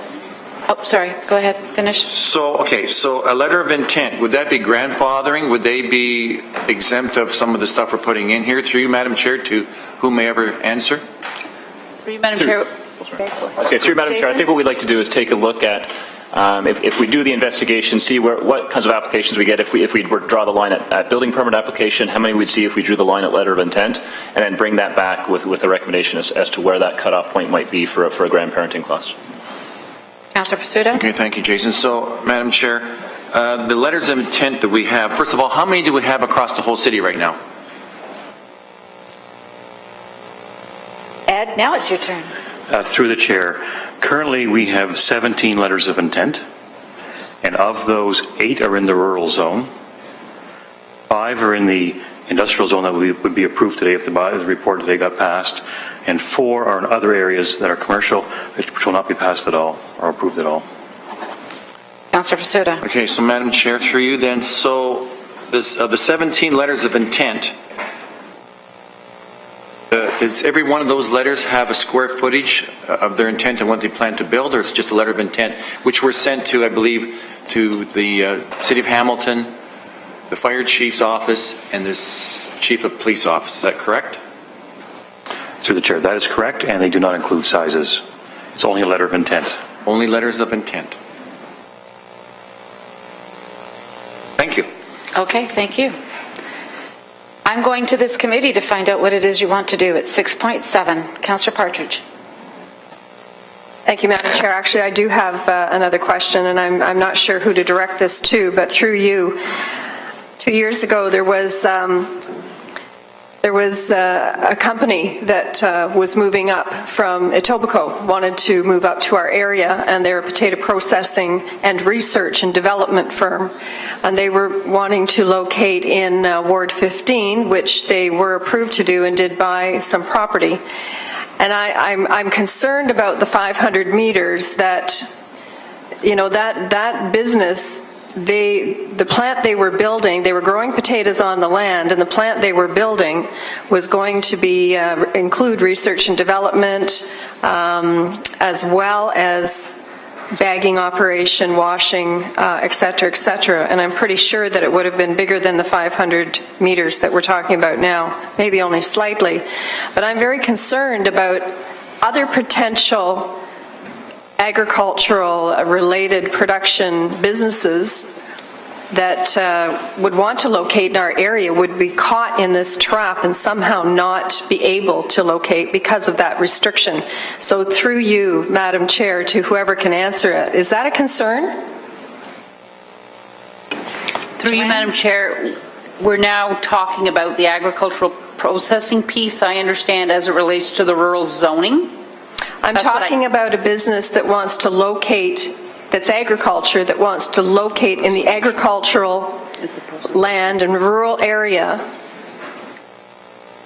that is going to build a plant that is going to be, or a production facility, whatever you want to call it, storage, a barn, that's going to be bigger than 500 meters. Are they going to be caught in this situation? And I mean, you know, I thank Councillor Pasuta for raising it, because we do have other potato operations. I have them in Ward 15 and in Ward 14, the bigger operation, and they farm all over both wards. But I'm really concerned about a future opportunity trying to locate in Flamborough, getting caught up in that 500-meter facility. Madam Chairman, we've defined agricultural processing as, and then Heather can go into this in greater detail. But your process is so you can wash your potatoes and bag your potatoes, but you cannot make a potato chip. So processing is a very limited application in terms of what it actually is. Okay. So it wouldn't be like an oak run, let's put it that way. And yes, that's what the 500 square meters was intended to do, was for that type of operation. So if they were wanting to build bigger than that 500 meters, they wouldn't be able to, is that correct? Through you, Madam Chairman, they would need a variance or a rezoning depending on the extent of what they had Right, so wanted there'd to do. be additional expense they'd have to go through. Okay, thank you. I'm just very concerned about Hamilton being open for business. As you know, everyone in that front row has had to deal with many of us around this table on exactly that issue. And I just don't want to put up indefensible barriers that are going to prevent businesses from coming here. Thank you. Thank you, and I've asked Vanessa to see if we can get the temperature adjusted in here. Councillor Ferguson, speaking of temperature. Move the staff recommendation as amended. Move the staff recommendation as amended, and it was seconded by Councillor Collins. Councillor Clark. Just a question. In the recommendation, it doesn't even refer to the 500 square meters, so how do I delineate my opposition to that, given that it's not in the recommendations? I will go to clerk and ask for the clarification. We have one objection in here, a very clear objection to the 500 square meter top. Joanne, is this going to come back later to adjust the 500 or to look at the 500, or are we going to approve this as is, including the 500? Through you, Madam Chairman, here's the option. There's an official plan amendment that deals with the urban area only, and then you've got 6 bylaws. Only two of those 6 bylaws deal with the urban area. That's the former City of Hamilton and 05200. So you could move the urban OPA, the 05200, the City of Hamilton, then table the remaining 4, and we can come back with that, because that'll deal with the issue of the grandfathering and the 500 square meters. We can do that way, so at least it gets going in the urban area. Thank you for that suggestion. So, Councillor Clark, I'm coming back to you with that suggestion. I would be very amended. I'm sorry? I'm prepared to amend my motion to what Joanne just said. Okay, Councillor Clark. Yeah. Councillor Ferguson moved this as a staff recommendation, so we need to go back to Councillor Ferguson. Can you please give him your amendment? I'm just saying that, thank you, that's very helpful, because the urban is the one that we've got the most applications in, so we need to deal with that. And then if we get the report back, perhaps we can come up with better language. So I'm happy with that. With that amendment? Yes. Okay, Councillor Ferguson. We have an amendment. Yeah, the amendment is exactly as Joanne explained. She could probably write it out better than I can, but we're approving the industrial, and they're going to come back to the rural, with the rural areas. So basically, we're moving the urban, tabling the rural. Everybody clear with that? Clerk? Can Joanne perhaps repeat what she said before? Very slowly, Joanne. Okay. So we would approve recommendation A, B, and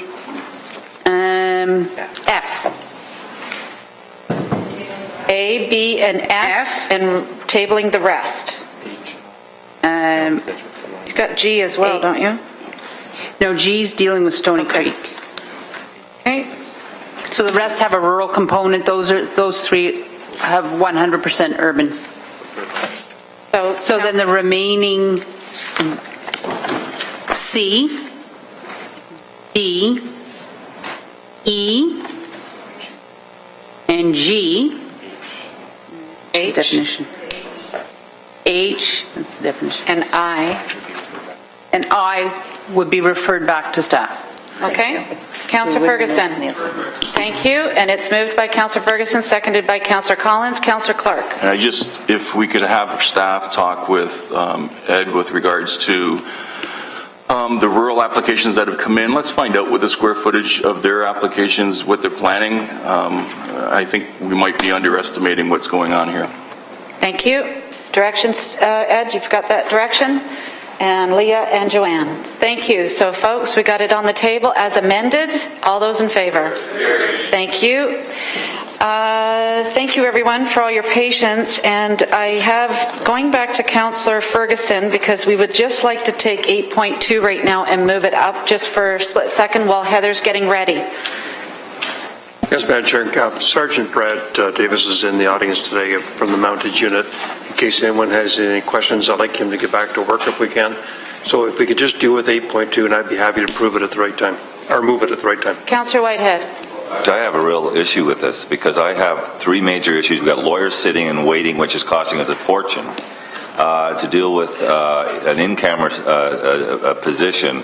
So now we're going to start moving things up on the agenda. So Just to be clear, but just to be clear, my understanding is we're going in camera when we're finished the entire agenda. So it doesn't matter what order the agenda is. So I guess the next question, Madam Chair, and I know that Councillor Pearson used to do it, is that when we're tying up lawyers, we might want to think about I understand. Identifying a time frame. I wasn't given any direction from our legal staff to say at this time we need to start, so I'm sorry, I'm at your hands. Thank you for attending today. And Madam Chair, I know that there's people in the audience here that are waiting for those items as well. So when you accommodate one, you should accommodate all. I thought we were going at the end of the agenda. And they're in camera, right. So I have a motion on the floor right now, moved by Councillor Ferguson, seconded by Councillor Partridge, to allow Sergeant Adams to come down for a minute, and we can do 8.2 expeditiously. So Heather, thank you very much for having it set up. Sergeant Adams, all those in favor? Thank Madam you. Chairman, I'm not sure it's necessary for Brad to come down. If the committee's okay with it, only if we have questions for Brad. We have questions, Brad. Come on down, please. He's got a gun. He can do what he wants. Okay, I heard Councillor Whitehead say his questions, so that's fine. It's okay. I know, Brad, I can do that if I want. I loved them when they were in my ward.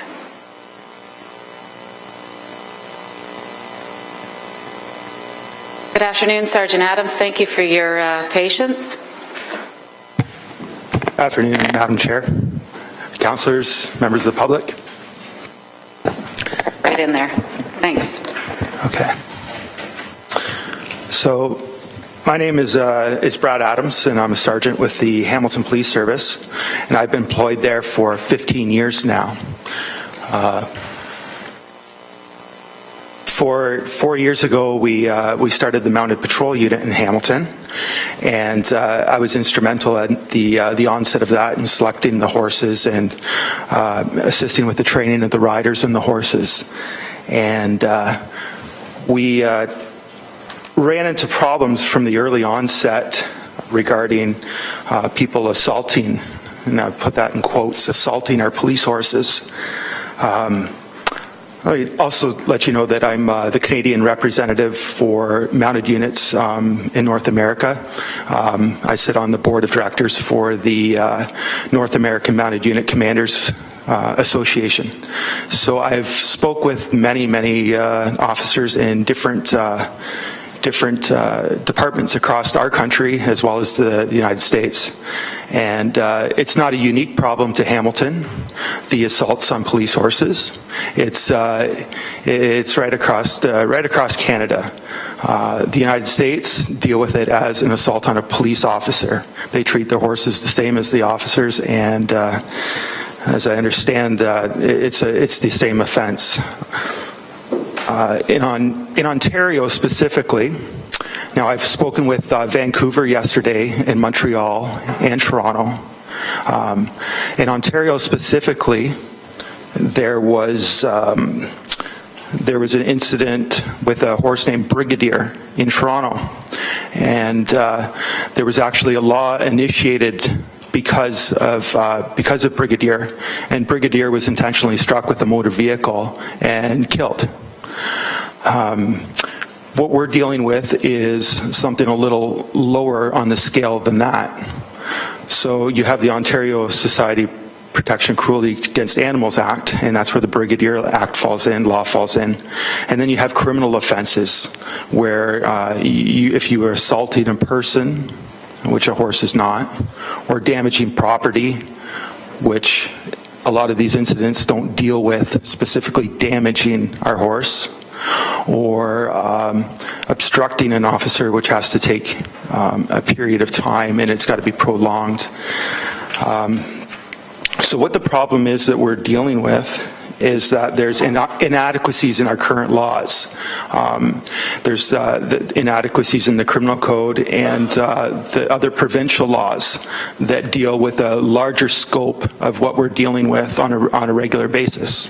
I'm advised by my officers that it's nearly a weekly occurrence, and I have some examples of what's been taking place.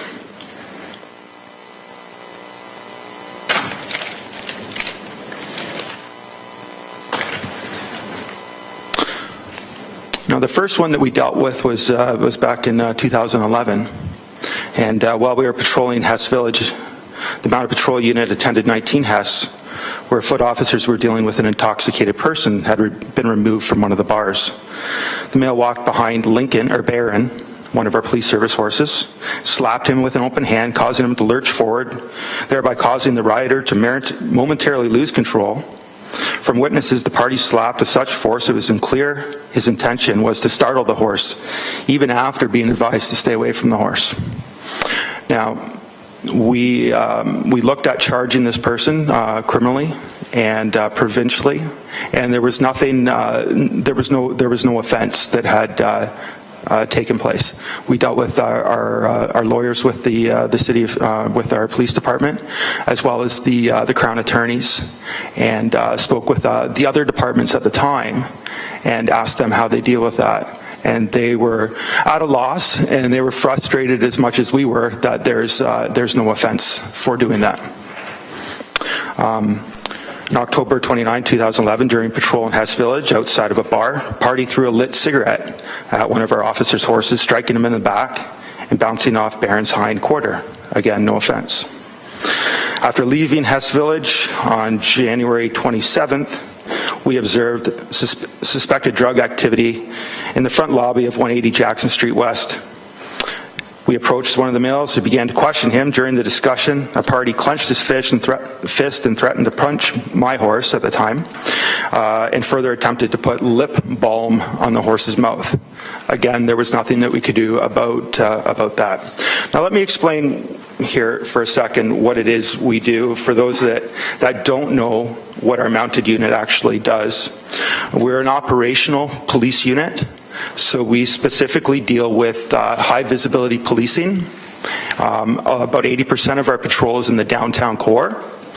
We are engaged in crime prevention, and we manage the entertainment districts. So with exception of just a few shifts, for 4 years, we've been in Hess Village and the downtown bars every Friday and Saturday night. We work 8 shifts a week. We work a day shift, afternoon, and night shift. And we attempt to quell the problems that are fueled by alcohol with our horses. We have 5 horses now, and we model our unit after the Toronto Mounted Unit. We also engage in search and rescue.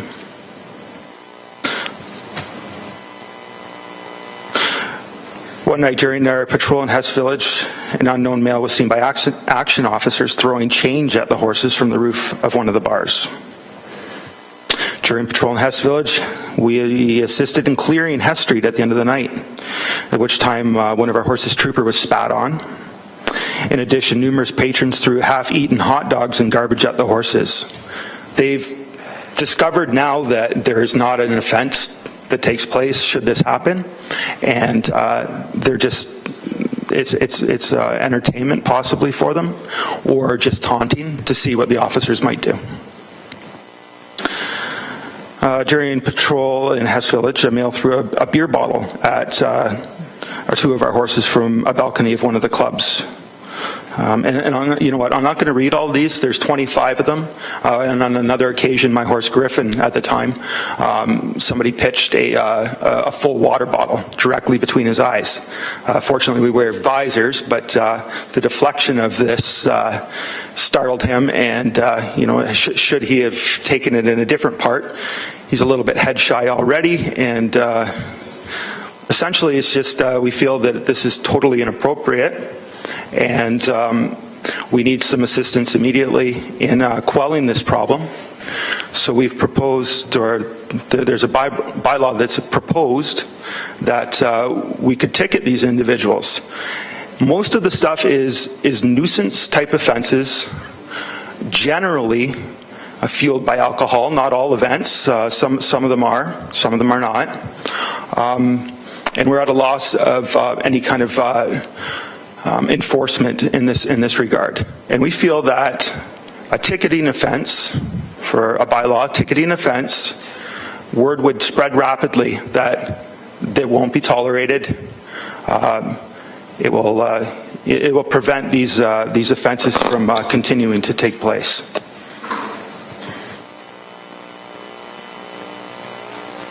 Some other laws that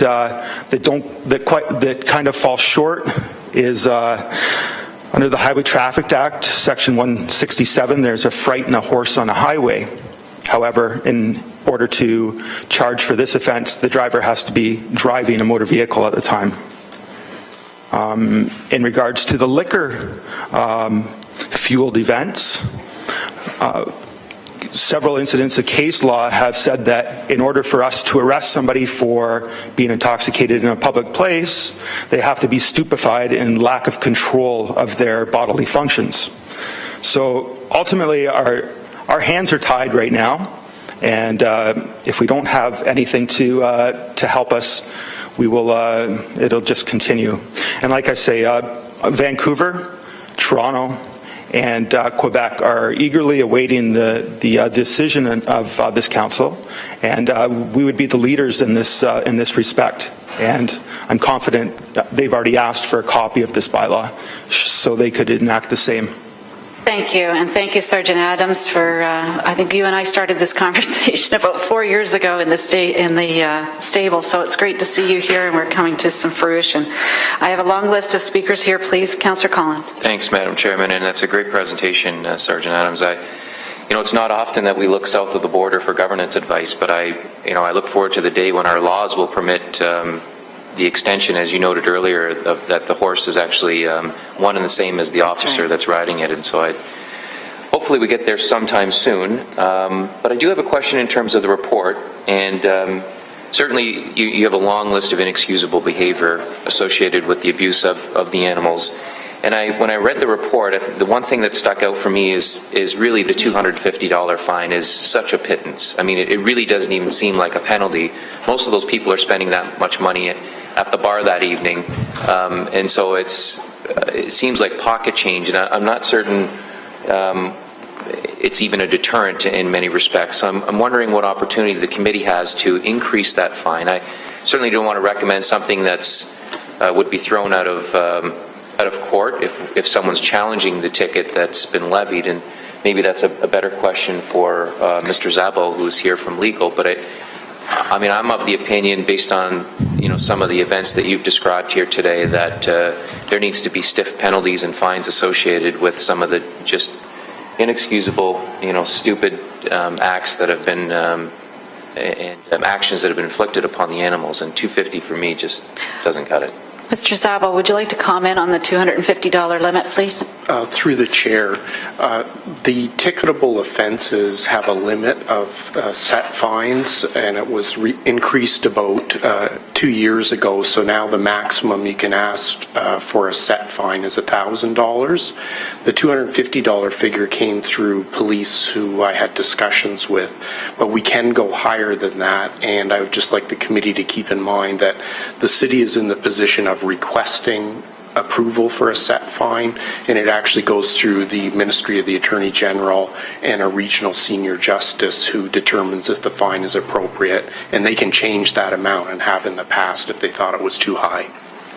Councillor Collins. Sorry, so your suggestion then, Ron, is that we could go up to 1,000, although there's a process that our recommendation will go through to actually be implemented as part of the bylaws legal passage, if you want to call it that. Through the chair, that's correct.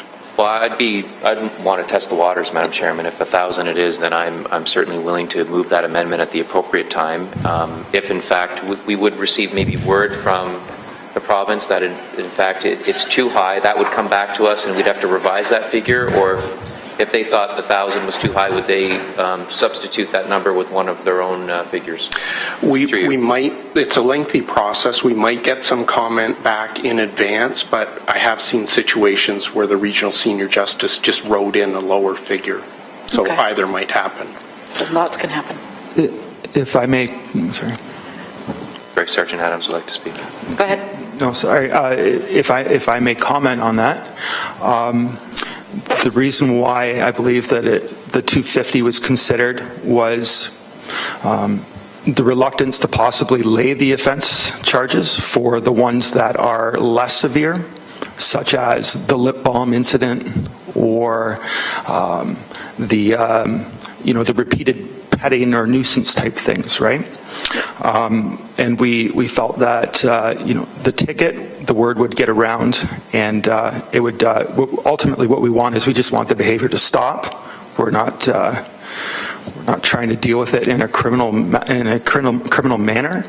However, and through Madam Chair, if Mr. Szabo could clarify that there always remains the option to lay a no set fine, a Part 3 summons. Am I correct or not on that? Szabo? Through the chair, that's correct. We can lay in information, and the bylaw provides a maximum fine of $10,000 for a first offense and $25,000 for a subsequent offense. For the Part 3, sir? That's correct. Thank you. Councillor Collins, you still have the floor. Well, I feel like we're not really passing anything with the 250, so I'd put the 1,000 on the table, knowing that the ministry can change it to something different if they see fit. I really see the 250 as a pittance, and I'm actually embarrassed to pass that amount of money. In light of some of these actions, I think would, they're sensational and they're shocking for most people in the community. And the other question I would have before I put the amendment, Madam Chairman, was how are the dogs treated, the canine units, with the same? There was one specific example just recently. Of course, the dogs, they kind of speak for themselves when they're taunted and tormented. But when they're in a vehicle, and one incident that I have here was the dog was in a vehicle and they were going through Hess as well at the end of the night. And just for my officer here, he says, the police canine unit is not exempt from these problems. In one recent incident in Hess Village, an intoxicated person was banging on the side of the police canine vehicle, exciting the dog and causing the officer to stop his patrol to deal with that individual, even after being told being told to stop by that officer. And then again, there was no recourse really for that action. So the continued exciting and teasing and tormenting isn't appropriate either. Thanks for that. Yeah, thanks. That was a great presentation, and it is a really good report in terms of the intent of the bylaw, and I would seek to change the set fine at 1,000 at the appropriate time. Thank you. And I've got a long list here, please. Councillor Farr? What happens through you to the officer if someone throws a cigarette at you or a beer bottle at you or a water bottle at you? What happens to them? They can be arrested, and that's assault police. And if you're on the horse, how do you distinguish between them throwing a cigarette butt or a beer bottle or a water bottle specifically at the horse? Or change from up above through you? It's all in the environment and perception, really, but it's usually abundantly obvious that it is directed at the horse. The horses are very large, so it's a big target, and you can see their eyes looking at the horse. They get focused on the horse, and then they go directly to the horse. It's almost like they disassociate the horse from the officer. They're in a state, and they just ignore the officer and walk at the horse and do things to the horse. Thank you, Councillor Farr.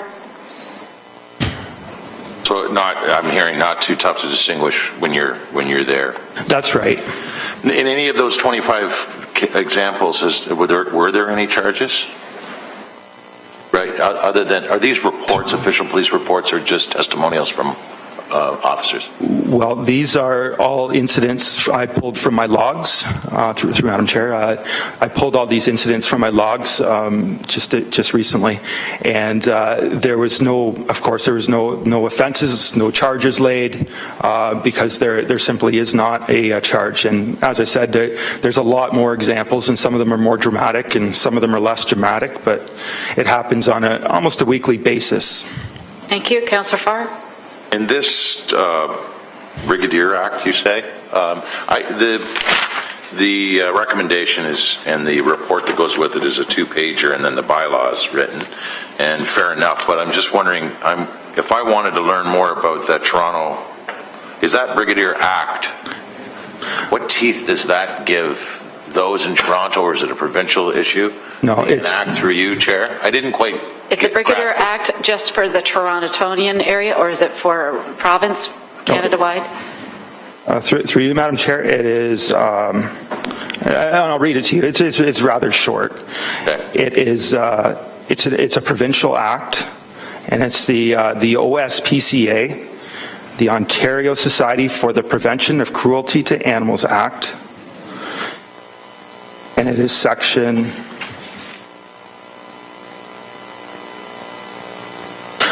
11.2, subsection 5.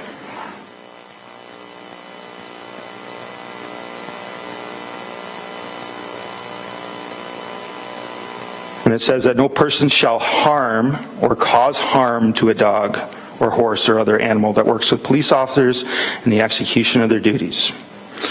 So the harm is established to mean that there has to be physical damage to the horse, like injured or maimed. They have to be harmed, not simply assaulted, as it would be for a human being. Councillor Farr? And what about, did you look into animal cruelty? I know we have obviously laws to that end as well. Yes, there's nothing. Change down at an animal or smacking hard a horse, would that not, did you investigate how that may fall under animal cruelty violations through you, Chair? Yes, our lawyers have looked into that with the department, and there's nothing applicable for it. Councillor Farr? So, no charges as it relates to animal cruelty if someone throws a beer bottle at an animal or a water bottle at an animal or change? No, not to my knowledge, no. Okay. I had one more question for staff, but I'll wait. Thank you. And I think I'll put you down for staff. Councillor Pasuda? Thank you, Madam Chair, and Sergeant Adams, thank you for coming in today. And I'm just going to, right now, Councillor Ferguson's going to move the staff report with amendments to it. I'd like to second it, being an animal person my whole life. So, you as an officer who's a mounted officer on the horse down there, you build trust with your animals and to do its duty, and you do your duty down there. In my life as a farmer, when you treat animals properly and respectfully, they perform for you, they breed, they produce. And when you do get an animal excited, like a dog on the farm or somebody kicks the dog down there, they will turn on them. A horse can't necessarily turn, but a horse can jump back and injure somebody. I guess what we're looking at here is public safety, officer safety, and the well-being of the animal itself. So that's what we have to be really concerned about. I like what's coming forward here. My question to you is, Sergeant Adams, were you part of this report? Did you give input to this? Yes, I did. Give input to it? Okay.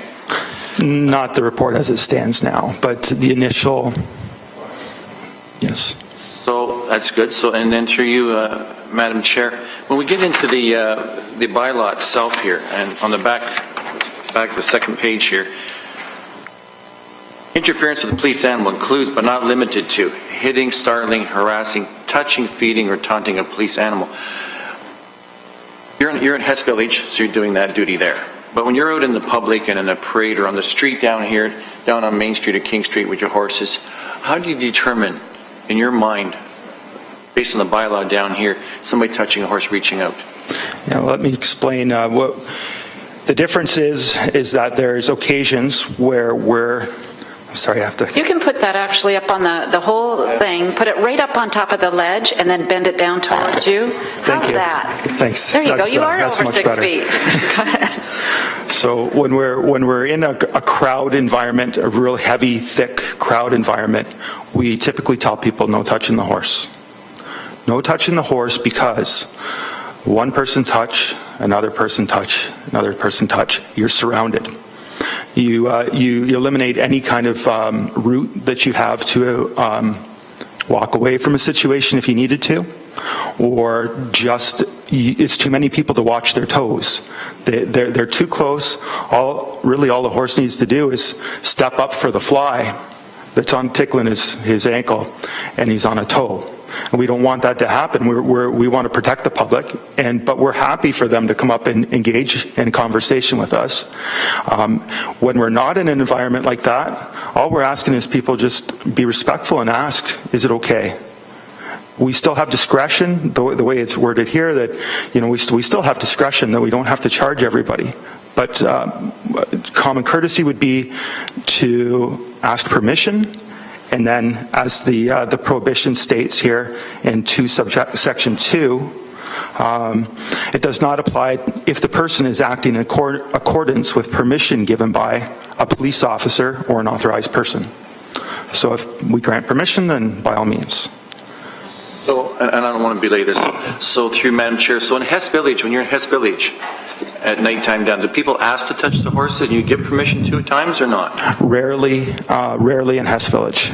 Our policy is that we just don't let anybody in Hess Village because the same situation happens. They come in and it's time to leave and they don't really understand that it's time to leave, and then you get surrounded. So our policy is that just no, not in Hess Village. Okay, thank you, and I'm very supportive of this, along with Councillor Collins' amendment to increase if we can, the fine on this, but very supportive, and thank you for being here. Thank you, Councillor Whitehead. Thank you, Madam Chair. I did see in the report, and I think you've indicated that there are jurisdictions that have had horses a lot longer than we have, and certainly canine units. They have no such bylaw currently existing anywhere in Canada. Okay. Is that correct? Through you, Madam Chair, that's correct. So I guess the question is, if they've had the experience much longer than we have, why didn't these jurisdictions take this approach many years ago? I don't want to answer for them, Madam Chair. Okay. The next question I have is, and by the way, I'm very supportive of it. I want to make that clear so you know right up front. In fact, I think that it's wrongly placed. I think this is something that, and I'm going to ask the question now, what is the association doing? Because I think that the horse is an extension of the officer. I think Councillor Collins alluded to that. And that should be a federal or probably a federal statute, maybe even a provincial statute. What is the association doing to ensure that whether it's our dogs in the service or whether it's our horses in the service, that we are getting the appropriate changes at the right level, not at the city level, but the right level that oversees policing to provide such recognition for our animals? I have not spoken specifically with the association, so I'm not familiar with their opinion. I'm sorry, I meant association. I meant the service. So is there a movement through the services and boards anywhere else to collectively lobby the provincial and federal government to change the regulations or whether they need to change to associate when the horses are on duty and when the dogs are on duty, that they're in fact an extension of the police officer?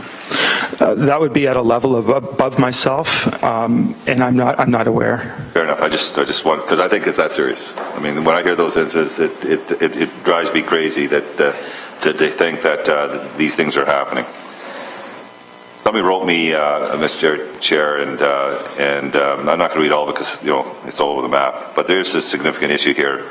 I saw a video where the horses in Hess Village were used to separate a crowd very efficiently and very effectively. Is there contact made when you use that solution with the horse pushing against a crowd? Is there actual contact? Every incident would be on its own merits. I've seen many incidents where there isn't any need for any contact, and that's the beauty of a mounted unit, is just the sheer presence and size of the animal. As you move forward, people typically move back.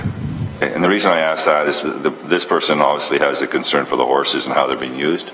And they indicated they've been in other jurisdictions, and the horses actually have protective plates. So I guess what protection have we put on our horses relative to their duties out in the field? So through you, Madam Chair, our horses are protected with a visor that shields their eyes, specifically as a result of an incident in Toronto where a horse was injured in his eye. And they also have a nose protective plate that affixes to the bridle. And they also wear leg guards if the situation presents itself that we need to protect their legs. Great. Thank you. Councillor Whitehead. I just want to put that on record because that was sort of one of the things he was inferring. Madam Chair, I as Councillor Collins, I think the problem is the ticket solution for such a significant. I don't think it delivers a message because the people that are doing it, and I'll get the officer to answer this question. You're talking primarily, what I'm hearing primarily in Hess. You're dealing with people that are drinking and intoxicated and unfortunately may not be of right mind. So when you identify all these incidents, do we know what state of mind these people, do we have any idea in regards to your observation or those testimonials, whether these people were under the influence? Again, through you, Madam Chair, every incident would have to be valued on its own merits. It'd be tough to lump it all into one category. So I think the importance in the message is that whatever we can do to facilitate our officer, I don't think a $250 ticket does it. I understand the discretion because you don't want to nail everybody severely with minor episodes, but I don't think a $250 ticket is a deterrent. I would prefer to go to the Section 3, quite frankly. I really would think that that's the approach we take. It gives it more authority, and boy, does it send a real message. You may not get to use that on those small instances you talked about, but you only need to use it once or twice. It would get out there with a big fine when it's deserving relative to the type of issue, and I can tell you that sends a much stronger message than a $250 ticket. So I'm very supportive. I thank the officer for coming forward. And I would be probably moving, for now, the Section 3 application for these kinds of instances. Okay, sorry, you're supporting the 1,000, but you're also supporting Part 3? No, the 1,000 is going in the right direction. Okay, thank you. But I believe that the Section 3 provides more discretion and it gives you the heavy tool if you need it. Okay, thank you. And Councillor Ferguson. Thank you very much, Madam Chairman and Brad. Thanks for your presentation today. I first want to apologize for this taking so long. I think you first approached me at the opening of the stables at the Ancaster Fairgrounds about getting something done. And Madam Chairman, I also own horses, and I know particularly, like a human being, their nose is very sensitive. And if someone falls off and punches that horse in the nose, it'll cause them to rear up because it hurts. And puts the horse at risk, puts the rider at risk, and puts the public at risk when a horse rears up. So this is long overdue to get it through. I know, as Councillor Whitehead mentioned, we had an actual video. I think it was the May board meeting that Inspector Raston brought in, and it showed where there was a flare-up at Hess Village. It was after closing, and people were trying to climb the fence. and the action units were trying to move them away and weren't successful, and the mounted unit cantered in, and they dispersed immediately. Although he saw the corner of the lens, some guy on a full run come after them and hit the horse trying to knock it over. Now, obviously, he's dumber than a bag of hammers to try to knock over an 1,800-pound animal. And the horse reared around real quick, though, and stared him down. He ran away. But that kind of stuff can't be tolerated, putting the public, the rider, and the horse at risk. And so I guess my only question to you, Brad, is on the fine side. I trust your judgment that you think $250 is the right amount because you want to issue some tickets, but you'll be reluctant. I've sensed through you, Madam Chairman, you'd be uncomfortable issuing $1,000 tickets. Would the right thing be to do to try the $250 and if it's not to come back to us to increase it, or would you like to see us take it up to $1,000 right now? Through you, Madam Chair, I guess I'm the only one here to answer that. Personally, if Mr. Szabo agrees that you can still issue a Part 3 summons and lay in information for the more serious offenses, I think for the smaller offenses, the $250 ticket would be fine, and it would stop the majority of the incidents from happening. For the ones that are more serious and egregious, we would just immediately go back to the station and fill out a Part 3 summons and deal with it that way.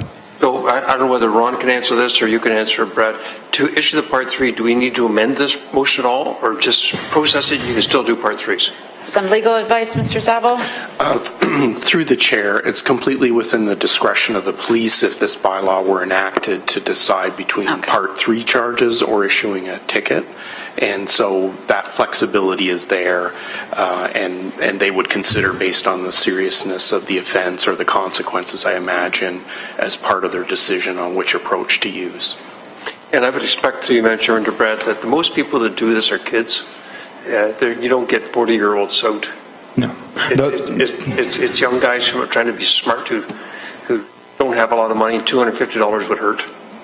Through Madam Chair, personally, my experience has been that the majority of the people that are doing this are people that wish they could do something to the police, but know they can't, so therefore they just vent on the horse to demonstrate a point.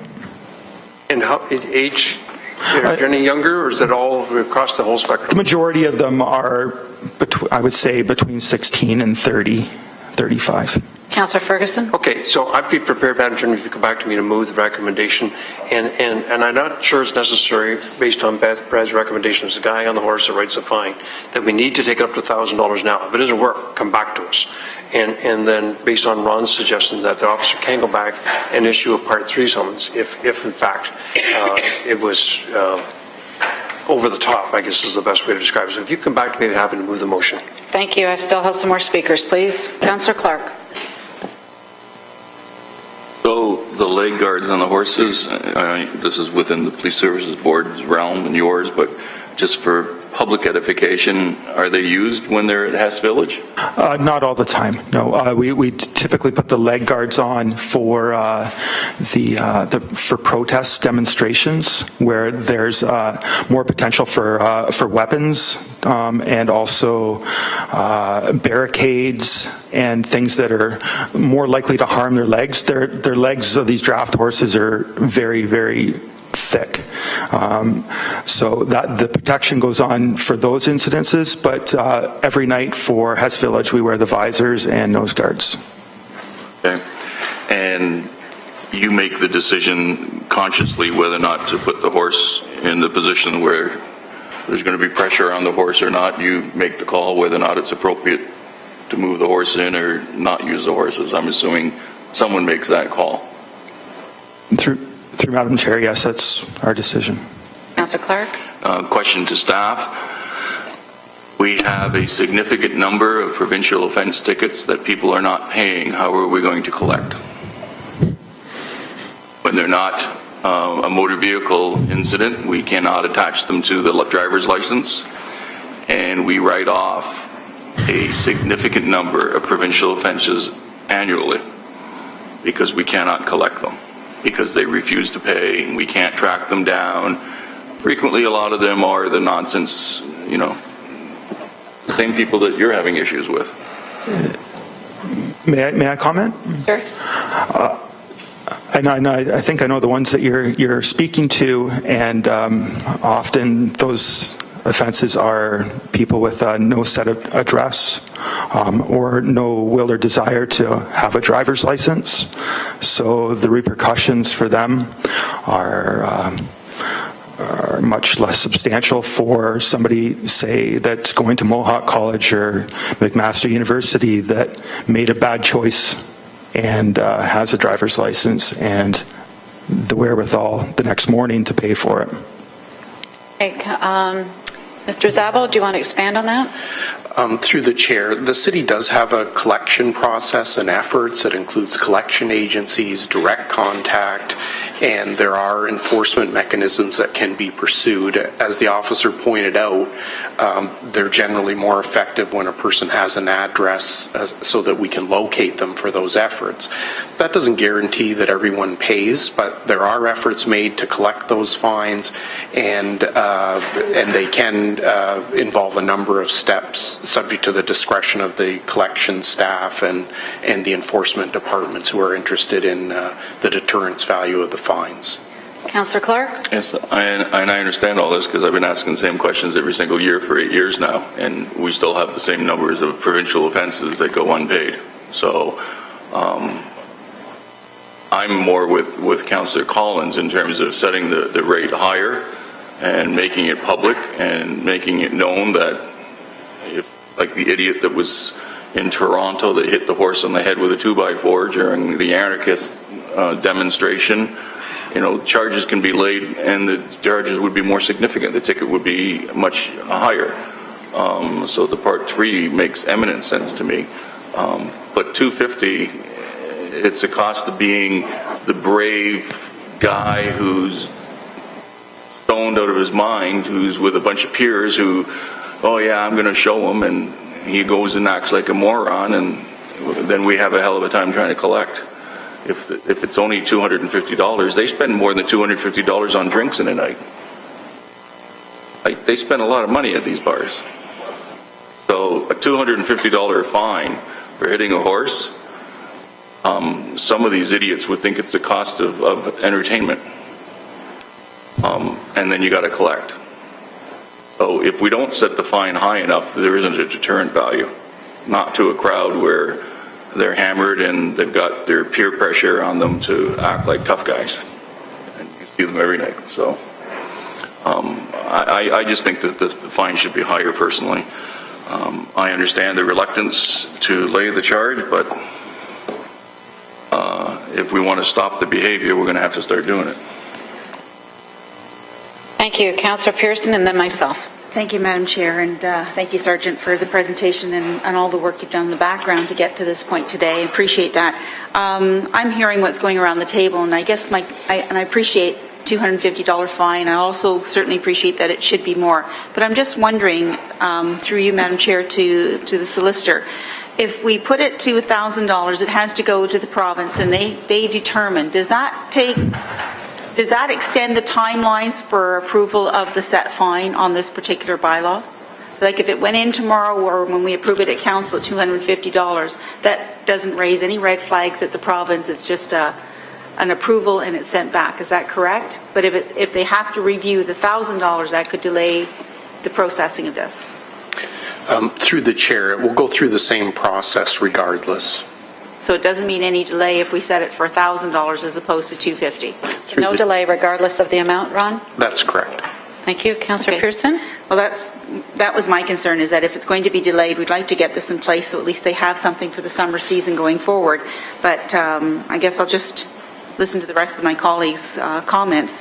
I mean, the argument could be we can set it at $250, or we could set it at $1,000. If there's going to be an issue of payment, it doesn't matter what level it's at. Yeah. So, whether we just move on with this and have a starting point, I think it's the message more than anything that's being sent out there that says, you know what, we can't tolerate this behavior in our community. So that's where I am at. Thank you, Madam Chair. Thank you. And Councillor Collins, if you could take the chair, please. Thank you very much, Brad, for coming in. This has been a long haul from the start. You and I did this at Black's, when at the very first stable that you were situated in, and thanks again for all your hard work. I know you've done a lot of research on this. I only want to make one comment, the 1,000 versus the 250. You're saying is get the bylaw put in place, the 250 will come, the 1,000 we can jump it up later. I'm comfortable with what you're saying, that the 250, because we did have a conversation amongst us, you know, in the hallway, just passing through, and even before this meeting when we were all sitting around here, that 250 doesn't seem like a whole lot of money. And quite frankly, I don't care if they can afford the 1,000 or not afford the 1,000. That sucks to be them. So whoever abuses an animal.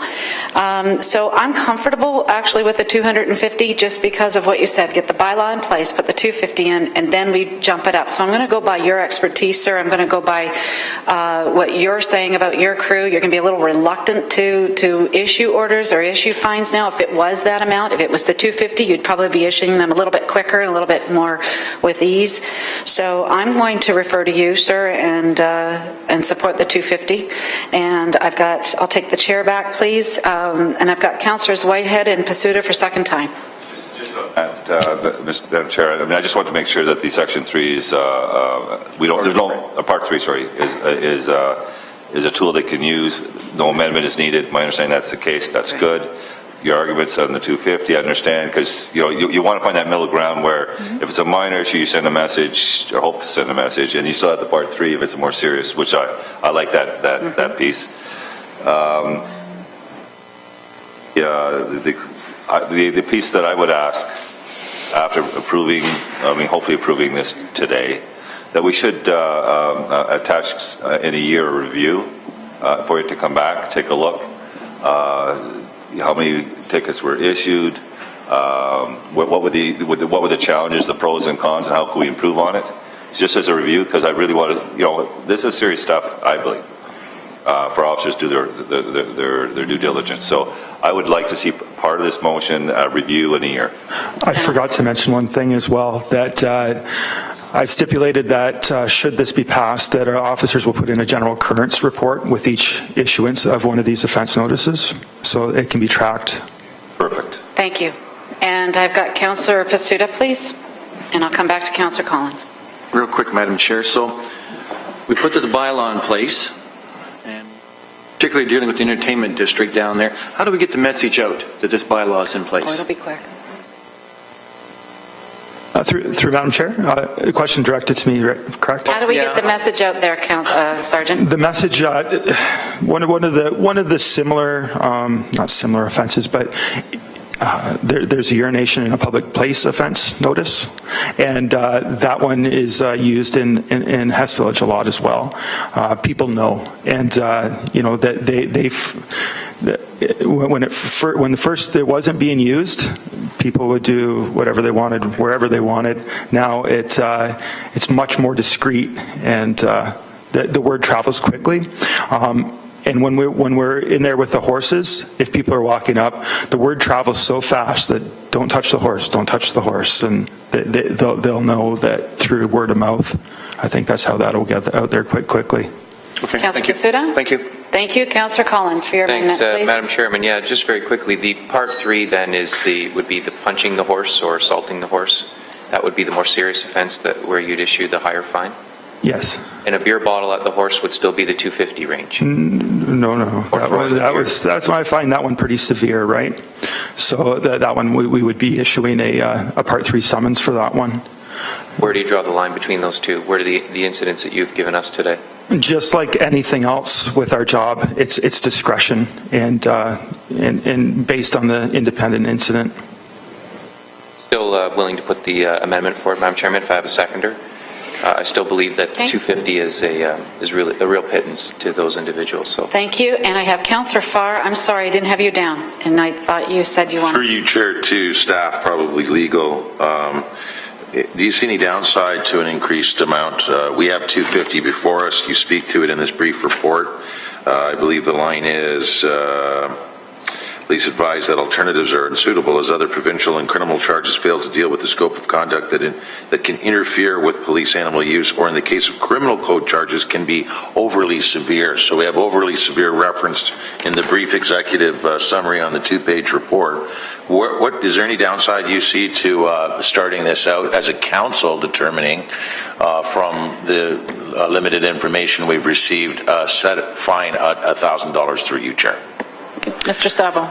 Through the chair, I think the downside has already been identified by the officer, that police, knowing that that is the fine that may be imposed, might be reluctant to issue those tickets in all occurrences that actually interfere with their work. They might apply discretion to the degree of interference or conduct. So the use of the bylaw may be less in that circumstance. But other than that, other than the fact that the city, again, is just asking for the $1,000 set fine, and because it's the maximum, the justice that reviews the fine may find that too high and could adjust it. Other than that implication, I think those are the two issues. Councillor Farr? So it's maximum 1,000 in this amendment to the mover? Is it fixed to the mover? Sorry, to the mover, are you suggesting it be fixed at 1,000 or up to 1,000? Through the chair, we ask for a fixed amount in a set fine approval. The court can actually vary from the fine and does in some occasions. But thank you. Councillor Farr. Very good. And on page 2 of the 2-page report, no staffing implications are anticipated, as it says the number of charges is not expected to be significant. So prior to that, in financials, it says that the revenues from the fines would be payable to the city. That's the City of Hamilton or HPS? Through you, Chair. HPS or City of Hamilton? Mr. Szabo? Through the chair, it's to the city. To the city. Okay. All right. Well, obviously, there is no shortage of references to Ward 2's only entertainment district. There's only one in the city. I heard it pluralized a few times, but there's just Hess Village. And not at all, Madam Chairman, independent of any other challenges that all other entertainment districts across this country endure.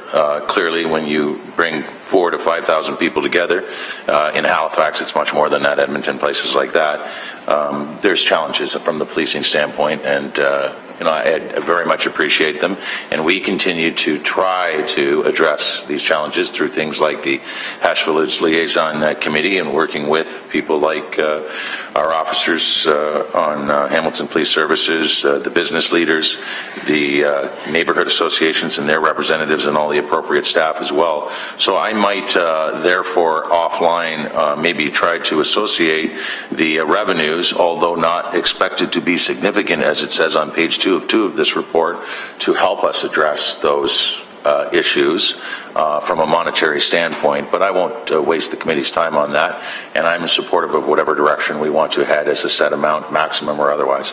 And I appreciate the officer's time and very much appreciate the mounted unit as one of many aspects of policing, not only in Hess Village, but throughout the city of Hamilton. Thank you, Councillor Farr. Sorry, we got Councillor Pasuta, please. Okay, just real quick, and I'm hearing everybody, but in here I see $250. I'm looking through the consultation, relevant consultation. The police also seek a set fine of $250. What would be wrong with moving forward $250, see what kind of message it sends?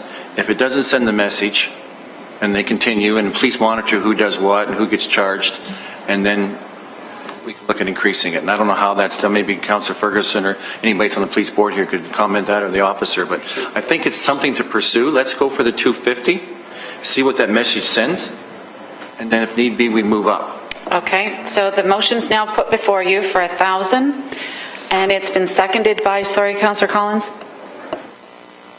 Councillor Clark, sorry. So seconded by Councillor Clark. All those in favor of $1,000? Put your hand up, please. All those opposed? Okay, so, all right.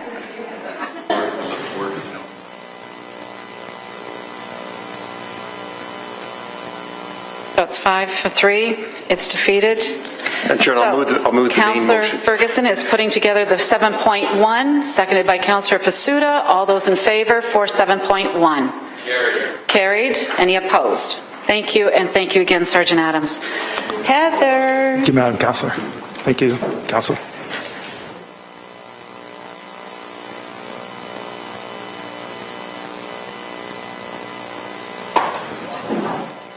So Heather, just before we start, this is an information report only. Nothing is to be decided today. It is just for you to give us an update at where the rural zoning is at this moment.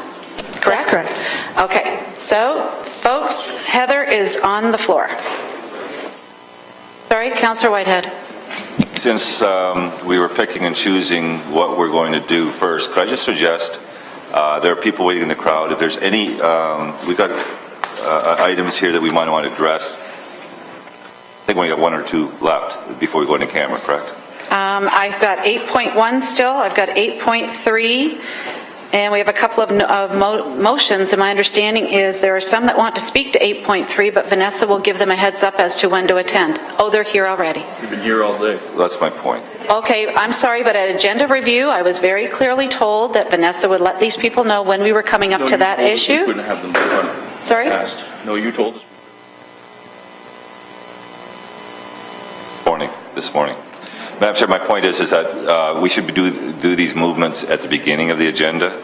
We did this one with the police services, which was a little bit off kilter, because to me, on agenda review, you address those issues at the front end of the meeting. So my point is now we've opened this door. I just want to make sure that people have been waiting for a long time. Okay, put the motion that we don't back forward. them up any longer than we need to. So I want to say that, well, we got people waiting on the tow truck licensing stuff, right? So I move that we move that up. Okay, so moved by Councillor Whitehead, seconded by Councillor Ferguson. All those in favor of moving the tow truck item up? Carried. Any opposed? Thank you. Sorry, Heather. Okay, here we go. Tow truck license. I would like to invite our delegations to come forward at this time, and my apologies. I was told that you would be called when we were getting to this item, that you wouldn't be having to sit around all day. So my apologies to you. Go ahead. So, I've got Fred. Come on down, Fred.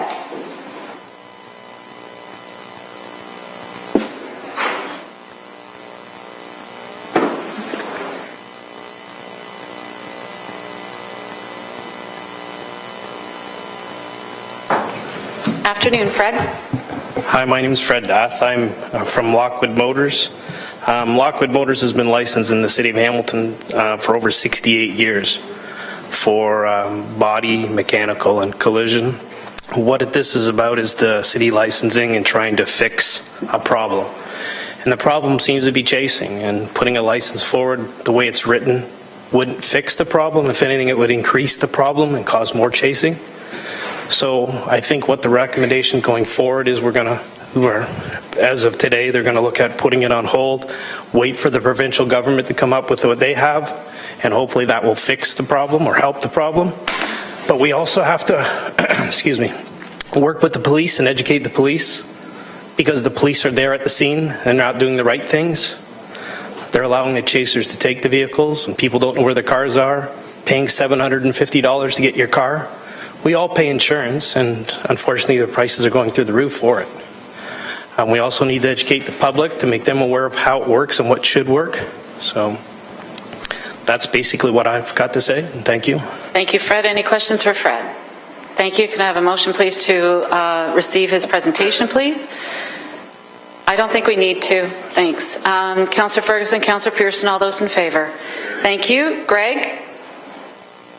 And then I have John, and then Ray.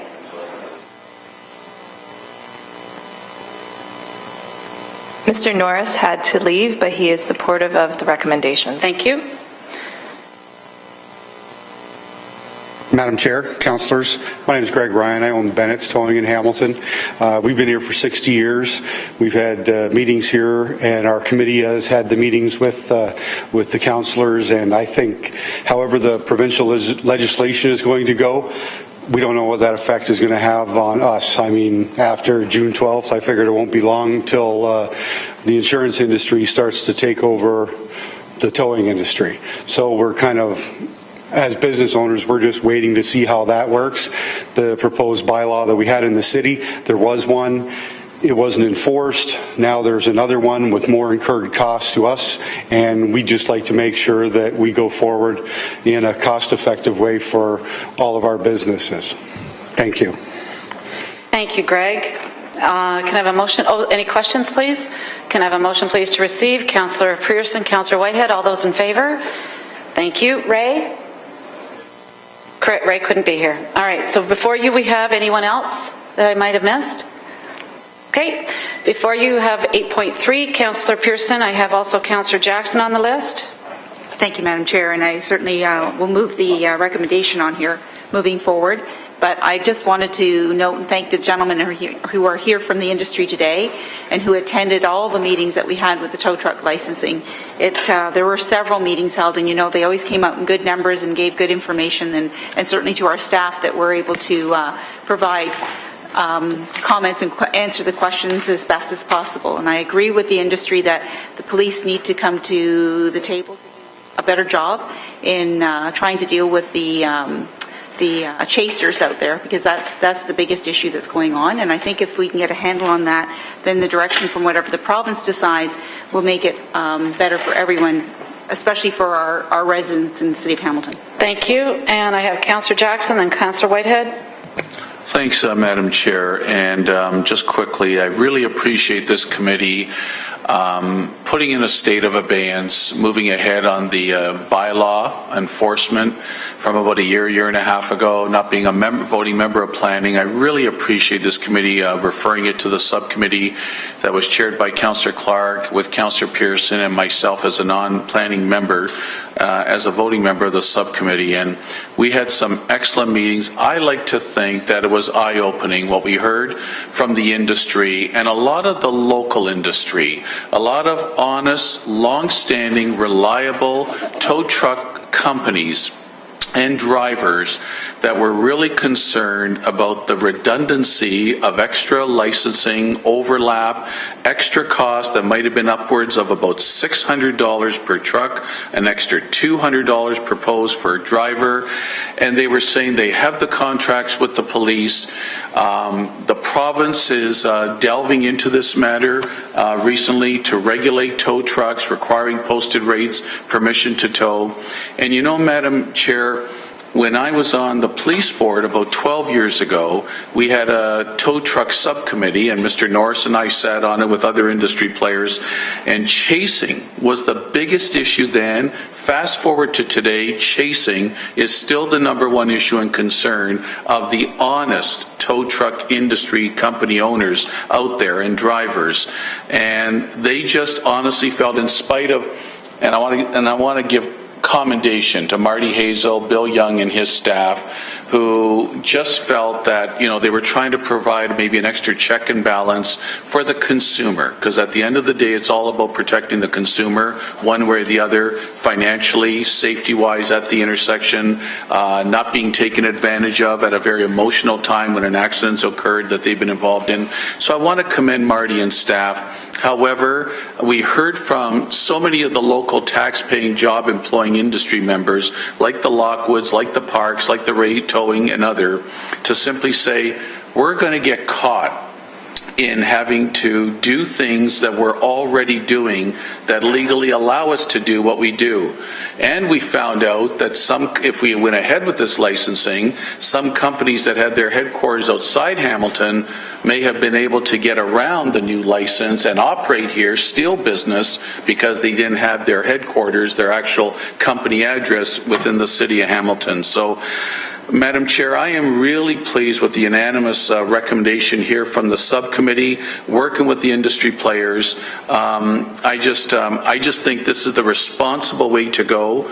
And again, with the chief having had his contract extended as of yesterday, and I know he's a superb operational guy, and with the chairman of the board, I just know, and with other members that are on the police board, Councillor Whitehead and Collins, I just know if we bring this matter to his attention, the industry, the honest brokers in the industry are begging for the police to get more involved at accident scenes to help stop chasing, and I'm sure that will not fall on deaf ears in the future.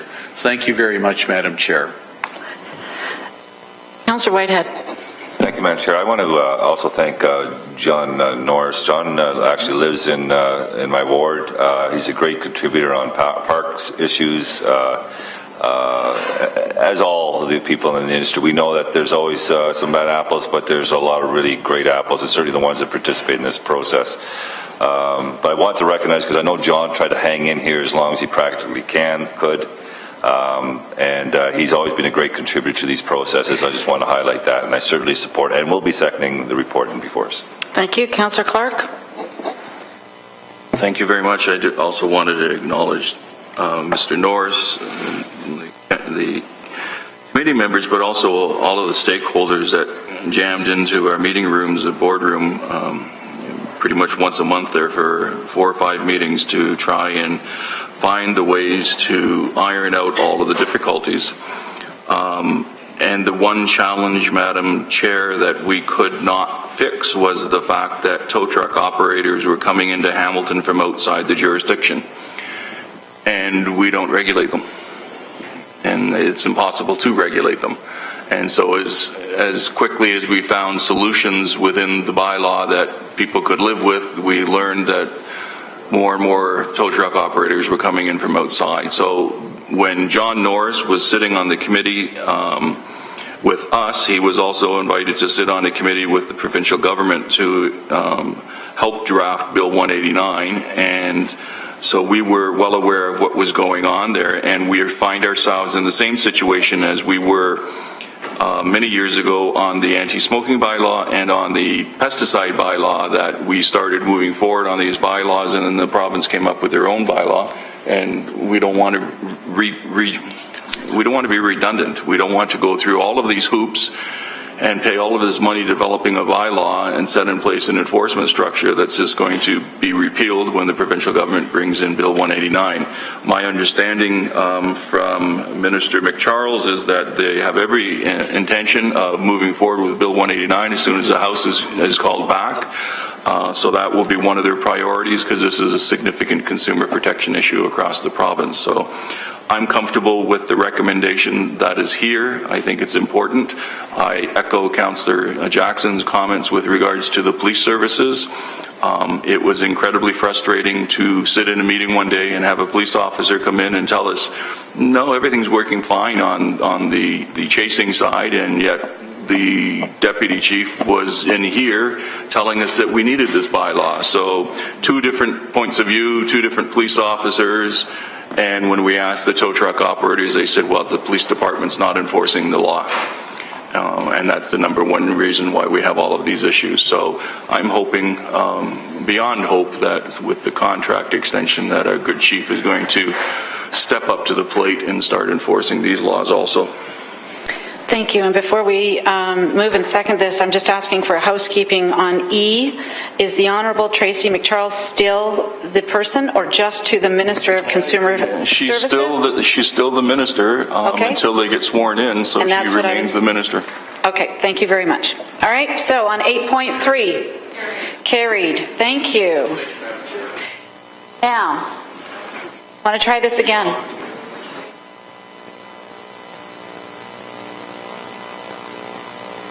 Tom likes it in here, though.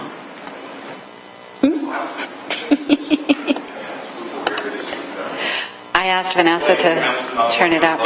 I know.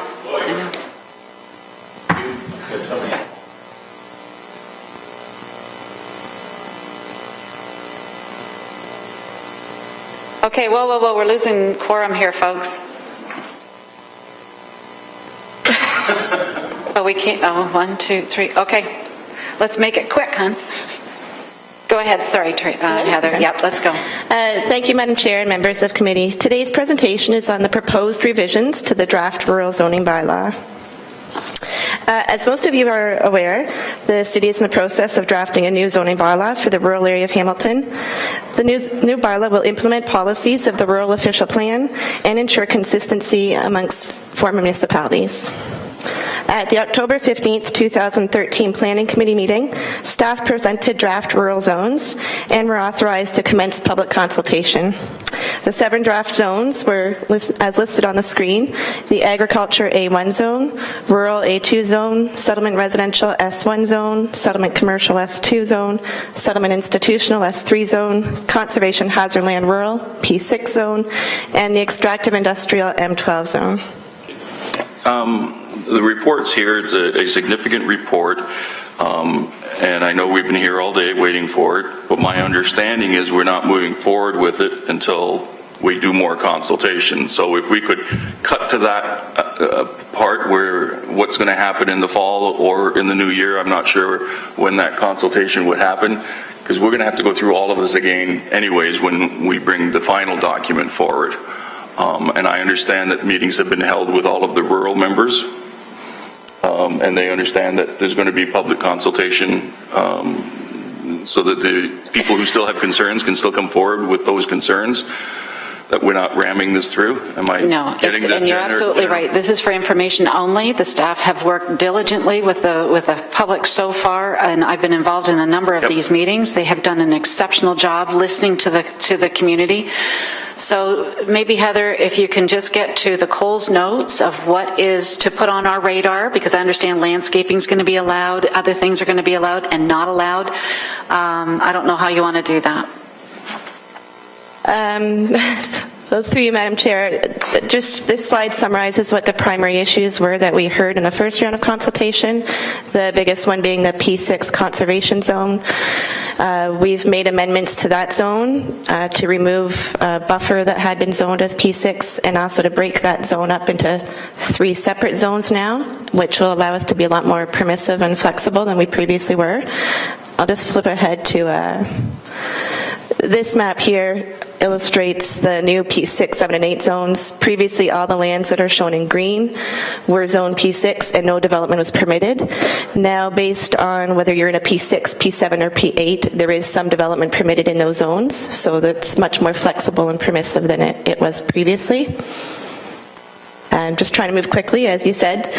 We are also proposing amendments to the site plan control bylaw, and these will be brought forward with the rural zoning in January 2015.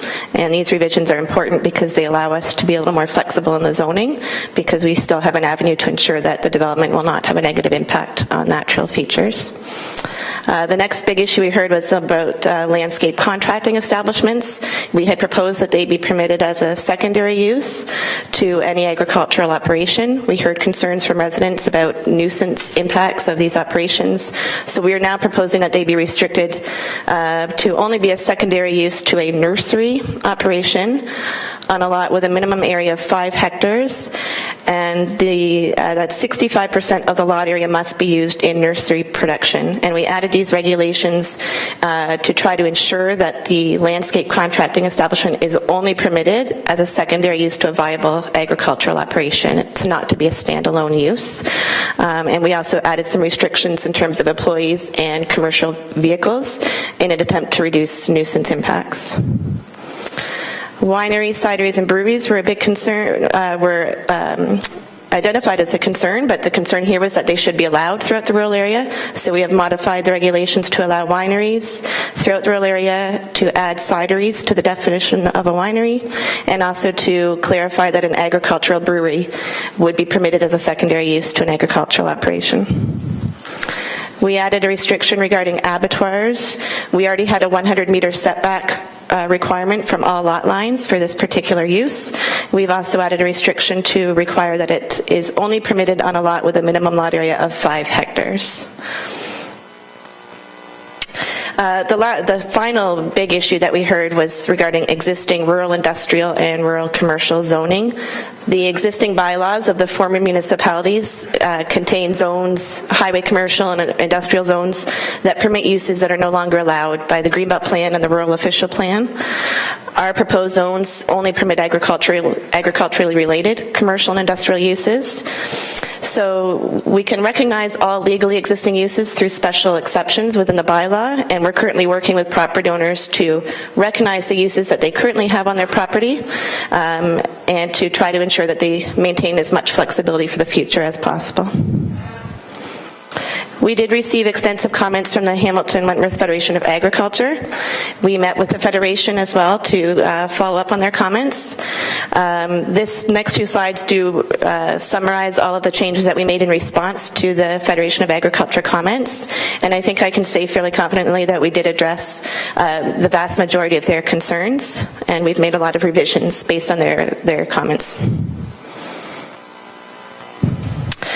This slide summarizes several areas that are to be excluded from the rural zoning bylaw for various reasons. So these are part of rural Hamilton, but for example, the Pleasant View area of Dundas has been brought under the Niagara Escarpment Plan. So until they've brought that area under development control, we will not zone that portion of Dundas. Portions of the Greensville settlement area are currently under review as part of a sub-watershed study. So until we have the results of that study, those areas will not be zoned. The Airport Employment Growth District study area will not be zoned until the completion of the Phase 3 OMB hearing. The Swayze Road Business Park is not being zoned because it's the city's ultimate intention to bring that portion of land into the urban area through a future official plan amendment. And the portion of Lower Stony Creek north of Highway 8 between the urban boundary and 50 Road, staff are proposing to not zone those lands at this time. The Greenbelt Plan review is to commence in 2015, and as part of that review, staff will be recommending that these lands be incorporated into the urban boundary. So be removed from the Greenbelt Plan and incorporated into the urban boundary. So until the results of the Greenbelt Plan review have been finalized, we will not zone those lands at this time.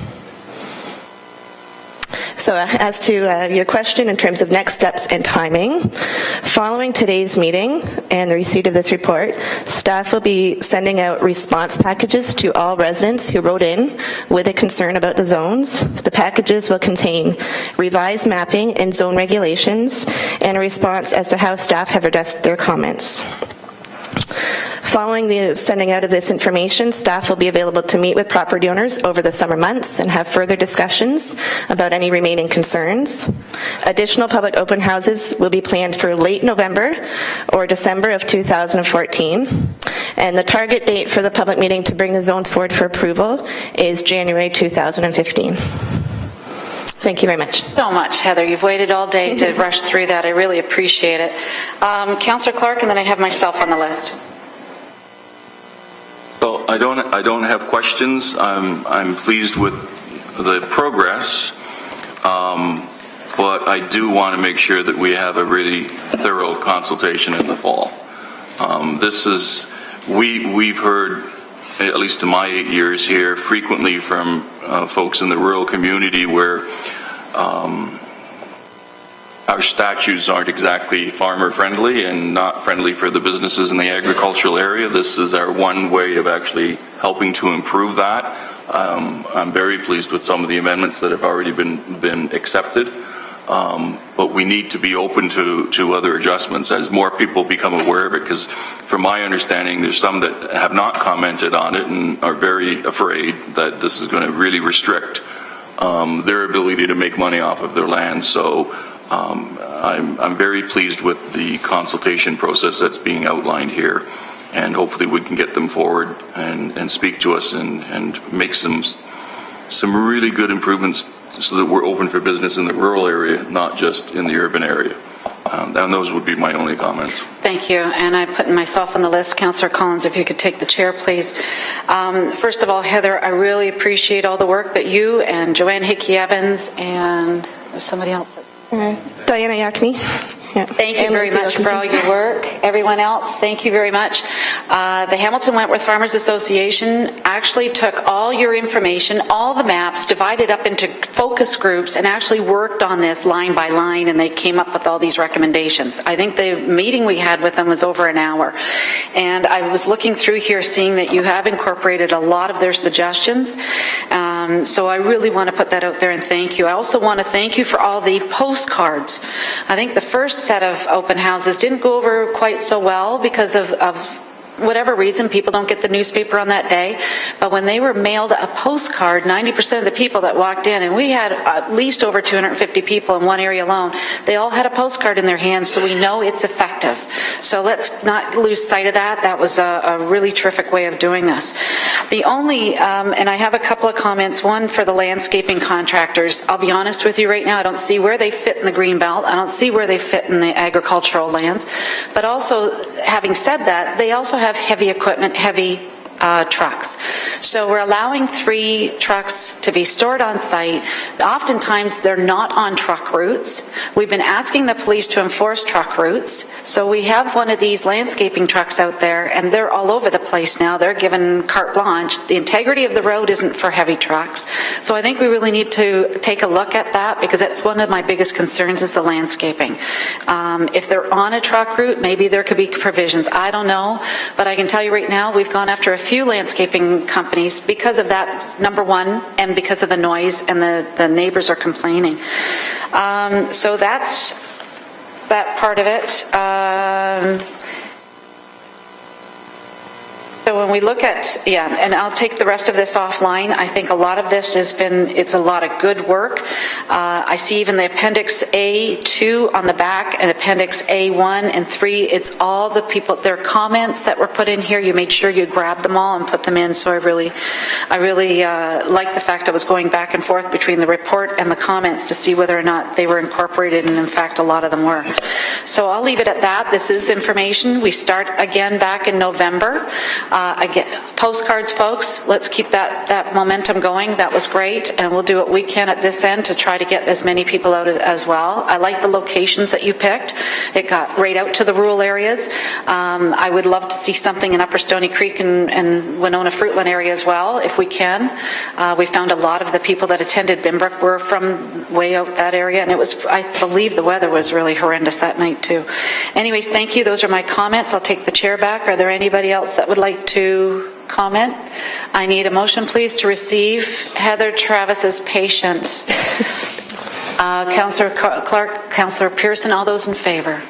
Thanks again, Heather. And all the other folks up there that have probably got numb behinds right now.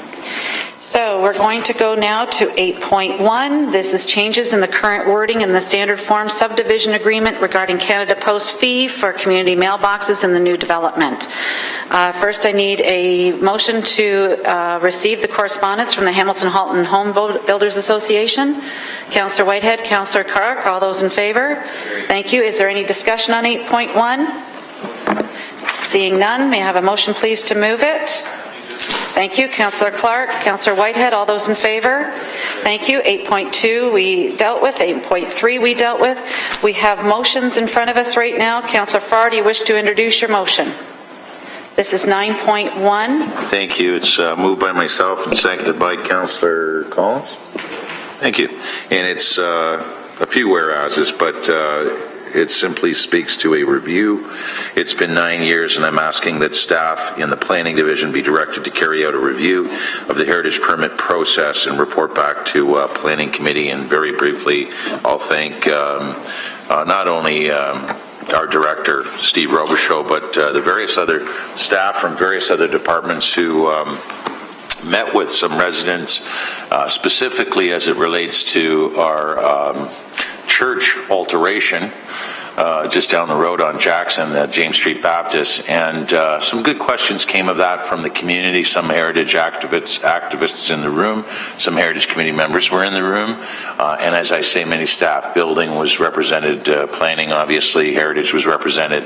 Very good discussion held over in room 222 about a couple of months ago now, and ultimately what has come of it is what's before us today with item 9.1 as suggested, I think safely I can say, for the most part by our director. At least my recollection is that a lot of what we do, we look at it with respect to reviews in a 5-year span, and it has been 9. And given the content of the discussion and the good discussion that it was, we felt this might be relevant, and certainly has been vetted with those interested parties in the community and in the Durand neighborhood. Okay, thank you very much. And this is your notice of motion, or is it your motion? It's your motion, correct? Motion, and seconded by Councillor Collins. And Councillor Clark, you'd like to speak to this? Yeah, and it's not just specific to that area, because our process for heritage permits operates right across the entire city. And the pendulum has swung a little bit, and we need to start to clarify a few things. So this review, is it going to look at how we deal with these demolition permits and the last minute 11th hour decision to designate in order to stop someone from demolishing a building when they already have the permit and the building permit in their hands? Who would like to answer that? Steve? Through you, Madam Chairman. As part of working with Anita Faybeck and myself, we've been talking about the whole entire heritage planning process and our permitting process, and then not only looking at the delegation bylaw, but with the properties that are on the registry and how we deal with those properties when people start coming forward for demolitions, the quote-unquote emergency demolition or reacting to the threat of an emergency demolition, as well as the day-to-day operation of the heritage permit subcommittee in terms of the reporting, the minutes, the forms, et cetera, et cetera. So we're looking at it on a comprehensive basis, and we're making some administrative changes, and other changes will need, bylaw changes, and we're bringing forward those changes to committee and council. See, and I'm pleased with all that, but we need to be aware that the fact that we can say no or yes to a designation, and that people are interpreting that the law says if the property owner says no, we can't take that into consideration, that's not actually true. We can take that into consideration, and we can consult the property owner. The law says that we cannot arbitrarily say no to a heritage designation solely because the property owner doesn't agree. That's what the law says. And we have taken that interpretation to mean that we don't have to consult with anyone. We don't have to talk about it. We can just have this unilateral power, and it's not the case. We still can have civic engagement on heritage designation, and we can still ensure that the property owners are consulted, and we can still be proactive in the heritage designations without turning around and stopping an investment, significant investment into the community, because a few people want to preserve that particular building. If we followed a process with planners and we followed a process with people coming in to invest in the community, and then at the last minute we throw a curveball at them, that sends a chill through the investment community outside of Hamilton.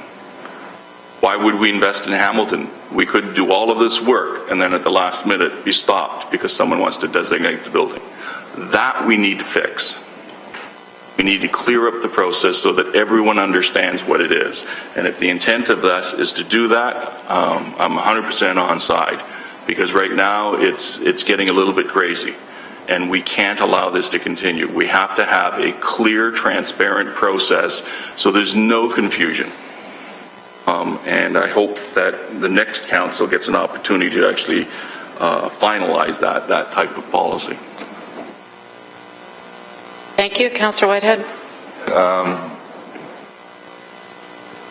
From the open for business perspective, the predictability for investors is the most important thing. So I think we need to ensure that as we embark on any kind of a review, that we understand that all business asks, other than the transparency, is the predictable form. What they when they make that investment, what they can expect, and not something after they make the investment because the horse is already out of the barn.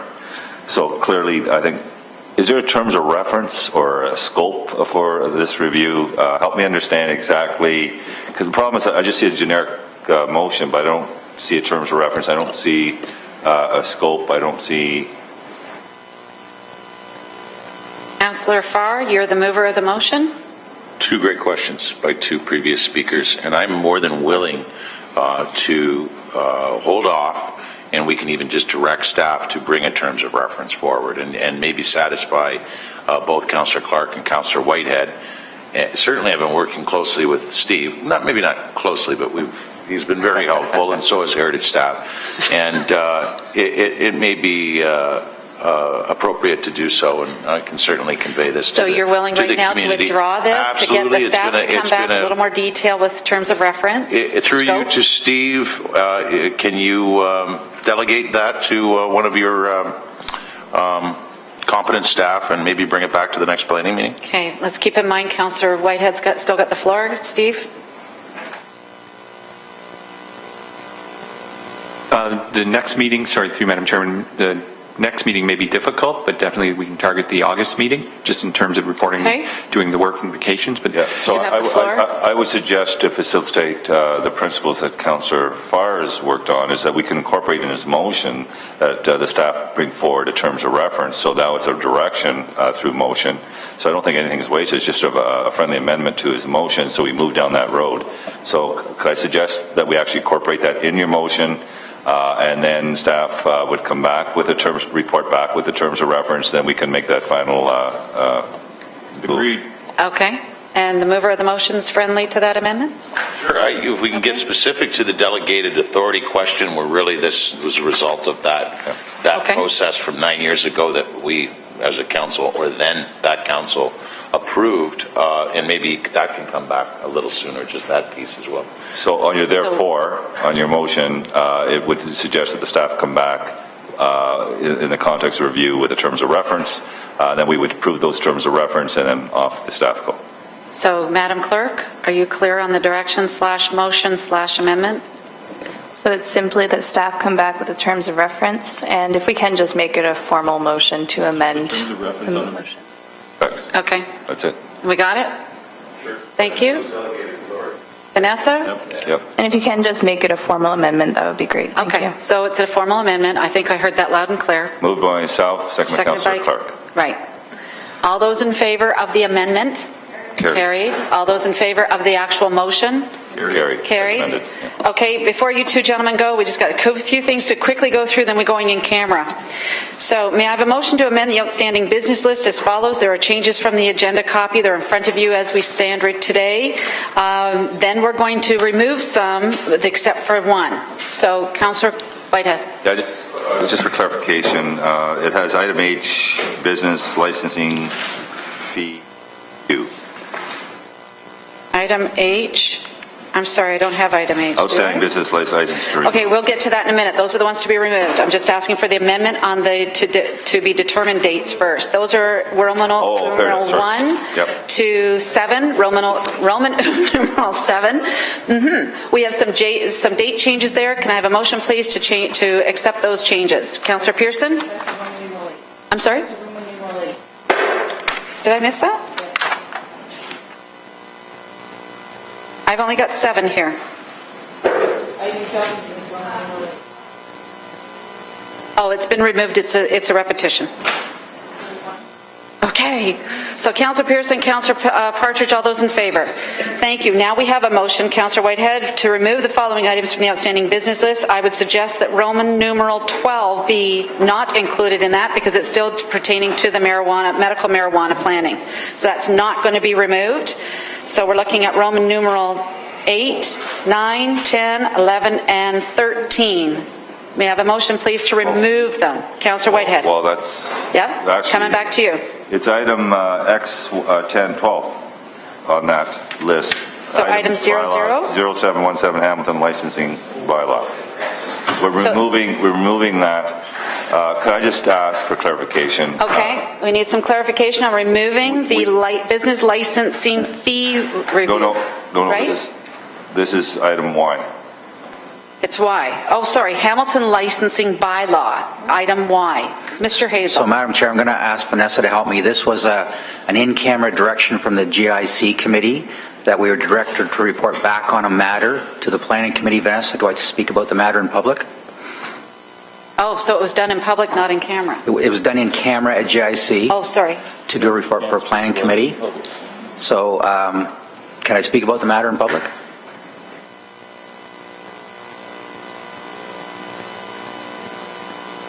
Okay. But this was completed at GIC? Was it completed, Mr. Hazel? Through Madam Chair, they were discussing the status of a legal challenge to the licensing bylaw regarding Hess Village. Among other things, staff were directed to report back to the planning committee on a related matter, and it was done in camera at GIC. We have not done that as of yet. We're working with Councillor Farr on that matter. So coming back to Councillor Whitehead's question, should it then be removed or continue to stay on? Through Madam Chair, we are working with Councillor Farr. I think it should stay on, although we do not have a date yet. Ms. Madam Chair, All right. that is my point. I think it should stay So on. we've got Roman numeral 11 and 12 we're not removing from that list because the 12 was the medical marijuana. And just dovetailing on that, Madam Chair, the question I have is, a while back, we had parked the rental licensing piece. We didn't eliminate it, we parked it. I'm not sure if that's still on the outstanding list. I hope we didn't lose it because it was something that we could go back to if need be. My understanding is that came forward, Councillor Whitehead. Through Madam Chair, this is the rental housing licensing. Correct. Through Madam Chair, I don't have it in front of me, but as I recall, I was looking at it last week. You tabled the matter of rental housing licensing, directed us to go with proactive enforcement instead. So at any point in time, someone could lift that off the table, but it's not on the outstanding business list. Okay, so I'm having a bit of problem with this because we had made it clear there's two issues actually. We created a committee. I think we still need another member or two from council to work with the landlords to look at resolving those issues. And the pressure and the leverage I put on those landlords is that we would park the licensing piece and then see if we can resolve these issues through a resolution through that model. So again, I don't want to lose the fact that that's the leverage that helps us hopefully move along and getting a resolution through that committee. So the question again is that licensing bylaw still parked in the outstanding list? Mr. Hazel? Oh, sorry, Vanessa? With that one, it's more appropriate because the terms of reference for the rental housing will contain the direction of what the committee's mandate is to be, so that will be fulfilled through the subcommittee and then come back as a report to planning. Which then becomes lifted off. Oh. Right? Microphone, please. To say, I just want to ensure that if we don't get a resolution, because everyone's going in there open-minded and trying to find a resolution to some of our challenges, if we do not succeed, I want to know that we still have this table we can come back to. And by the way, when we're having those discussions, we can remind them this is still on the table. That gives us some leverage to find a resolution. Okay, I think that was clear. Thank you. So again, outstanding business list to be removed is Roman numeral 8. Oh, sorry, 9. Is that 9 or 8? 8, 9, 10, and 13. All those in favor?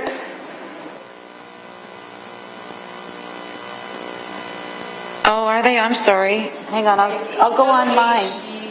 Oh, sorry. Okay, how's that? We'll do item H, V, X, and double O. That's the 4 that we're removing. Okay? Seconded by Councillor Partridge. All those in favor? Thank you.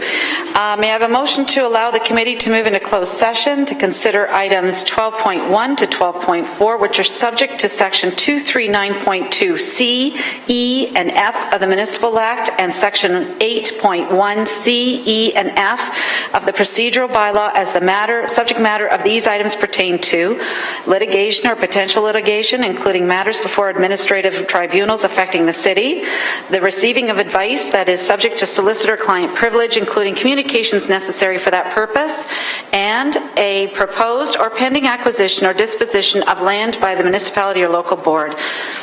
May I have a motion, please? Councillor Pearson, Councillor Partridge, all those in favor?